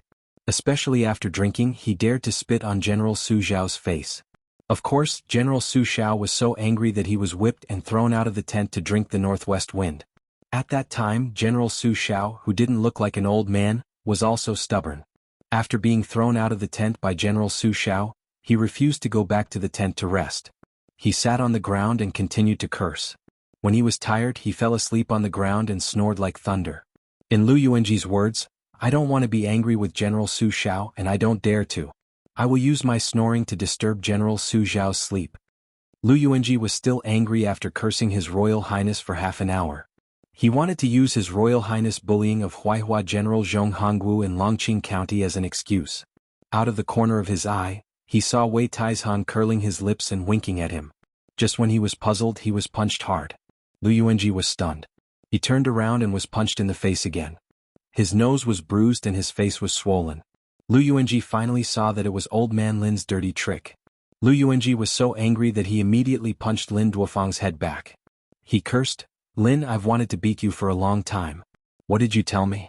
You said that you wanted to kill the northern barbarians with me. We were born in the same year, month and day. There's no difference between us. We'll say that whoever kills more barbarians will be the big brother. You'll be a coward when you get to Beiliang. Also, when you planned to elope with the princess of Southern Tang, who was the one who kept watch for you? What's wrong? I cursed His Royal Highness a few times. Did I get in your way, Lin Duofang? It's none of your business. You're just a coward. I don't know where you've been hiding. You haven't touched a blade for 20 years. What right do you have to call me brother?" The two old men were immediately pulled apart by the other old men beside them. While Lu Yuanji was cursing, Lin Duofang, who was tied up, kicked Lu Yuanji a few more times. He said angrily, Lu San, what you did with me was a mess. I owe you. I'll be your slave in my next life. If you blink, I'll be your grandson. Don't you King drag His Royal Highness into this. Fine, you cursed His Highness. Then I'd like to ask you. When you were whipped and thrown outside by the Grand General so many times, who was the one who secretly brought you good wine to drink? Who was the one who listened to you telling those bullshit stories for the whole night? Who was the one who personally told me that the Grand General had a good son and even said that he would marry a few daughters to that kid in the future? Lu San, are you Lu San? Now that you've become the deputy commander of the infantry army, you think you're so great? Don't think that I don't know that your son has taken over a few government salt pans. He's not just making a lot of money every day. Not to mention salt pans, he even dares to kill government soldiers. You Lu San are amazing. You have 3 sons who are even more powerful than His Highness. His Highness only killed the king of Jing and in Zhao Heng's cavalry in Qingzhou. He also killed the 5th raccoon of Tibing Mountain in Beimang. He never dares to kill the people of Beiliang. Lu San, do you believe that I'll go to the Grand General and ask for an official position? I won't do anything but kill those bastards of yours who call me Godfather. The old general, who was called Lu San, was stunned. Then he became furious and scolded, T. Lin, tell me clearly who killed the soldiers of the Salt household and the Armor household. My son wouldn't do such a heinous thing. Lin Dofang somehow got the strength to break free from the pull of Wei Taizhan and the other old men. He punched Lu Yuanji's face again. The whole of Beiliang knows. Only you, an old fool with bad eyesight, don't know. The ground floor of the martial arts building instantly became silent. Lu Yuanji looked around. Wei Taizhan was still calm and silent. Many old men avoided the gaze of this Lu San. Finally, Deputy Commander Lu's lips couldn't stop trembling. He waved his arms and didn't want anyone to help him. He sat down on the ground and panted heavily. Lin Dofang was still angry. He wanted to step forward and kick Lu Yuanji. Fortunately, Wei Taizhan hurriedly held him back. Only then did they manage to stop the old man who built the Lotus Seed Camp. The scene inside the building was enough to stun any outsider. Chapter 974. Lin Dofang took a deep breath and patted the back of Wei Tieshan's hand. The latter slowly let go of his hand. Lin Dofang sat in front of Lu Yuanji facing him. He turned his head to look at the snowy sky outside the tower and sighed softly. Lu San, an old way we old people with half a foot in the grave always talk about how we helped the great general conquer the world and protect the country. I know that you are not greedy for riches and honor. To you, it is enough that your descendants have no worries about food and clothing. Any more is the good fortune that you worked so hard to save in the past. You think that this is the good fortune that your descendants deserve. You are most afraid that Beiliang will forget what you have done in the past. You are afraid that people will forget about it. But if you are like this, your descendants who have never suffered will have nothing to fear. No matter how good the seedlings were, they will be spoiled by you. His Highness did not do proper work in those years. Who in the tower is not angry? I, Lin Dofang, am very angry. That year, the great general personally came to visit my family's fields. From beginning to end, I was not willing to turn around and see the great general. But let's put ourselves in his shoes. It is fine if Liang does not admit to what His Highness has done in these 2 years. You are not blind. How can you not know what is true and false? Let's feel our conscience and ask, did His Highness lose face for Beiliang when he went to Jing? Xiangfan City, Guangling River, Iron Gate Pass, Beimang's Ruoshui River and Great and City's Imperial Road. Who in the tower can do what His Highness has done? You Lu San, who can't even control your son. Or you Old Wei who likes to play the peacemaker as you get older. Or you Han Tuizi, who has only cared about taking care of your disciples and official career these years. Lin Dofang pulled back his gaze and looked at Lu Yuanji. Lu San, the great general does not owe us anything. His Highness is even more so. We have conquered the world, but the matter of protecting Beiliang is something that we cannot do. Even if we want to, we can't do it well. Then let's just hand it over to those fellows in the literary tower. So what if the literary tower is higher than the martial tower? In the 9 kingdoms of the spring and autumn period, how many officials and important officials have looked down on our Su family's armored cavalry? We've already made them suffer a lot. If you're worried that your children and grandchildren will be looked down upon, then let them go on their own. Don't let them ride roughshod over you old men. The general's words were crude, but they made sense. No one's son should be born to suffer hardships, nor should they be born to enjoy happiness. He didn't care about other places, but in Beiliang the more capable one was, the more bitter one was, and the more fortunate one was. So Lu San, we owe the Su family now. We may not owe them anything, but your children and grandchildren owe them a lot. Lin Dafeng patted Lu Yuanji's shoulder and stood up. He bent over and helped Lu Yuanji up, patting off the dust on Lu Yuanji's chest. Lu Yuanji suddenly grinned and said, "Damn it, Lin, I only rewarded you with one punch. Look at you, I punched and kicked you several times." Lin Dafeng laughed and said, "I told you I'm more capable than you. You have to admit it. If it weren't for our old friendship, I would have used my special skill, crotch kick." Lu Yuanji put his arm around Lin Dafeng's shoulder. He wanted to scold him, but when he touched the empty sleeve he stopped talking. Back then it was Lu Sener who had gritted his teeth to bandage his brother's wound. He was too embarrassed to do it in front of Lin Dafeng. He only dared to squat on the ground and sob after leaving the tent. That feeling was even more painful than his own broken arm. Lu Yuanji clearly remembered that year when Lin Dafeng's arm was broken and the general was seriously injured. That kid couldn't help much, but he stood guard outside the tent with a pale face. In the end, the two of them stood guard side by side against the tent. Lu Yuanji, Lin Dafeng, Wei Taizhan, and Han Tuizi walked side by side to the entrance of the martial tower. It was snowing heavily. Although there was no longer the scene of yellow sand covering the iron armor, when they looked up, they could see that the frozen river had yet to thaw. Further north of the ice river, there was only white snow covering the black armor. The 100,000 infantrymen of the Beiliang army were divided into two giant battle formations from the east and the west, leaving a path in the middle. The commander of the White Feather Cavalry, Yuan Nanting, was able to get close to the ice river and sit high on his horse. There was also the Lotus Seed Camp, the Horse Camp, the Partridge Camp. The first camp was set up. There were a total of 36 of these old and new camps.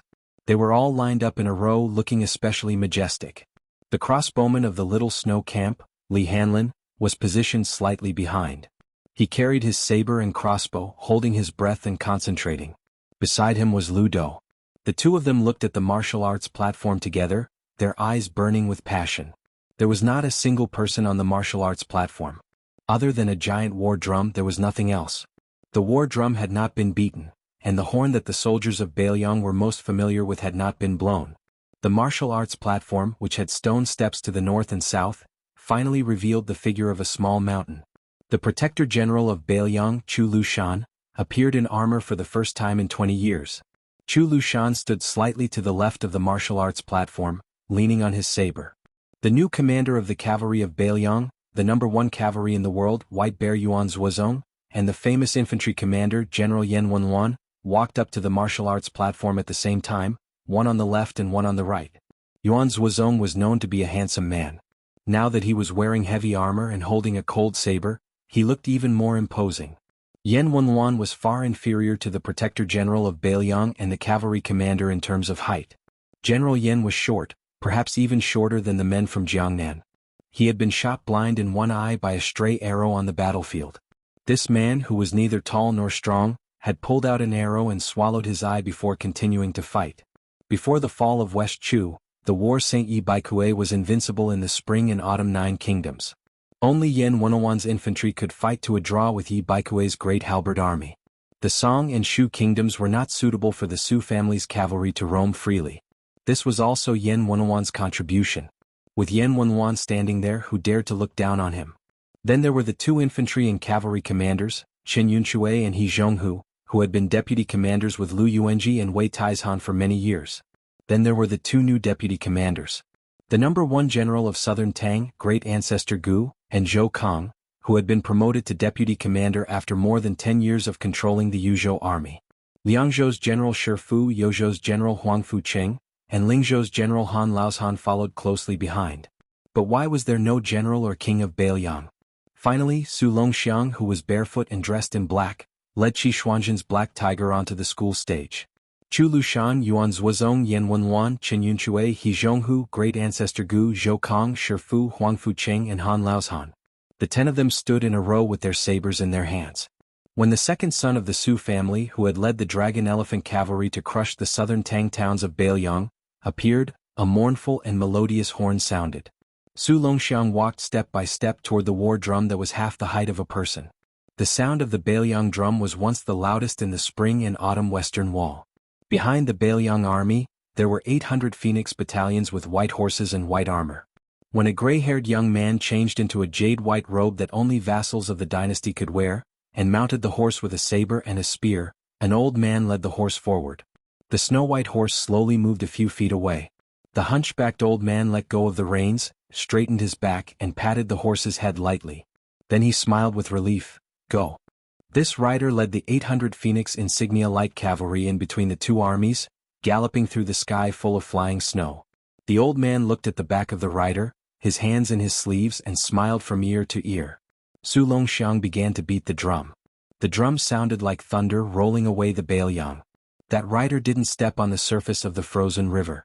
Instead, the rider and the horse leaped high into the air. The iron horse leaped over the frozen river. Along with the drum sound, the iron spear in the man's hand suddenly stabbed into the ice river. The entire ice river shattered. After the 800 cavalry stopped their horses, they filled up the line. The man in the robe, who only had a Bailiang saber, got off his horse in front of the school stage, walked up the stone steps and stood in the center. Then he held the saber and shouted, "Bailiang, draw your saber." Bailiang Governor General Chu Lushan did not lean on his saber anymore. He drew his saber. Yan Wenluan, Yuan Zuozong, Chen Yunshui, and the others drew their Bailiang sabers almost at the same time. The 100,000 Bailiang soldiers who did not move under the snow also drew their sabers. The snow became even messier. They shook off the snow on their armor and looked even more shocking. The Bailiang cavalry was the best in the world. The Bailiang drums were known throughout the world. Bailiang had a new king, Su Fengyin. Chapter 975. Because it was more than 4,000 words, it was a bit late. The great reading of Bailiang this time was probably the briefest and shortest reading ever since the Su family took over Bailiang in the past 20 years. However, it was also the one with the greatest gathering of generals and talents. The veterans of the Martial Tower were almost in tears as they watched. They knew better than anyone else how difficult it was to gather the hearts of soldiers. The hearts of soldiers were like a person's soul. Once it was gone, it would be difficult to summon it back. For example, no matter how much Lu Yuanji scolded His Royal Highness, he was also worried that the foundation they had worked so hard to build would be squandered away by the prodigal son before it was completely destroyed by the Zhao family. Those who were more utilitarian, such as Han Tuizi, were also worried that the new king would not be able to convince the masses. They could not even convince them verbally, let alone in their hearts. If that happened, would they really have to move their entire family to the Central Plains where enemies were everywhere? Would the Zhao family deal with them bit by bit? If the son of the Zhao family was happy, he would reward them with some leftovers. If he was unhappy, he would cut off a few heads to win the hearts of the people. Therefore, when His Royal Highness, who was wearing a unique jade-white python robe, jumped onto the ice river and shouted, "Draw your sword," 100,000 soldiers of Bailiang unsheathed their swords at the same time. Everyone knew that Su Fengyin would be the rightful king of Bailiang. Therefore these old men were relieved. They even thought that since the general was unable to conquer Beimang in one fell swoop, would it be possible for the young king of Bailiang to succeed? With this thought that had haunted their dreams for many years, they could not bear to die. They were also unwilling to turn a blind eye to their own family's seed being destroyed. In fact, many of the old men were not really senile. For example, Lu Yuanji, they really could not bear to see their children and grandchildren wreak havoc. They just did not believe in the legacy of the Su family. So what if they could take more of the Su family's property into their own pockets? However, from now on they would have to plan carefully again. There were not many twists and turns in the Martial Tower. After all, most of them were old fellows who were used to seeing battle formations and killing. However, the foreign scholars at the One Tower were trembling with fear. In the past, they had heard that the Bailiang cavalry's battle prowess was the best in Liang. As for how powerful they were, they had no idea. If it were those scholars who came from the Yan Imperial Palace and Guangling Taoism who had more or less seen the way the two vassal kings led their troops, they would not believe that the Bailiang's battle prowess was much greater than theirs by a large margin. However, when they saw with their own eyes the black mass of armored soldiers that stretched as far as the eye could see, even if they were looking from afar, the eerie atmosphere was suffocating. Especially when the 100,000 soldiers unsheathed their swords at the same time, it was as if the wind and snow between heaven and earth had to stop. Most of the people in the tower trembled violently. Previously, there were busybodies who had named the generals on the martial arts stage one by one. Each of their names was like thunder to the ears. When the 10 of them stood shoulder to shoulder with their swords, no one believed the nonsense that Bailiang was lacking in manpower. The unspoken majesty on the martial arts stage made the people of the One Tower ask themselves, could Gu Jiantang, who had resigned from the Ministry of War, defeat the Bailiang cavalry? Could the king of Yan Imperial Palace, who was second only to Su Shao among the vassal kings, really contend against them? Even if the man in the python robe who stood out from the crowd could never reach the height of his father as long as he, Su Fengyin, had 300,000 elite soldiers, could he really be bullied by anyone? Yu Wandao did not have these messy thoughts. He only saw the distinctive python robe, the way he leaped onto his horse and threw his spear into the icy river, the slow steps he took as he ascended the stage, and the way his finger moved across the hilt of the famed sword Great Luan. Yu Wandao suddenly felt that there was no need to ask anything. After 2 hours of military parade, everyone put their swords back into their sheaths. The man in the python robe disappeared. General Yan Wenwan went to greet the people of the Wu Tower. Yuan Zuozong, who had the same rank, although he was the general's adopted son and the commander of the cavalry, still walked half a step behind Yan Wenwan. He walked side by side with the famous general of the southern Tang dynasty, great ancestor Gu. Huang Fujin, who did not have enough experience and popularity, was at the back. He seemed a little lonely. He did not have any interaction with the old Yuzhou general, Brocade Partridge Zhou Kong, who was not far away. However, since this person had already occupied a place on the martial arts platform, no one dared to compete with Huang Fujin on the surface. As for the secret, there would certainly be many. The key was to see when Huang Fujin could successfully take over the military power of Yuzhou. Chu Lushan, the northern Liang protector, ascended to the one pavilion. When the foreign scholars saw Fatty Chu dismount from his horse outside the pavilion, they were scared half to death.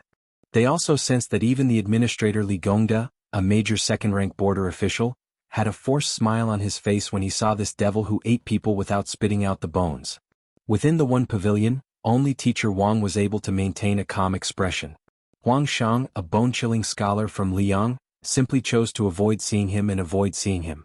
When the heavily armored Chu Lushan ascended the building, the new building creaked loudly, causing people to worry about whether the stairs could bear the weight of this man and his armor.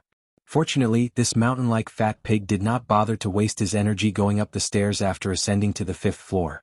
He greeted Hu Kuei, who had descended to the 5th floor, and nodded to each other in greeting. When he caught a glimpse of Yu Wandao beside the Liangzhou provincial governor, the Beiliang governor returned home. When Chu Lushan finally mounted his horse and left, the scholars felt as if a heavy burden had been lifted from their shoulders.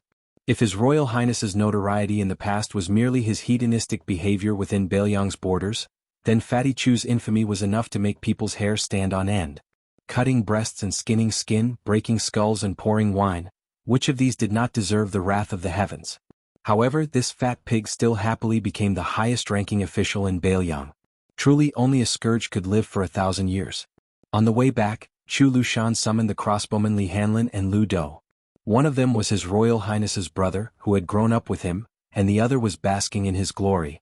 The Qingzhou Lu family, who was about to become in-laws with the Su family, could not be considered ordinary Beiliang soldiers. Chapter 976. Chu Lushan dismissed the dozen or so trusted retainers behind him, bringing only Li and Lu to the banks of the frozen river. The ice had already shattered.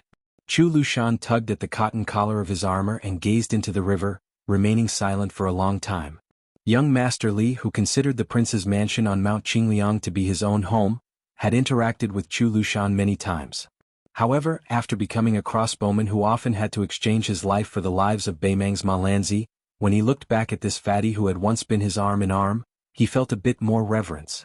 It was difficult for him to joke around like before.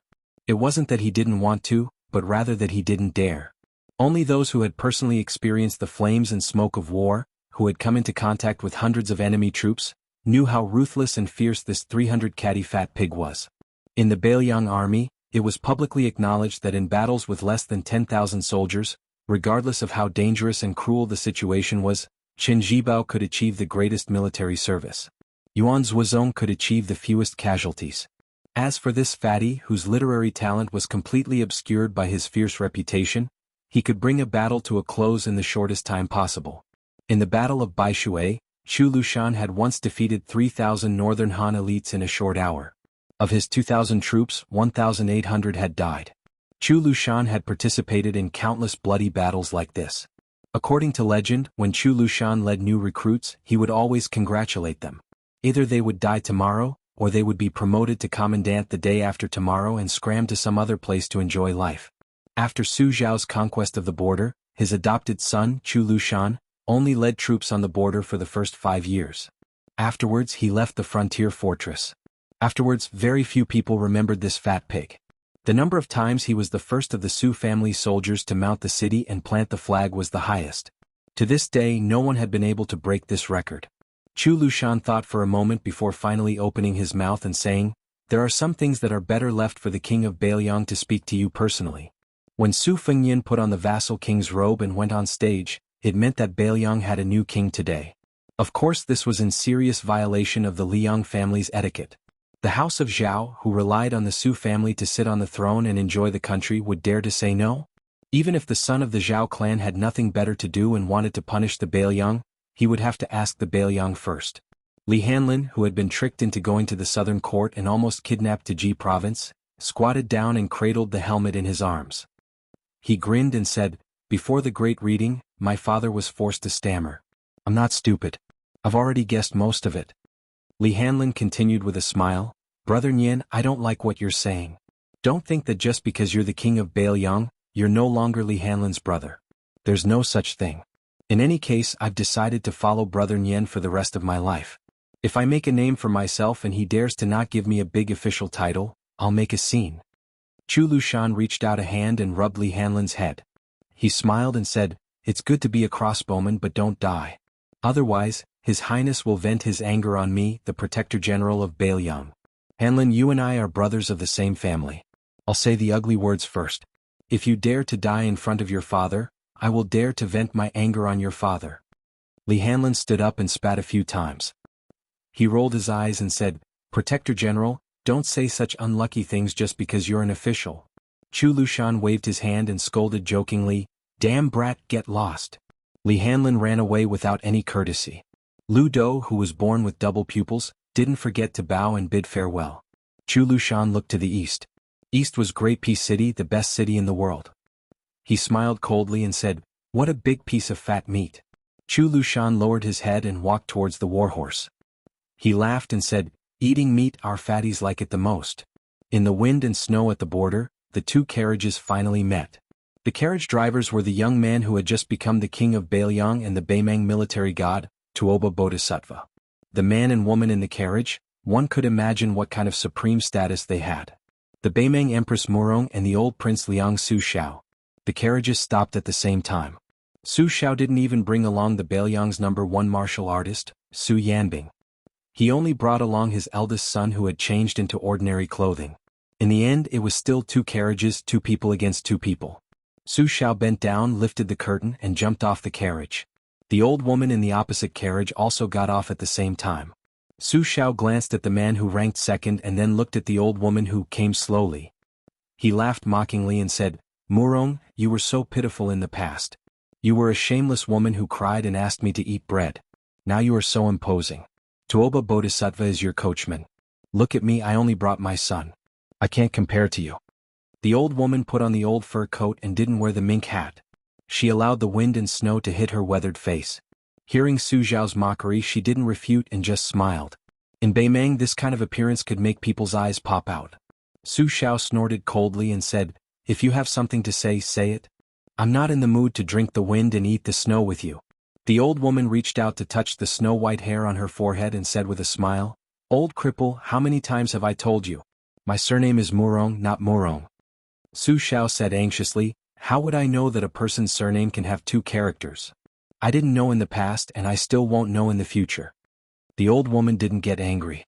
She walked a few steps closer and said softly, "There are 10 great clans in the Central Plains during the spring and autumn period. 2 of them have a compound surname. If I remember correctly, they were all defeated by you, Su Xiao. Don't you remember?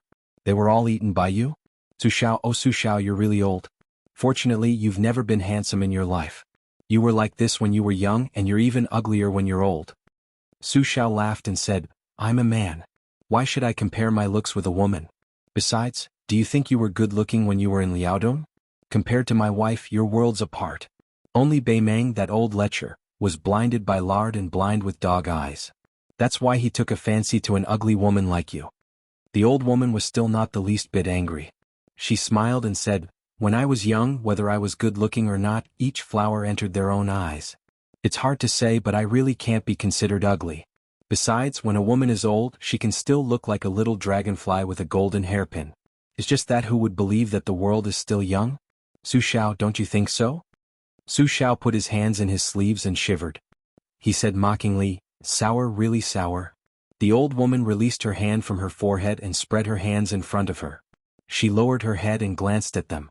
Then she looked up and stared at the age spots on Su Xiao's face. She calmly said, we're all old. I'm ugly, you're also hunchbacked.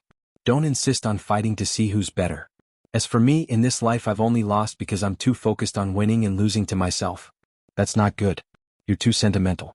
That's not good either. Even if you're a top official, you still don't have a good life. Otherwise, if you were willing to lower yourself to me and come to Beimang, you wouldn't need to care about anyone's mood. You should know that even I won't give you any face. Su Xiao turned his head and spat heavily into the snow. The Beimang Empress dismissed it with a smile and said, there's nothing important to discuss with you. Back then in Liaodong I've already said what I wanted to say. This trip down south is to see Su Xiao before you die. I just want to talk about a small matter. That's why I decided that after you die, I'll first cripple your Bailiang and then go down south. In the end, I'll burn Great Peace City to the ground as incense to your grave. Was this a trivial matter in Fu Yu's casual conversation? Probably even Huang Longshan, the son of the Zhao family, and Zhang Julu and Gu Jiantang would feel that it was the biggest joke in the world if they heard it. Su Xiao narrowed his eyes and laughed coldly. Then Bailiang will wait for you. Don't let the Bailiang cavalry chop you all the way to your nest. The old woman held her stomach and laughed softly. She raised her head and looked at the flying snow. When we parted in Liaodong, you bought this fur coat for 20 taels of silver. At that time I turned my head twice and only saw your back, Su Xiao. After the third time, I'm not willing to turn my head again. Sometimes I wonder if I'll turn my head again and see you make a face. Su Xiao turned and left. He said calmly, I won't. A carriage turned and left first, heading south and disappearing into the heavy snow of the north. The old woman stood where she was and remained silent. When the coachman was about to persuade her, he heard the Beimang Empress angrily say, shut up. The old woman covered her face with both hands. Her expression couldn't be seen clearly. The wind and snow sobbed like a woman crying. The old woman let go of her hands and raised her slender arms to tidy up her white sideburns. She laughed softly and said, I don't know where the human face is, but the peach blossoms are still laughing like a stray dog. The carriage headed south. Su Fengyan slowly drove the horse. He had nothing to do, so he stuffed a piece of snow into his mouth. Su Xiao asked him for more, but Su Fengyan ignored him. Su Xiao rubbed his cheeks and said with a smile, it's not right to bring your son to see an old woman who misses her father. Su Fengyan didn't say anything. Su Xiao reached out and gently placed his hand on Su Fengyan's shoulder. He didn't say anything either. After a long time, Su Fengyan said firmly, I can handle it. Chapter 977. The successful hereditary succession meant that there was a new vassal king in the Liang dynasty. Other than the coronation of the crown prince and the ascension of the new emperor, there was nothing more important than this. Moreover, this new vassal king was the king of Bailiang. Not only Liangzhou, but Yuling and Liangzhou were also decorated with lanterns and colored banners. The atmosphere was almost crazy.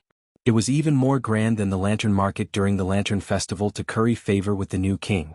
In particular, those tyrannical families were secretly competing with each other to see which family had the largest number of lanterns. It was as if whoever dared to put up fewer lanterns would be exposed the next day and then dragged out to be beheaded. The result of the constant competition was that there were more and more festive red lanterns hanging in the house that didn't lack money. There were so many that people's eyes turned red and they felt sick of it. The prince's mansion on Mount Qingliang didn't have much of a fuss. The lanterns were added at the last minute, but it was much simpler than in previous years. However, the stewards and servants of the mansion were all happy and walked a little more briskly. These people were naturally happy. Who didn't want the new master of the mansion to be successful? When one person achieves the Tao, all his chickens and dogs will ascend to heaven. If the new king of the prince's mansion couldn't control Bailiang, it would become a situation where the guests bullied the masters. Everyone in the prince's mansion wouldn't have any good days. After the father and son of the Su family returned to Liangzhou from the border, they could often see the young master, who was now called Prince Liang, walking around the mansion with the general. The sharp-eyed and attentive people secretly counted on their fingers to see which of the two future princesses accompanied the father and son more times. Later, they simply didn't care about it because the number of times the Lu family woman of Qingzhou visited could be counted on one's fingers. Wang Dongxiang lost to that female literary master too many times. However, from time to time, they would bump into the daughter of the Lu family helping second commandery princess push the wheelchair. But when comparing the two, how could the people in the mansion not know which was more important? Moreover, in their hearts they didn't like the woman of the Lu family who lived in seclusion. She stank of money. Didn't she rely on her family's wealth to luckily enter the prince's mansion? Back then Lin Quan was just a pawn who carried the flag. Everything he had was given to the Lu family by the general out of charity. Mount Qingliang had sent clever maidservants to serve the two young women. For a long time, the maidservants who worked in Wang Dongxiang's courtyard looked down on the maidservants in Lu Qingyan's courtyard. The maidservants of the prince's mansion in Lu courtyard had internal strife and began to look askance at the maidservants who were outsiders brought into the mansion by the Lu family. Since ancient times when there were many women, everywhere would become muddy water. It had been less than half a day since they returned from the border. Today the two generations of the Su family, except for Huang Man'er who was practicing martial arts, were all gathered in the pavilion on Tide Hark Lake to rest. Compared to before, there were more Wang Chudong and Lu Qingyan, the two future daughters-in-law who were about to marry into the Su family. In addition there was also Su Weisheng who was in a wheelchair, and Su Longxiang was missing. With the decline of one party and the rise of the other, there was a bit of a yin overabundance and a yang decline. However, it could be seen that Su Zhao's complexion was excellent. He was in high spirits, presumably because he was satisfied with both of his daughters-in-law. One of them was famous for her talent, while the other was born with a sense of propriety. Most importantly, the two women didn't show any signs of jealousy. This was because one didn't understand anything while the other was too smart to do anything. With them guarding the inner residence, there wouldn't be any trouble, and it wouldn't be difficult for an upright official to distinguish right from wrong. Su Xiao, who had deviated from the orthodoxy and removed his identity as Prince Liang without authorization, leaned lazily against the red pillar of the pavilion. He listened to Su Fengyin and Master Wang's conversation. Their witty banter made the old man laugh incessantly. When the little girl from the Wang family said, "How many worries can a gentleman have?" Su Fengyin added, "It seems like he lacks money to buy the green ant wine." Wang Chudong smiled and his eyes narrowed into a pair of crescent moons. When he asked, suddenly looking back, Su Fengyin replied, "That fellow is climbing a tree." The female literary prodigy said, "His belt is gradually loosening, but he still doesn't regret it." The young man, who had already become the most powerful vassal of Liang, smiled and said, "Go fetch a vat of water for the widow." The woman sitting quietly in the wheelchair, who was even more literary prodigy than Wang Chudong, also had a subtle and warm smile on her face. Lu Qingyan, who had been carefully nurtured by the aristocratic family, smiled without showing her teeth. When she couldn't help it, she would raise her hand to cover it. However, even a person with poor eyesight could tell where Wang Chudong was. He naturally stood close to Su Xiao and Su Fengyin. Lu Qingyan, on the other hand, could only side with second commandery princess, who was in charge of the Hanlin Academy of Red Women. Su Xiao smiled and said, "Nian send Qingyan out. I'll talk to your sister and Chudong." Su Fengyin nodded and walked out of the pavilion with Lu Qingyan, who stood up. However, they didn't speak on the way to the courtyard. Lu Qingyan pursed her lips and followed behind him. When they turned around at the entrance of the courtyard, she was already smiling at him. Su Fengyin wanted to say something but stopped. After hesitating for a moment, he chuckled and said, "Remember to go out and relax more. It's not good to always be cooped up at home. Beiliang's scenery isn't as beautiful as Jiangnan's, but the north also has its own unique scenery. It'll be a pity if you don't ride a horse and see it yourself. I should be accompanying you, but I'm tied up with work right now and can't be lazy. Furthermore, I'll have to go out very soon to clean up the mess caused by the 200,000 refugees. If you're still in the mood when I come back, I'll take you to Mount Wudong." Lu Qingyan's eyes became charming after her heartfelt joy. She had just blurted out the word "feng," when she quickly swallowed back the word "nian" that was supposed to follow. She said softly, "King of Beiliang, you don't have to be so polite." Su Fengyin made a gesture as if he was going to knock her on the forehead. He said with a helpless expression, "Tell me honestly, who's more polite?" Lu Qingyan curled the corners of her mouth. Su Fengyin smiled and turned around. When he turned around again, he saw her standing at the door with her hands twisted in her sleeves. He waved at her and then left. Su Fengyin didn't see Su Xiao at Tide Listening Lake, so he walked towards the mausoleum of Wang Fei, which had always been cold and cheerless. He walked quietly into the mausoleum that was said to be more solemn than the vassal kings. He reached out his hand and drew across the stone statues with solemn postures. At the end of the mausoleum, there was a hunchbacked old man sitting in front of a tombstone. There were very few ancient trees in the mausoleum. It was rumored in Bailiang that it was because the sword aura of the sword fairy's mother was too strong. Even after she passed away, she still had the vigorous aura of a sword fairy. Therefore, there weren't many ancient trees left in the mausoleum of Wang Fei. When Su Fengyan was young, he heard that after becoming an immortal, he could cast beams to form soldiers and even bring people back to life. During that period of time, he read through almost all the ancient texts of Buddhism and Taoism in the Tide Listening Pavilion. Afterwards, he was scolded badly by his master, Li Yishan, who had never believed in ghosts and gods. It seemed that even if he wanted to be scolded, no one would scold him anymore. In the future, no one would dare to scold him, the king of Bailiang, Su Fengyan. Su Xiao heard the footsteps and said with a smile, "You're here." He didn't say anything else. At this moment, the family of three was here. He was standing, Su Xiao was sitting, and the king of Bailiang was lying down. Su Fengyan didn't show any grief. He only stood silently in front of the tombstone. It was early spring, and the branches of the ancient trees were light yellow and light green. Su Fengyan walked under the tree and reached out to pluck a leaf. He played the ballad of the spring goddess that his mother had taught him when he was young. If he hummed the lyrics, then the general meaning was that a country girl left home and went down the mountain. She met a man she liked and they grew old together. The hunchbacked old man closed his eyes and listened to the little tune that he couldn't be more familiar with. One of his hands leisurely tapped the beat on his knee. After the little ballad, father and son silently walked out of the mausoleum. Su Xiao suddenly said, "Nian you can let Huang Manor go home now." Su Fengyan bit his lip.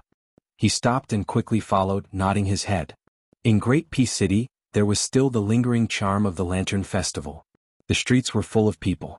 In the palace, after the head eunuch Han Xingxian suddenly died in the royal palace, Song Tonglu of the Great Martin Temple took over as the head eunuch of the Great Martin Temple. He was so young that it was frightening. In the first year of the auspicious talisman, the Great Martin Temple Song Tonglu of the Great Martin Temple had all come from him. It was watertight. Originally, he had very good relations with the people of the 12 directorates. After he resigned from the Internal Officials Directorate, he focused on handling the duties of the head eunuch of the Ceremony Directorate. He gradually distanced himself from many of the old eunuchs who had worked their way up to the title of Mink Temple. As a result, Song Tonglu didn't even go to the master who had given him his name. Since he had entered the palace and become a eunuch, he had to respect his master far more than his father. This was an unshakable rule. The reputation that Song Tonglu had worked so hard to build was like water in a copper hourglass. Drip, drip, drip, drip, drip, there would be a day when it would run out. However, Song Tonglu, who seemed extremely intelligent, did not care. Today he carefully followed the father and son to the tall building. The Imperial Observatory was a place where prophecies would be passed down every few years. These prophecies were all solemnly written on gold talisman paper and placed in an ancient yellow box that had been passed down by the Zhao family for 100 years. In the end, it was given to the emperor after he had bathed and changed his clothes. After he finished reading it, the emperor had to personally burn it to ashes. Chapter 978. After Song Tonglu became the head eunuch, 2 hours ago was the first time in his life that he brought back a clay box from the imperial astronomer. After that, the emperor rushed to the imperial astronomer expressionlessly. However, Song Tonglu, who had been serving the emperor for many years, knew that ever since he saw the emperor, he had never clearly sensed that the emperor was so happy. When they went to the tall building this time, the emperor called for His Highness the Crown Prince. Outside the building there was a group of people of varying heights, old and young. After the death of the old eunuch, the one who took over the imperial astronomer was not the prestigious Lord Chehu, but a young child. In the past, the old eunuch had nicknamed him Little Bookshelf. Everyone inside and outside the imperial astronomer had followed suit and called him Little Bookshelf, forgetting the child's original name. Other than the eunuch, who was supposed to be at the age of a private school, and the highly respected Chehu Song Yujing, there was also a new nobleman in the capital, the Prince of Qingqing Wu Lingsu, who wore a purple Taoist robe. Now this prince with a different surname, other than Su Xiao, was the Taoist leader of the northern Taoist sections. Like Zhao Danping, he was also a Taoist minister. No one dared to laugh at him for being a prince with a different surname. Especially when Li Yang carried out a large-scale extermination of Buddhism, the northern Buddhist sects experienced a catastrophe. Wu Lingsu did not disappoint the emperor. He personally went to the two Zen temples and pasted the talisman that sealed off the mountain on the main gate. The survival of the tens of thousands of temples in the north was in Wu Lingsu's hands. Even though the two Taoist masters of Mount Longhu had ascended, Wu Lingsu was still aggressive in dealing with the Guangling Taoist and Buddhist temples that bordered the north and south. Mount Longhu could only retreat step by step. Under the gaze of everyone in the world, the nobleman of the Taoist master residence, who shared the same surname as the emperor, was extremely dejected. However, when he saw the emperor and His Highness the Crown Prince, he still respectfully knelt down. The other members of the imperial astronomer originally followed the usual practice of standing and bowing with their hands clasped in front. However, when they saw the emperor and His Highness the Crown Prince, they could only kneel down and kowtow to the emperor. Only the little supervisor did not bend his knees. The emperor of the Zhao family was not angry. Instead, he was very happy. Crown Prince Zhao Zhuan even quickly walked up and pinched the child's cheeks. The supervisor, who was nicknamed the Little Bookcase, was somewhat annoyed. Seeing this, the emperor laughed heartily. After retracting his smile, he entered the building first. When they arrived at the heaven-connecting platform on the top floor, Crown Prince Zhao Zhuan strolled around in front of the bookcase that required a ladder to reach the books above. Wu Lingsu and Song Yujing carefully accompanied him. However, His Highness the Crown Prince was famous in Great Peace City for being easygoing and good-natured, so Wu Lingsu and Song Yujing were not too reserved. When the Crown Prince joked that he liked daughters more, he asked Wu Lingsu, who had once used her bedroom techniques to flatter the officials in the capital, if there was a way for the first child to be a daughter instead of a son. This left the Prince of Qingqing tongue-tied. He didn't know how to answer. The old-fashioned Song Yujing smiled knowingly. She thought that His Highness the Crown Prince truly had the heart of a child. It was not easy to have such an heir. Outside the building, there was a star-picking path made of 81 pieces of white marble. It abruptly extended 60 feet from the building. The emperor of the Zhao family and the little supervisor were walking in front of each other on the spotlessly white beam of heaven and earth. The spirited child seemed to have no fear of this middle-aged man sitting in the dragon chair. The emperor did not mind this small matter at all. There were too many people in the world who were willing to be his cows, horses, or dogs. Having one or two people who were not afraid of him and did not pose any threat to him was not a bad thing but a good thing. There were people in the world who were not afraid of him at all. The nearby ones were the little bookcase. As for the distant ones, not to mention the Beimang barbarians, the Liang court, and the common people, they could be counted with one hand. Among the numbers, there was only one person who could make him afraid. And this guy was about to die. How could he not want to laugh? He held his belly and laughed. The emperor of the Zhao family pointed to the northwest of the dynasty and then withdrew his clenched fist. He bent over and held his belly, but he suppressed his laughter and looked straight at the roof of a hall. There, 3 people had once drunk wine and talked about heroes. Together, they had created the great hegemony of the Liang dynasty. In the end, they all died. It was good that they died.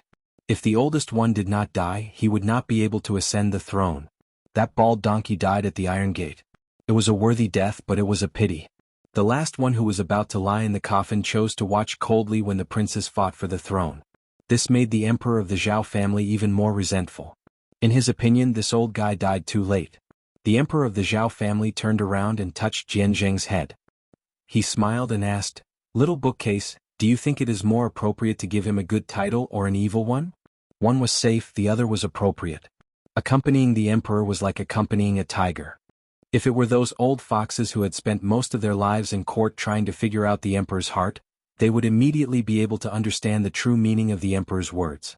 However, the little bookcase said, Grandpa Jianzheng said before his death that once the new calendar of the imperial astronomer came out, we robbed the white-robed monk of the 2 Zen temple's almanac. Whether the king of Beiliang is given an evil title or an evil one is no longer relevant to the big picture.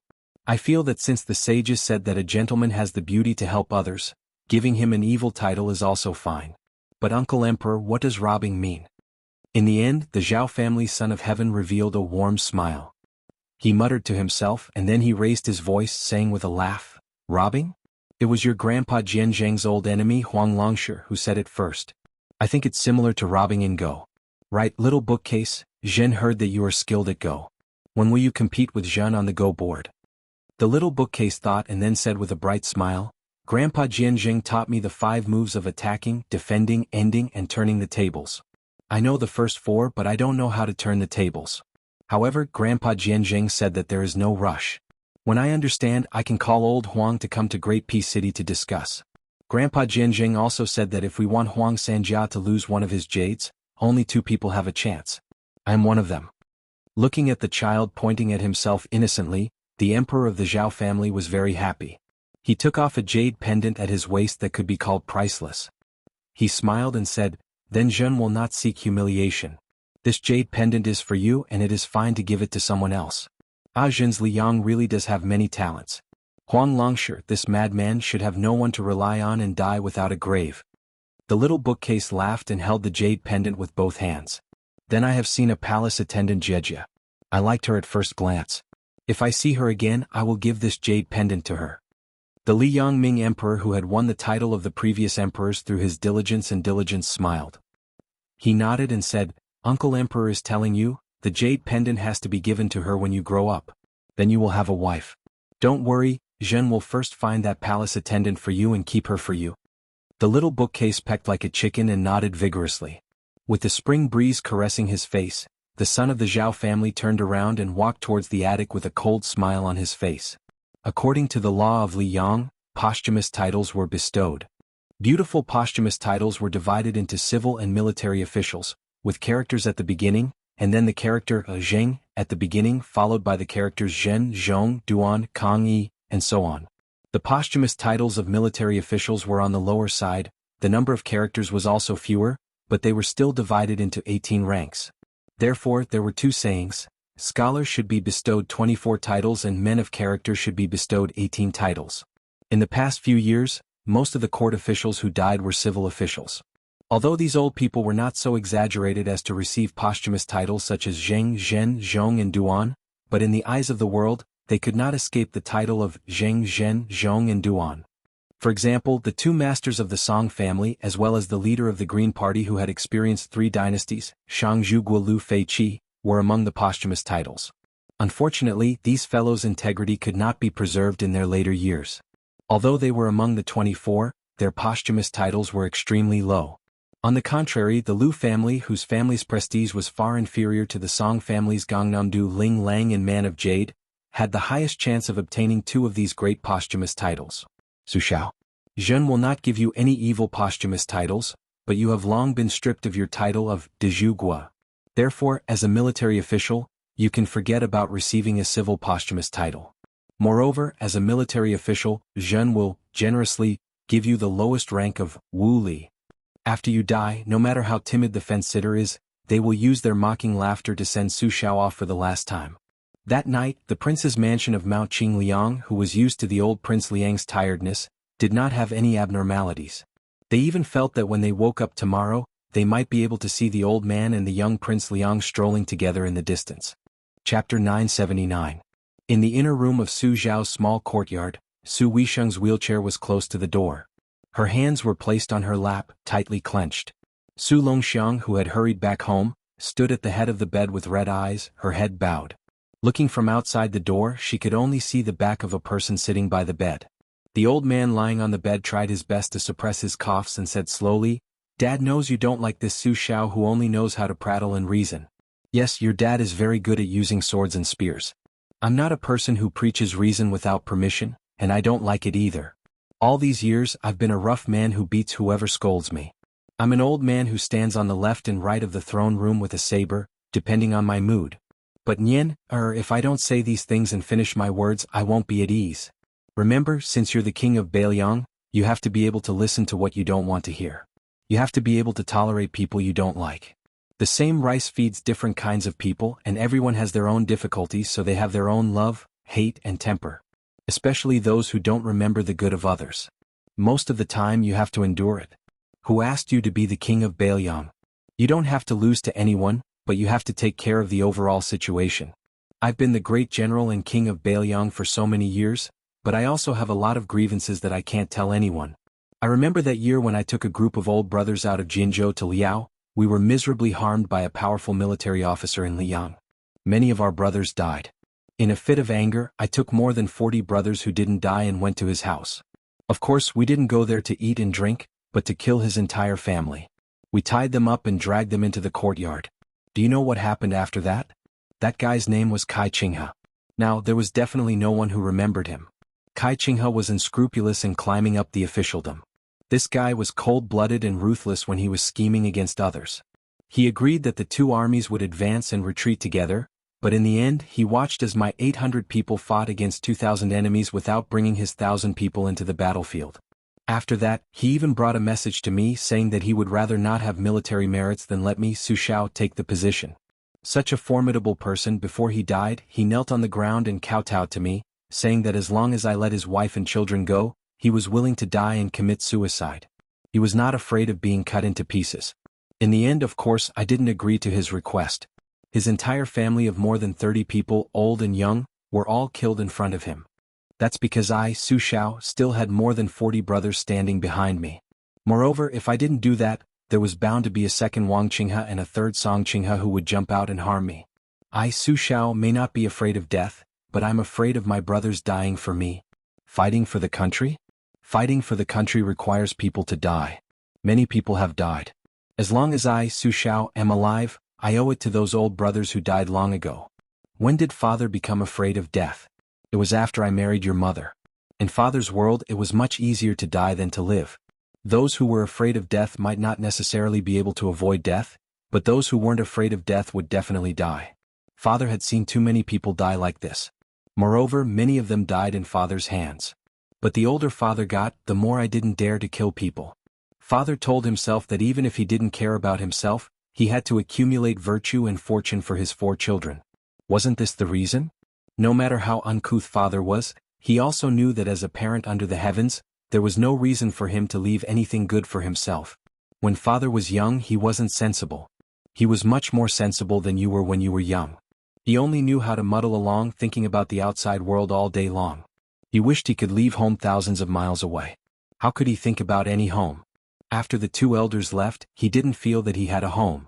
When he left Liao, he told himself that even if he were to die, he would die in glory outside. He would rather die than return to that small place. Later he met your mother. After tricking your mother into the family, he felt that wherever she was, that was where my home was.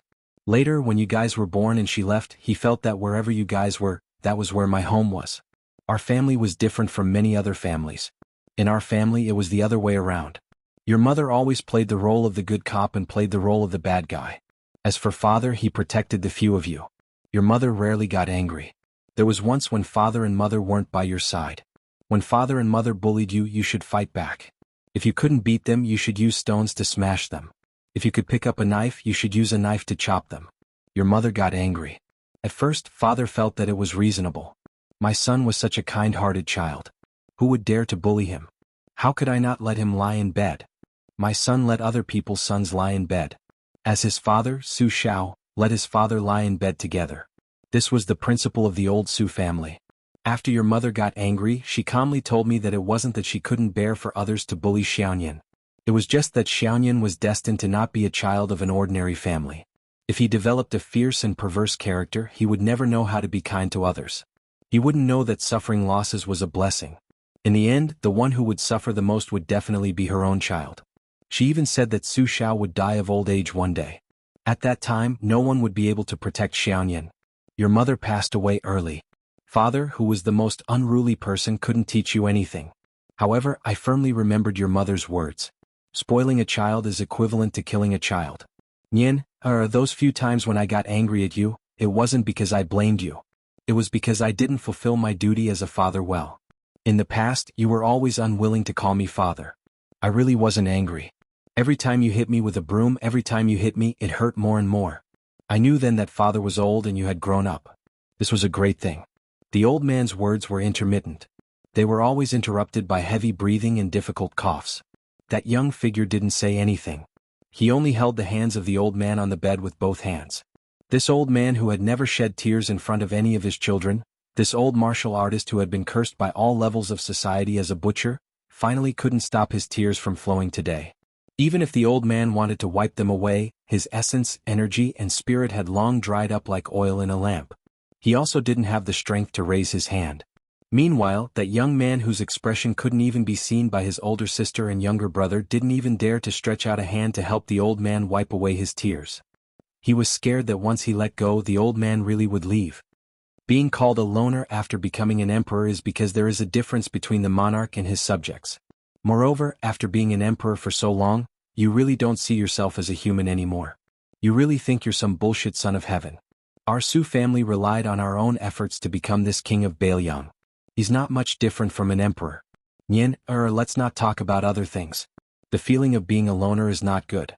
Father has tasted it before, so I don't want you to walk down this old path even more. That's why back then, when I let Yan Jieshi's family go and let them go to the capital to become relatives of the imperial family, Father has never regretted it. Su Shao even dared to curse the old grand secretary until he was half angered to death, so how could he place a pedantic scholar in his eyes? Father just doesn't want you and Yan Qiji brothers to become enemies. Even if you two are destined not to be brothers, it's good enough to let you two have some good memories. Father's happiest moments these past few years, one was returning home from the border, seeing all of you well, the other was occasionally dreaming of your mother. Ever since your mother agreed to marry me, I, Su Shao, have always owed her. The only thing Father complains about her is that she left early. Between husband and wife, the one who leaves later is the one who suffers the most. This suffering isn't about working hard for the family business, it's all what we men should do. It's just that many times when something good happens, there's no one by my side to say a few words. Either that, I miss her very much but I can't see her, right? The world is very big, Father has traveled to many places and met many people, but in Father's eyes, there has always been only one woman, your mother. At the door, Su Weisheng covered his mouth with a fist, still sobbing uncontrollably. The loquat tree in the courtyard was personally planted by your mother after she came here. In the future, when there are loquats and you miss father and mother, remember to pluck some and put them on the grave. Father will leave your second sister in Huang Manor in your care, as well as our Su family. Our Su family's 300,000 armored cavalry in the future, you'll have to carry them alone. You'll be very tired, don't blame Father for letting you take on this burden. The young figure nodded. Huang Manor raised his arm to cover his face, sobbing softly. When the old man said the last words of his life, Su Weisheng threw himself out of the wheelchair, wailing loudly. The young figure raised his head. With his back to the siblings, he only opened his mouth wide, crying silently for fear of disturbing the old man who had his eyes closed. In the end, the old man said, "Father, sleep for a while." Chapter 980. During the rainy season of the first year of Jianghu, Bailiang Palace removed all of its large red lanterns. The festive red couplets were also replaced with white couplets in the wee hours of the morning. Coincidentally, there was a slanting wind and a drizzle. The trees wanted to be quiet, but the wind and rain did not stop. The children wanted to be nurtured, but the parents were no longer there. The raindrops struck the roof tiles of the tens of thousands of clumped-together tiles. From far to near, gently and heavily, they wrapped around fine streams of water that trickled down the roof troughs and eaves. It was like a wine cup hanging from a wine cup, a dense web of knocking and gliding notes.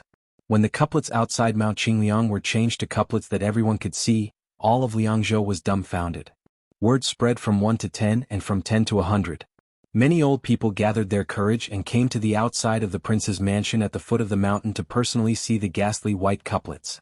Then 2 hours later, not a single firecracker or drum could be heard in the city. The main road of Liangzhou led directly to Bailiang Palace. The streets were covered in white mourning. Afterwards, Liangzhou's provincial governor, Hu Kuei, dressed in mourning robes made from the coarsest linen, led all of the Liangzhou government officials to the Yi Gate. Hu Kuei did not step onto the steps. Instead, he stood at the bottom of the stone steps and faced the tens of thousands of Liangzhou commoners on the main road. After a moment of silence, he turned around and shouted with all his might, "Bow!" The wind and rain were dark. A large swath of people knelt on the streets in a vast expanse of whiteness. 1 bow, 3 kowtows. The sound of the 3 kowtows was as heavy as spring thunder. Bow again. Bow 3 times. 1 bow, 3 kowtows, 3 bows, 9 kowtows. Great Peace City, Jingzhe. The officials of the capital all considered the morning court to be hard work. Many old foxes of the officialdom had long since developed the ability to enter the Forbidden Palace on time. However, 80 to 90% of the officials had gathered early outside the palace gates. A strange celebratory atmosphere appeared on the Imperial Road. No one went to break that layer of window paper. Although everyone in Great Peace City already knew that the old man from Bailiang was finally dead, countless people were clapping and cheering. They formed cliques and groups. For this reason they floated white after white and were dead drunk. They had to be carried home. According to the laws of the Liang dynasty, The death of a vassal king must be reported by the crown prince to the imperial court and the court of imperial clan within the capital. Lame Su was a king with a different surname, so the court of imperial clan did not mind. Logically speaking, the crown prince should also rush to inform the crown prince. However, the Ministry of Rights in Great Peace City could not wait. The crown prince was magnanimous enough to not fuss over this matter. He only set up a rule that in this morning's imperial court, the crown prince would first present a memorial to the crown prince of northern Liang. For this reason, the Ministry of Rights was in chaos. First, the Minister of Rights, Lu Daolin, who was related to Butcher by marriage, said that he was sick and did not care about the affairs of the Ministry of Rights. Without a leader, the two third-rank left and right assistant ministers of the Ministry of Rights had different opinions and could not work together, so they pushed the responsibility to each other. As for Jiang Yongla, who was in charge of the Ministry of Rights, compared to the two cunning assistant ministers of the Ministry of Rights, Jiang Yongla was originally one rank lower. He was also in charge of the memorial to the Crown Prince of Rights. Actually, in the past, when he bestowed posthumous titles, there were traces that could be followed. The Crown Prince's thoughts were not too deep. The Song family's young teachers, Wen Huai, and Lu Feiqi's Wen Gong were both written by him. The two were at the back of the Liang dynasty's posthumous titles. Jiang Yongla took one of the four meanings of the word Huai, which corresponded to the meritorious deeds of the Song family's young teacher. The head of the Green Party, Lu Feiqi, took the meaning of consecration. However, when it came to the king of Bailiang, Su Xiao, to attempt to make a conclusion about this human butcher, how much courage did he, Jiang Yongla, have? How many heads could he chop off? Even if he was lucky enough to guess the emperor's thoughts, as long as it did not conform to the opinions of the world, or did not conform to the tastes of the court officials, or even cause the martial artists of Bailiang to hold a grudge against him, he, a mere department for purging officials, could casually make things difficult for someone, and he would have no chance in his official career in this lifetime. Jiang Yongla almost wanted to give this fellow a punch, but in the end he did not have the courage to do so. Pan Chunjian was a true martial artist of the battlefield. If they really fought, even 10 Jiang Yonglas would have to lie down. Jiang Yongla was sullen all day as if his wife had died. In the past 3 days he had lost countless strands of hair. In particular, Jingzhe had spent the last few hours sitting by the light of a lamp before morning court. He had practically flipped through the posthumous solution book, yet he was still unable to write. He truly had the heart to die. Before dawn, Jiang Yongla slapped away the teacup and the posthumous solution book, sending them crashing to the ground. This department for purging officials abruptly stood up, almost crazed. His fingers trembled as he pointed at the foggy and pitch-black scenery outside the window. He angrily cursed, "Old man Su, even if you die, you still won't let this Jiang live in peace?" The maid waiting outside the door was trembling with fear. She summoned her courage and knocked on the door, but was angrily shouted at by the department for purging officials from inside the room. The maid no longer dared to push open the door and disturb the master's important matter. Jiang Yongla sighed, crouched down, and picked up the posthumous solution book. The book had been soaked in tea. Jiang Yongla raised his sleeve to wipe away the tea stains, then carefully tore open the pages that were stuck together and placed them back on the desk. With disheveled hair, Jiang Yongla stretched out his 5 fingers to stroke his silver-white hair. With a silly chuckle, he sat upright and still and began to write at a great speed. He separated the civil and military titles, totaling 42 beautiful titles and 15 evil titles, and casually wrote them on a piece of lanting familiar proclamation. When he put down the brush, he was already extraordinarily tired. The department for purging officials was gasping for breath. He turned his head and ordered the maid outside to bring in a copper coin.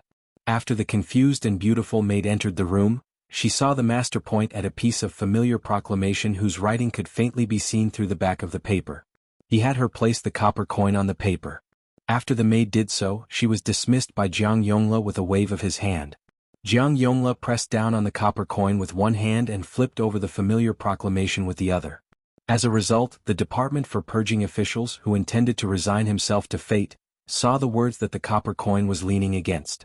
A posthumous solution, meritorious service to the country, slaughtering the innocent. Jiang Yongla hesitated for a moment, then muttered to himself, "This is the will of heaven." The eastern sky started to turn white. In the main hall there were many talents and officials. Most of them were wearing the purple court robes that only third-rank officials could wear. Some of the elders who were conferred the title of Duke and Marquis even had official patches embroidered with pythons. The assistant ministers and officials who wore the red robes were mostly at the back. Now that they had been conferred the title of king and vassal, there was only one crown prince, Zhao Zhuan, left in the main hall. He stood alone in front of the officials to his left and right, closest to the 9 steps. The emperor of the Zhao family sat on the dragon throne. 2 giant incense burners were surrounded by immortal qi. He sat in the north and looked towards the south. When the weather was good, he could even see the imperial road far away. The emperor looked away. Almost no one in the main hall dared to raise their heads. Only Grand Secretary Zhang Julu, 2 or 3 officials of the 6 departments, and a few generals dared to look at him. Only Tantanan Huanwen raised his head and stared. The emperor didn't know what the old man was looking at. He looked around. The Minister of Rights, Lu Daolin, didn't come to court. The new Minister of War, Qin Zhibao, had his eyes closed. Gu Jiantang guarded the border all year round, and all the military officials in the main hall looked up to him. It was said that Qin Zhibao had received old Minister Gu's instructions. At the beginning, he was well behaved and many of the military affairs were handled according to the new Minister of War's wishes. Actually, Qin Zhibao didn't get involved and was rather lazy. He spent his days in the Gu hut reading. Later, Gu Lu probably felt that this little person was at his wits' end and started to provoke him. In the end, the treasurer of the Ministry of War, Huang Yi, was stripped of his official robes and thrown out of the Gu hut.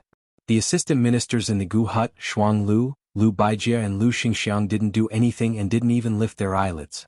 Huang Yi, who had a wide network of connections, went everywhere to persuade them. After this, the censorate started to impeach Minister Qin. In the end, the emperor casually revoked manager Huang Yi's official 4th-rank title. Under the emperor's feet, Huang Yi didn't dare to be angry or say anything. He ran to the border to relax. However, the pillar of country, Gu Jiantang, didn't even want to see him. Huang Yi was still a bachelor and became a joke in the capital.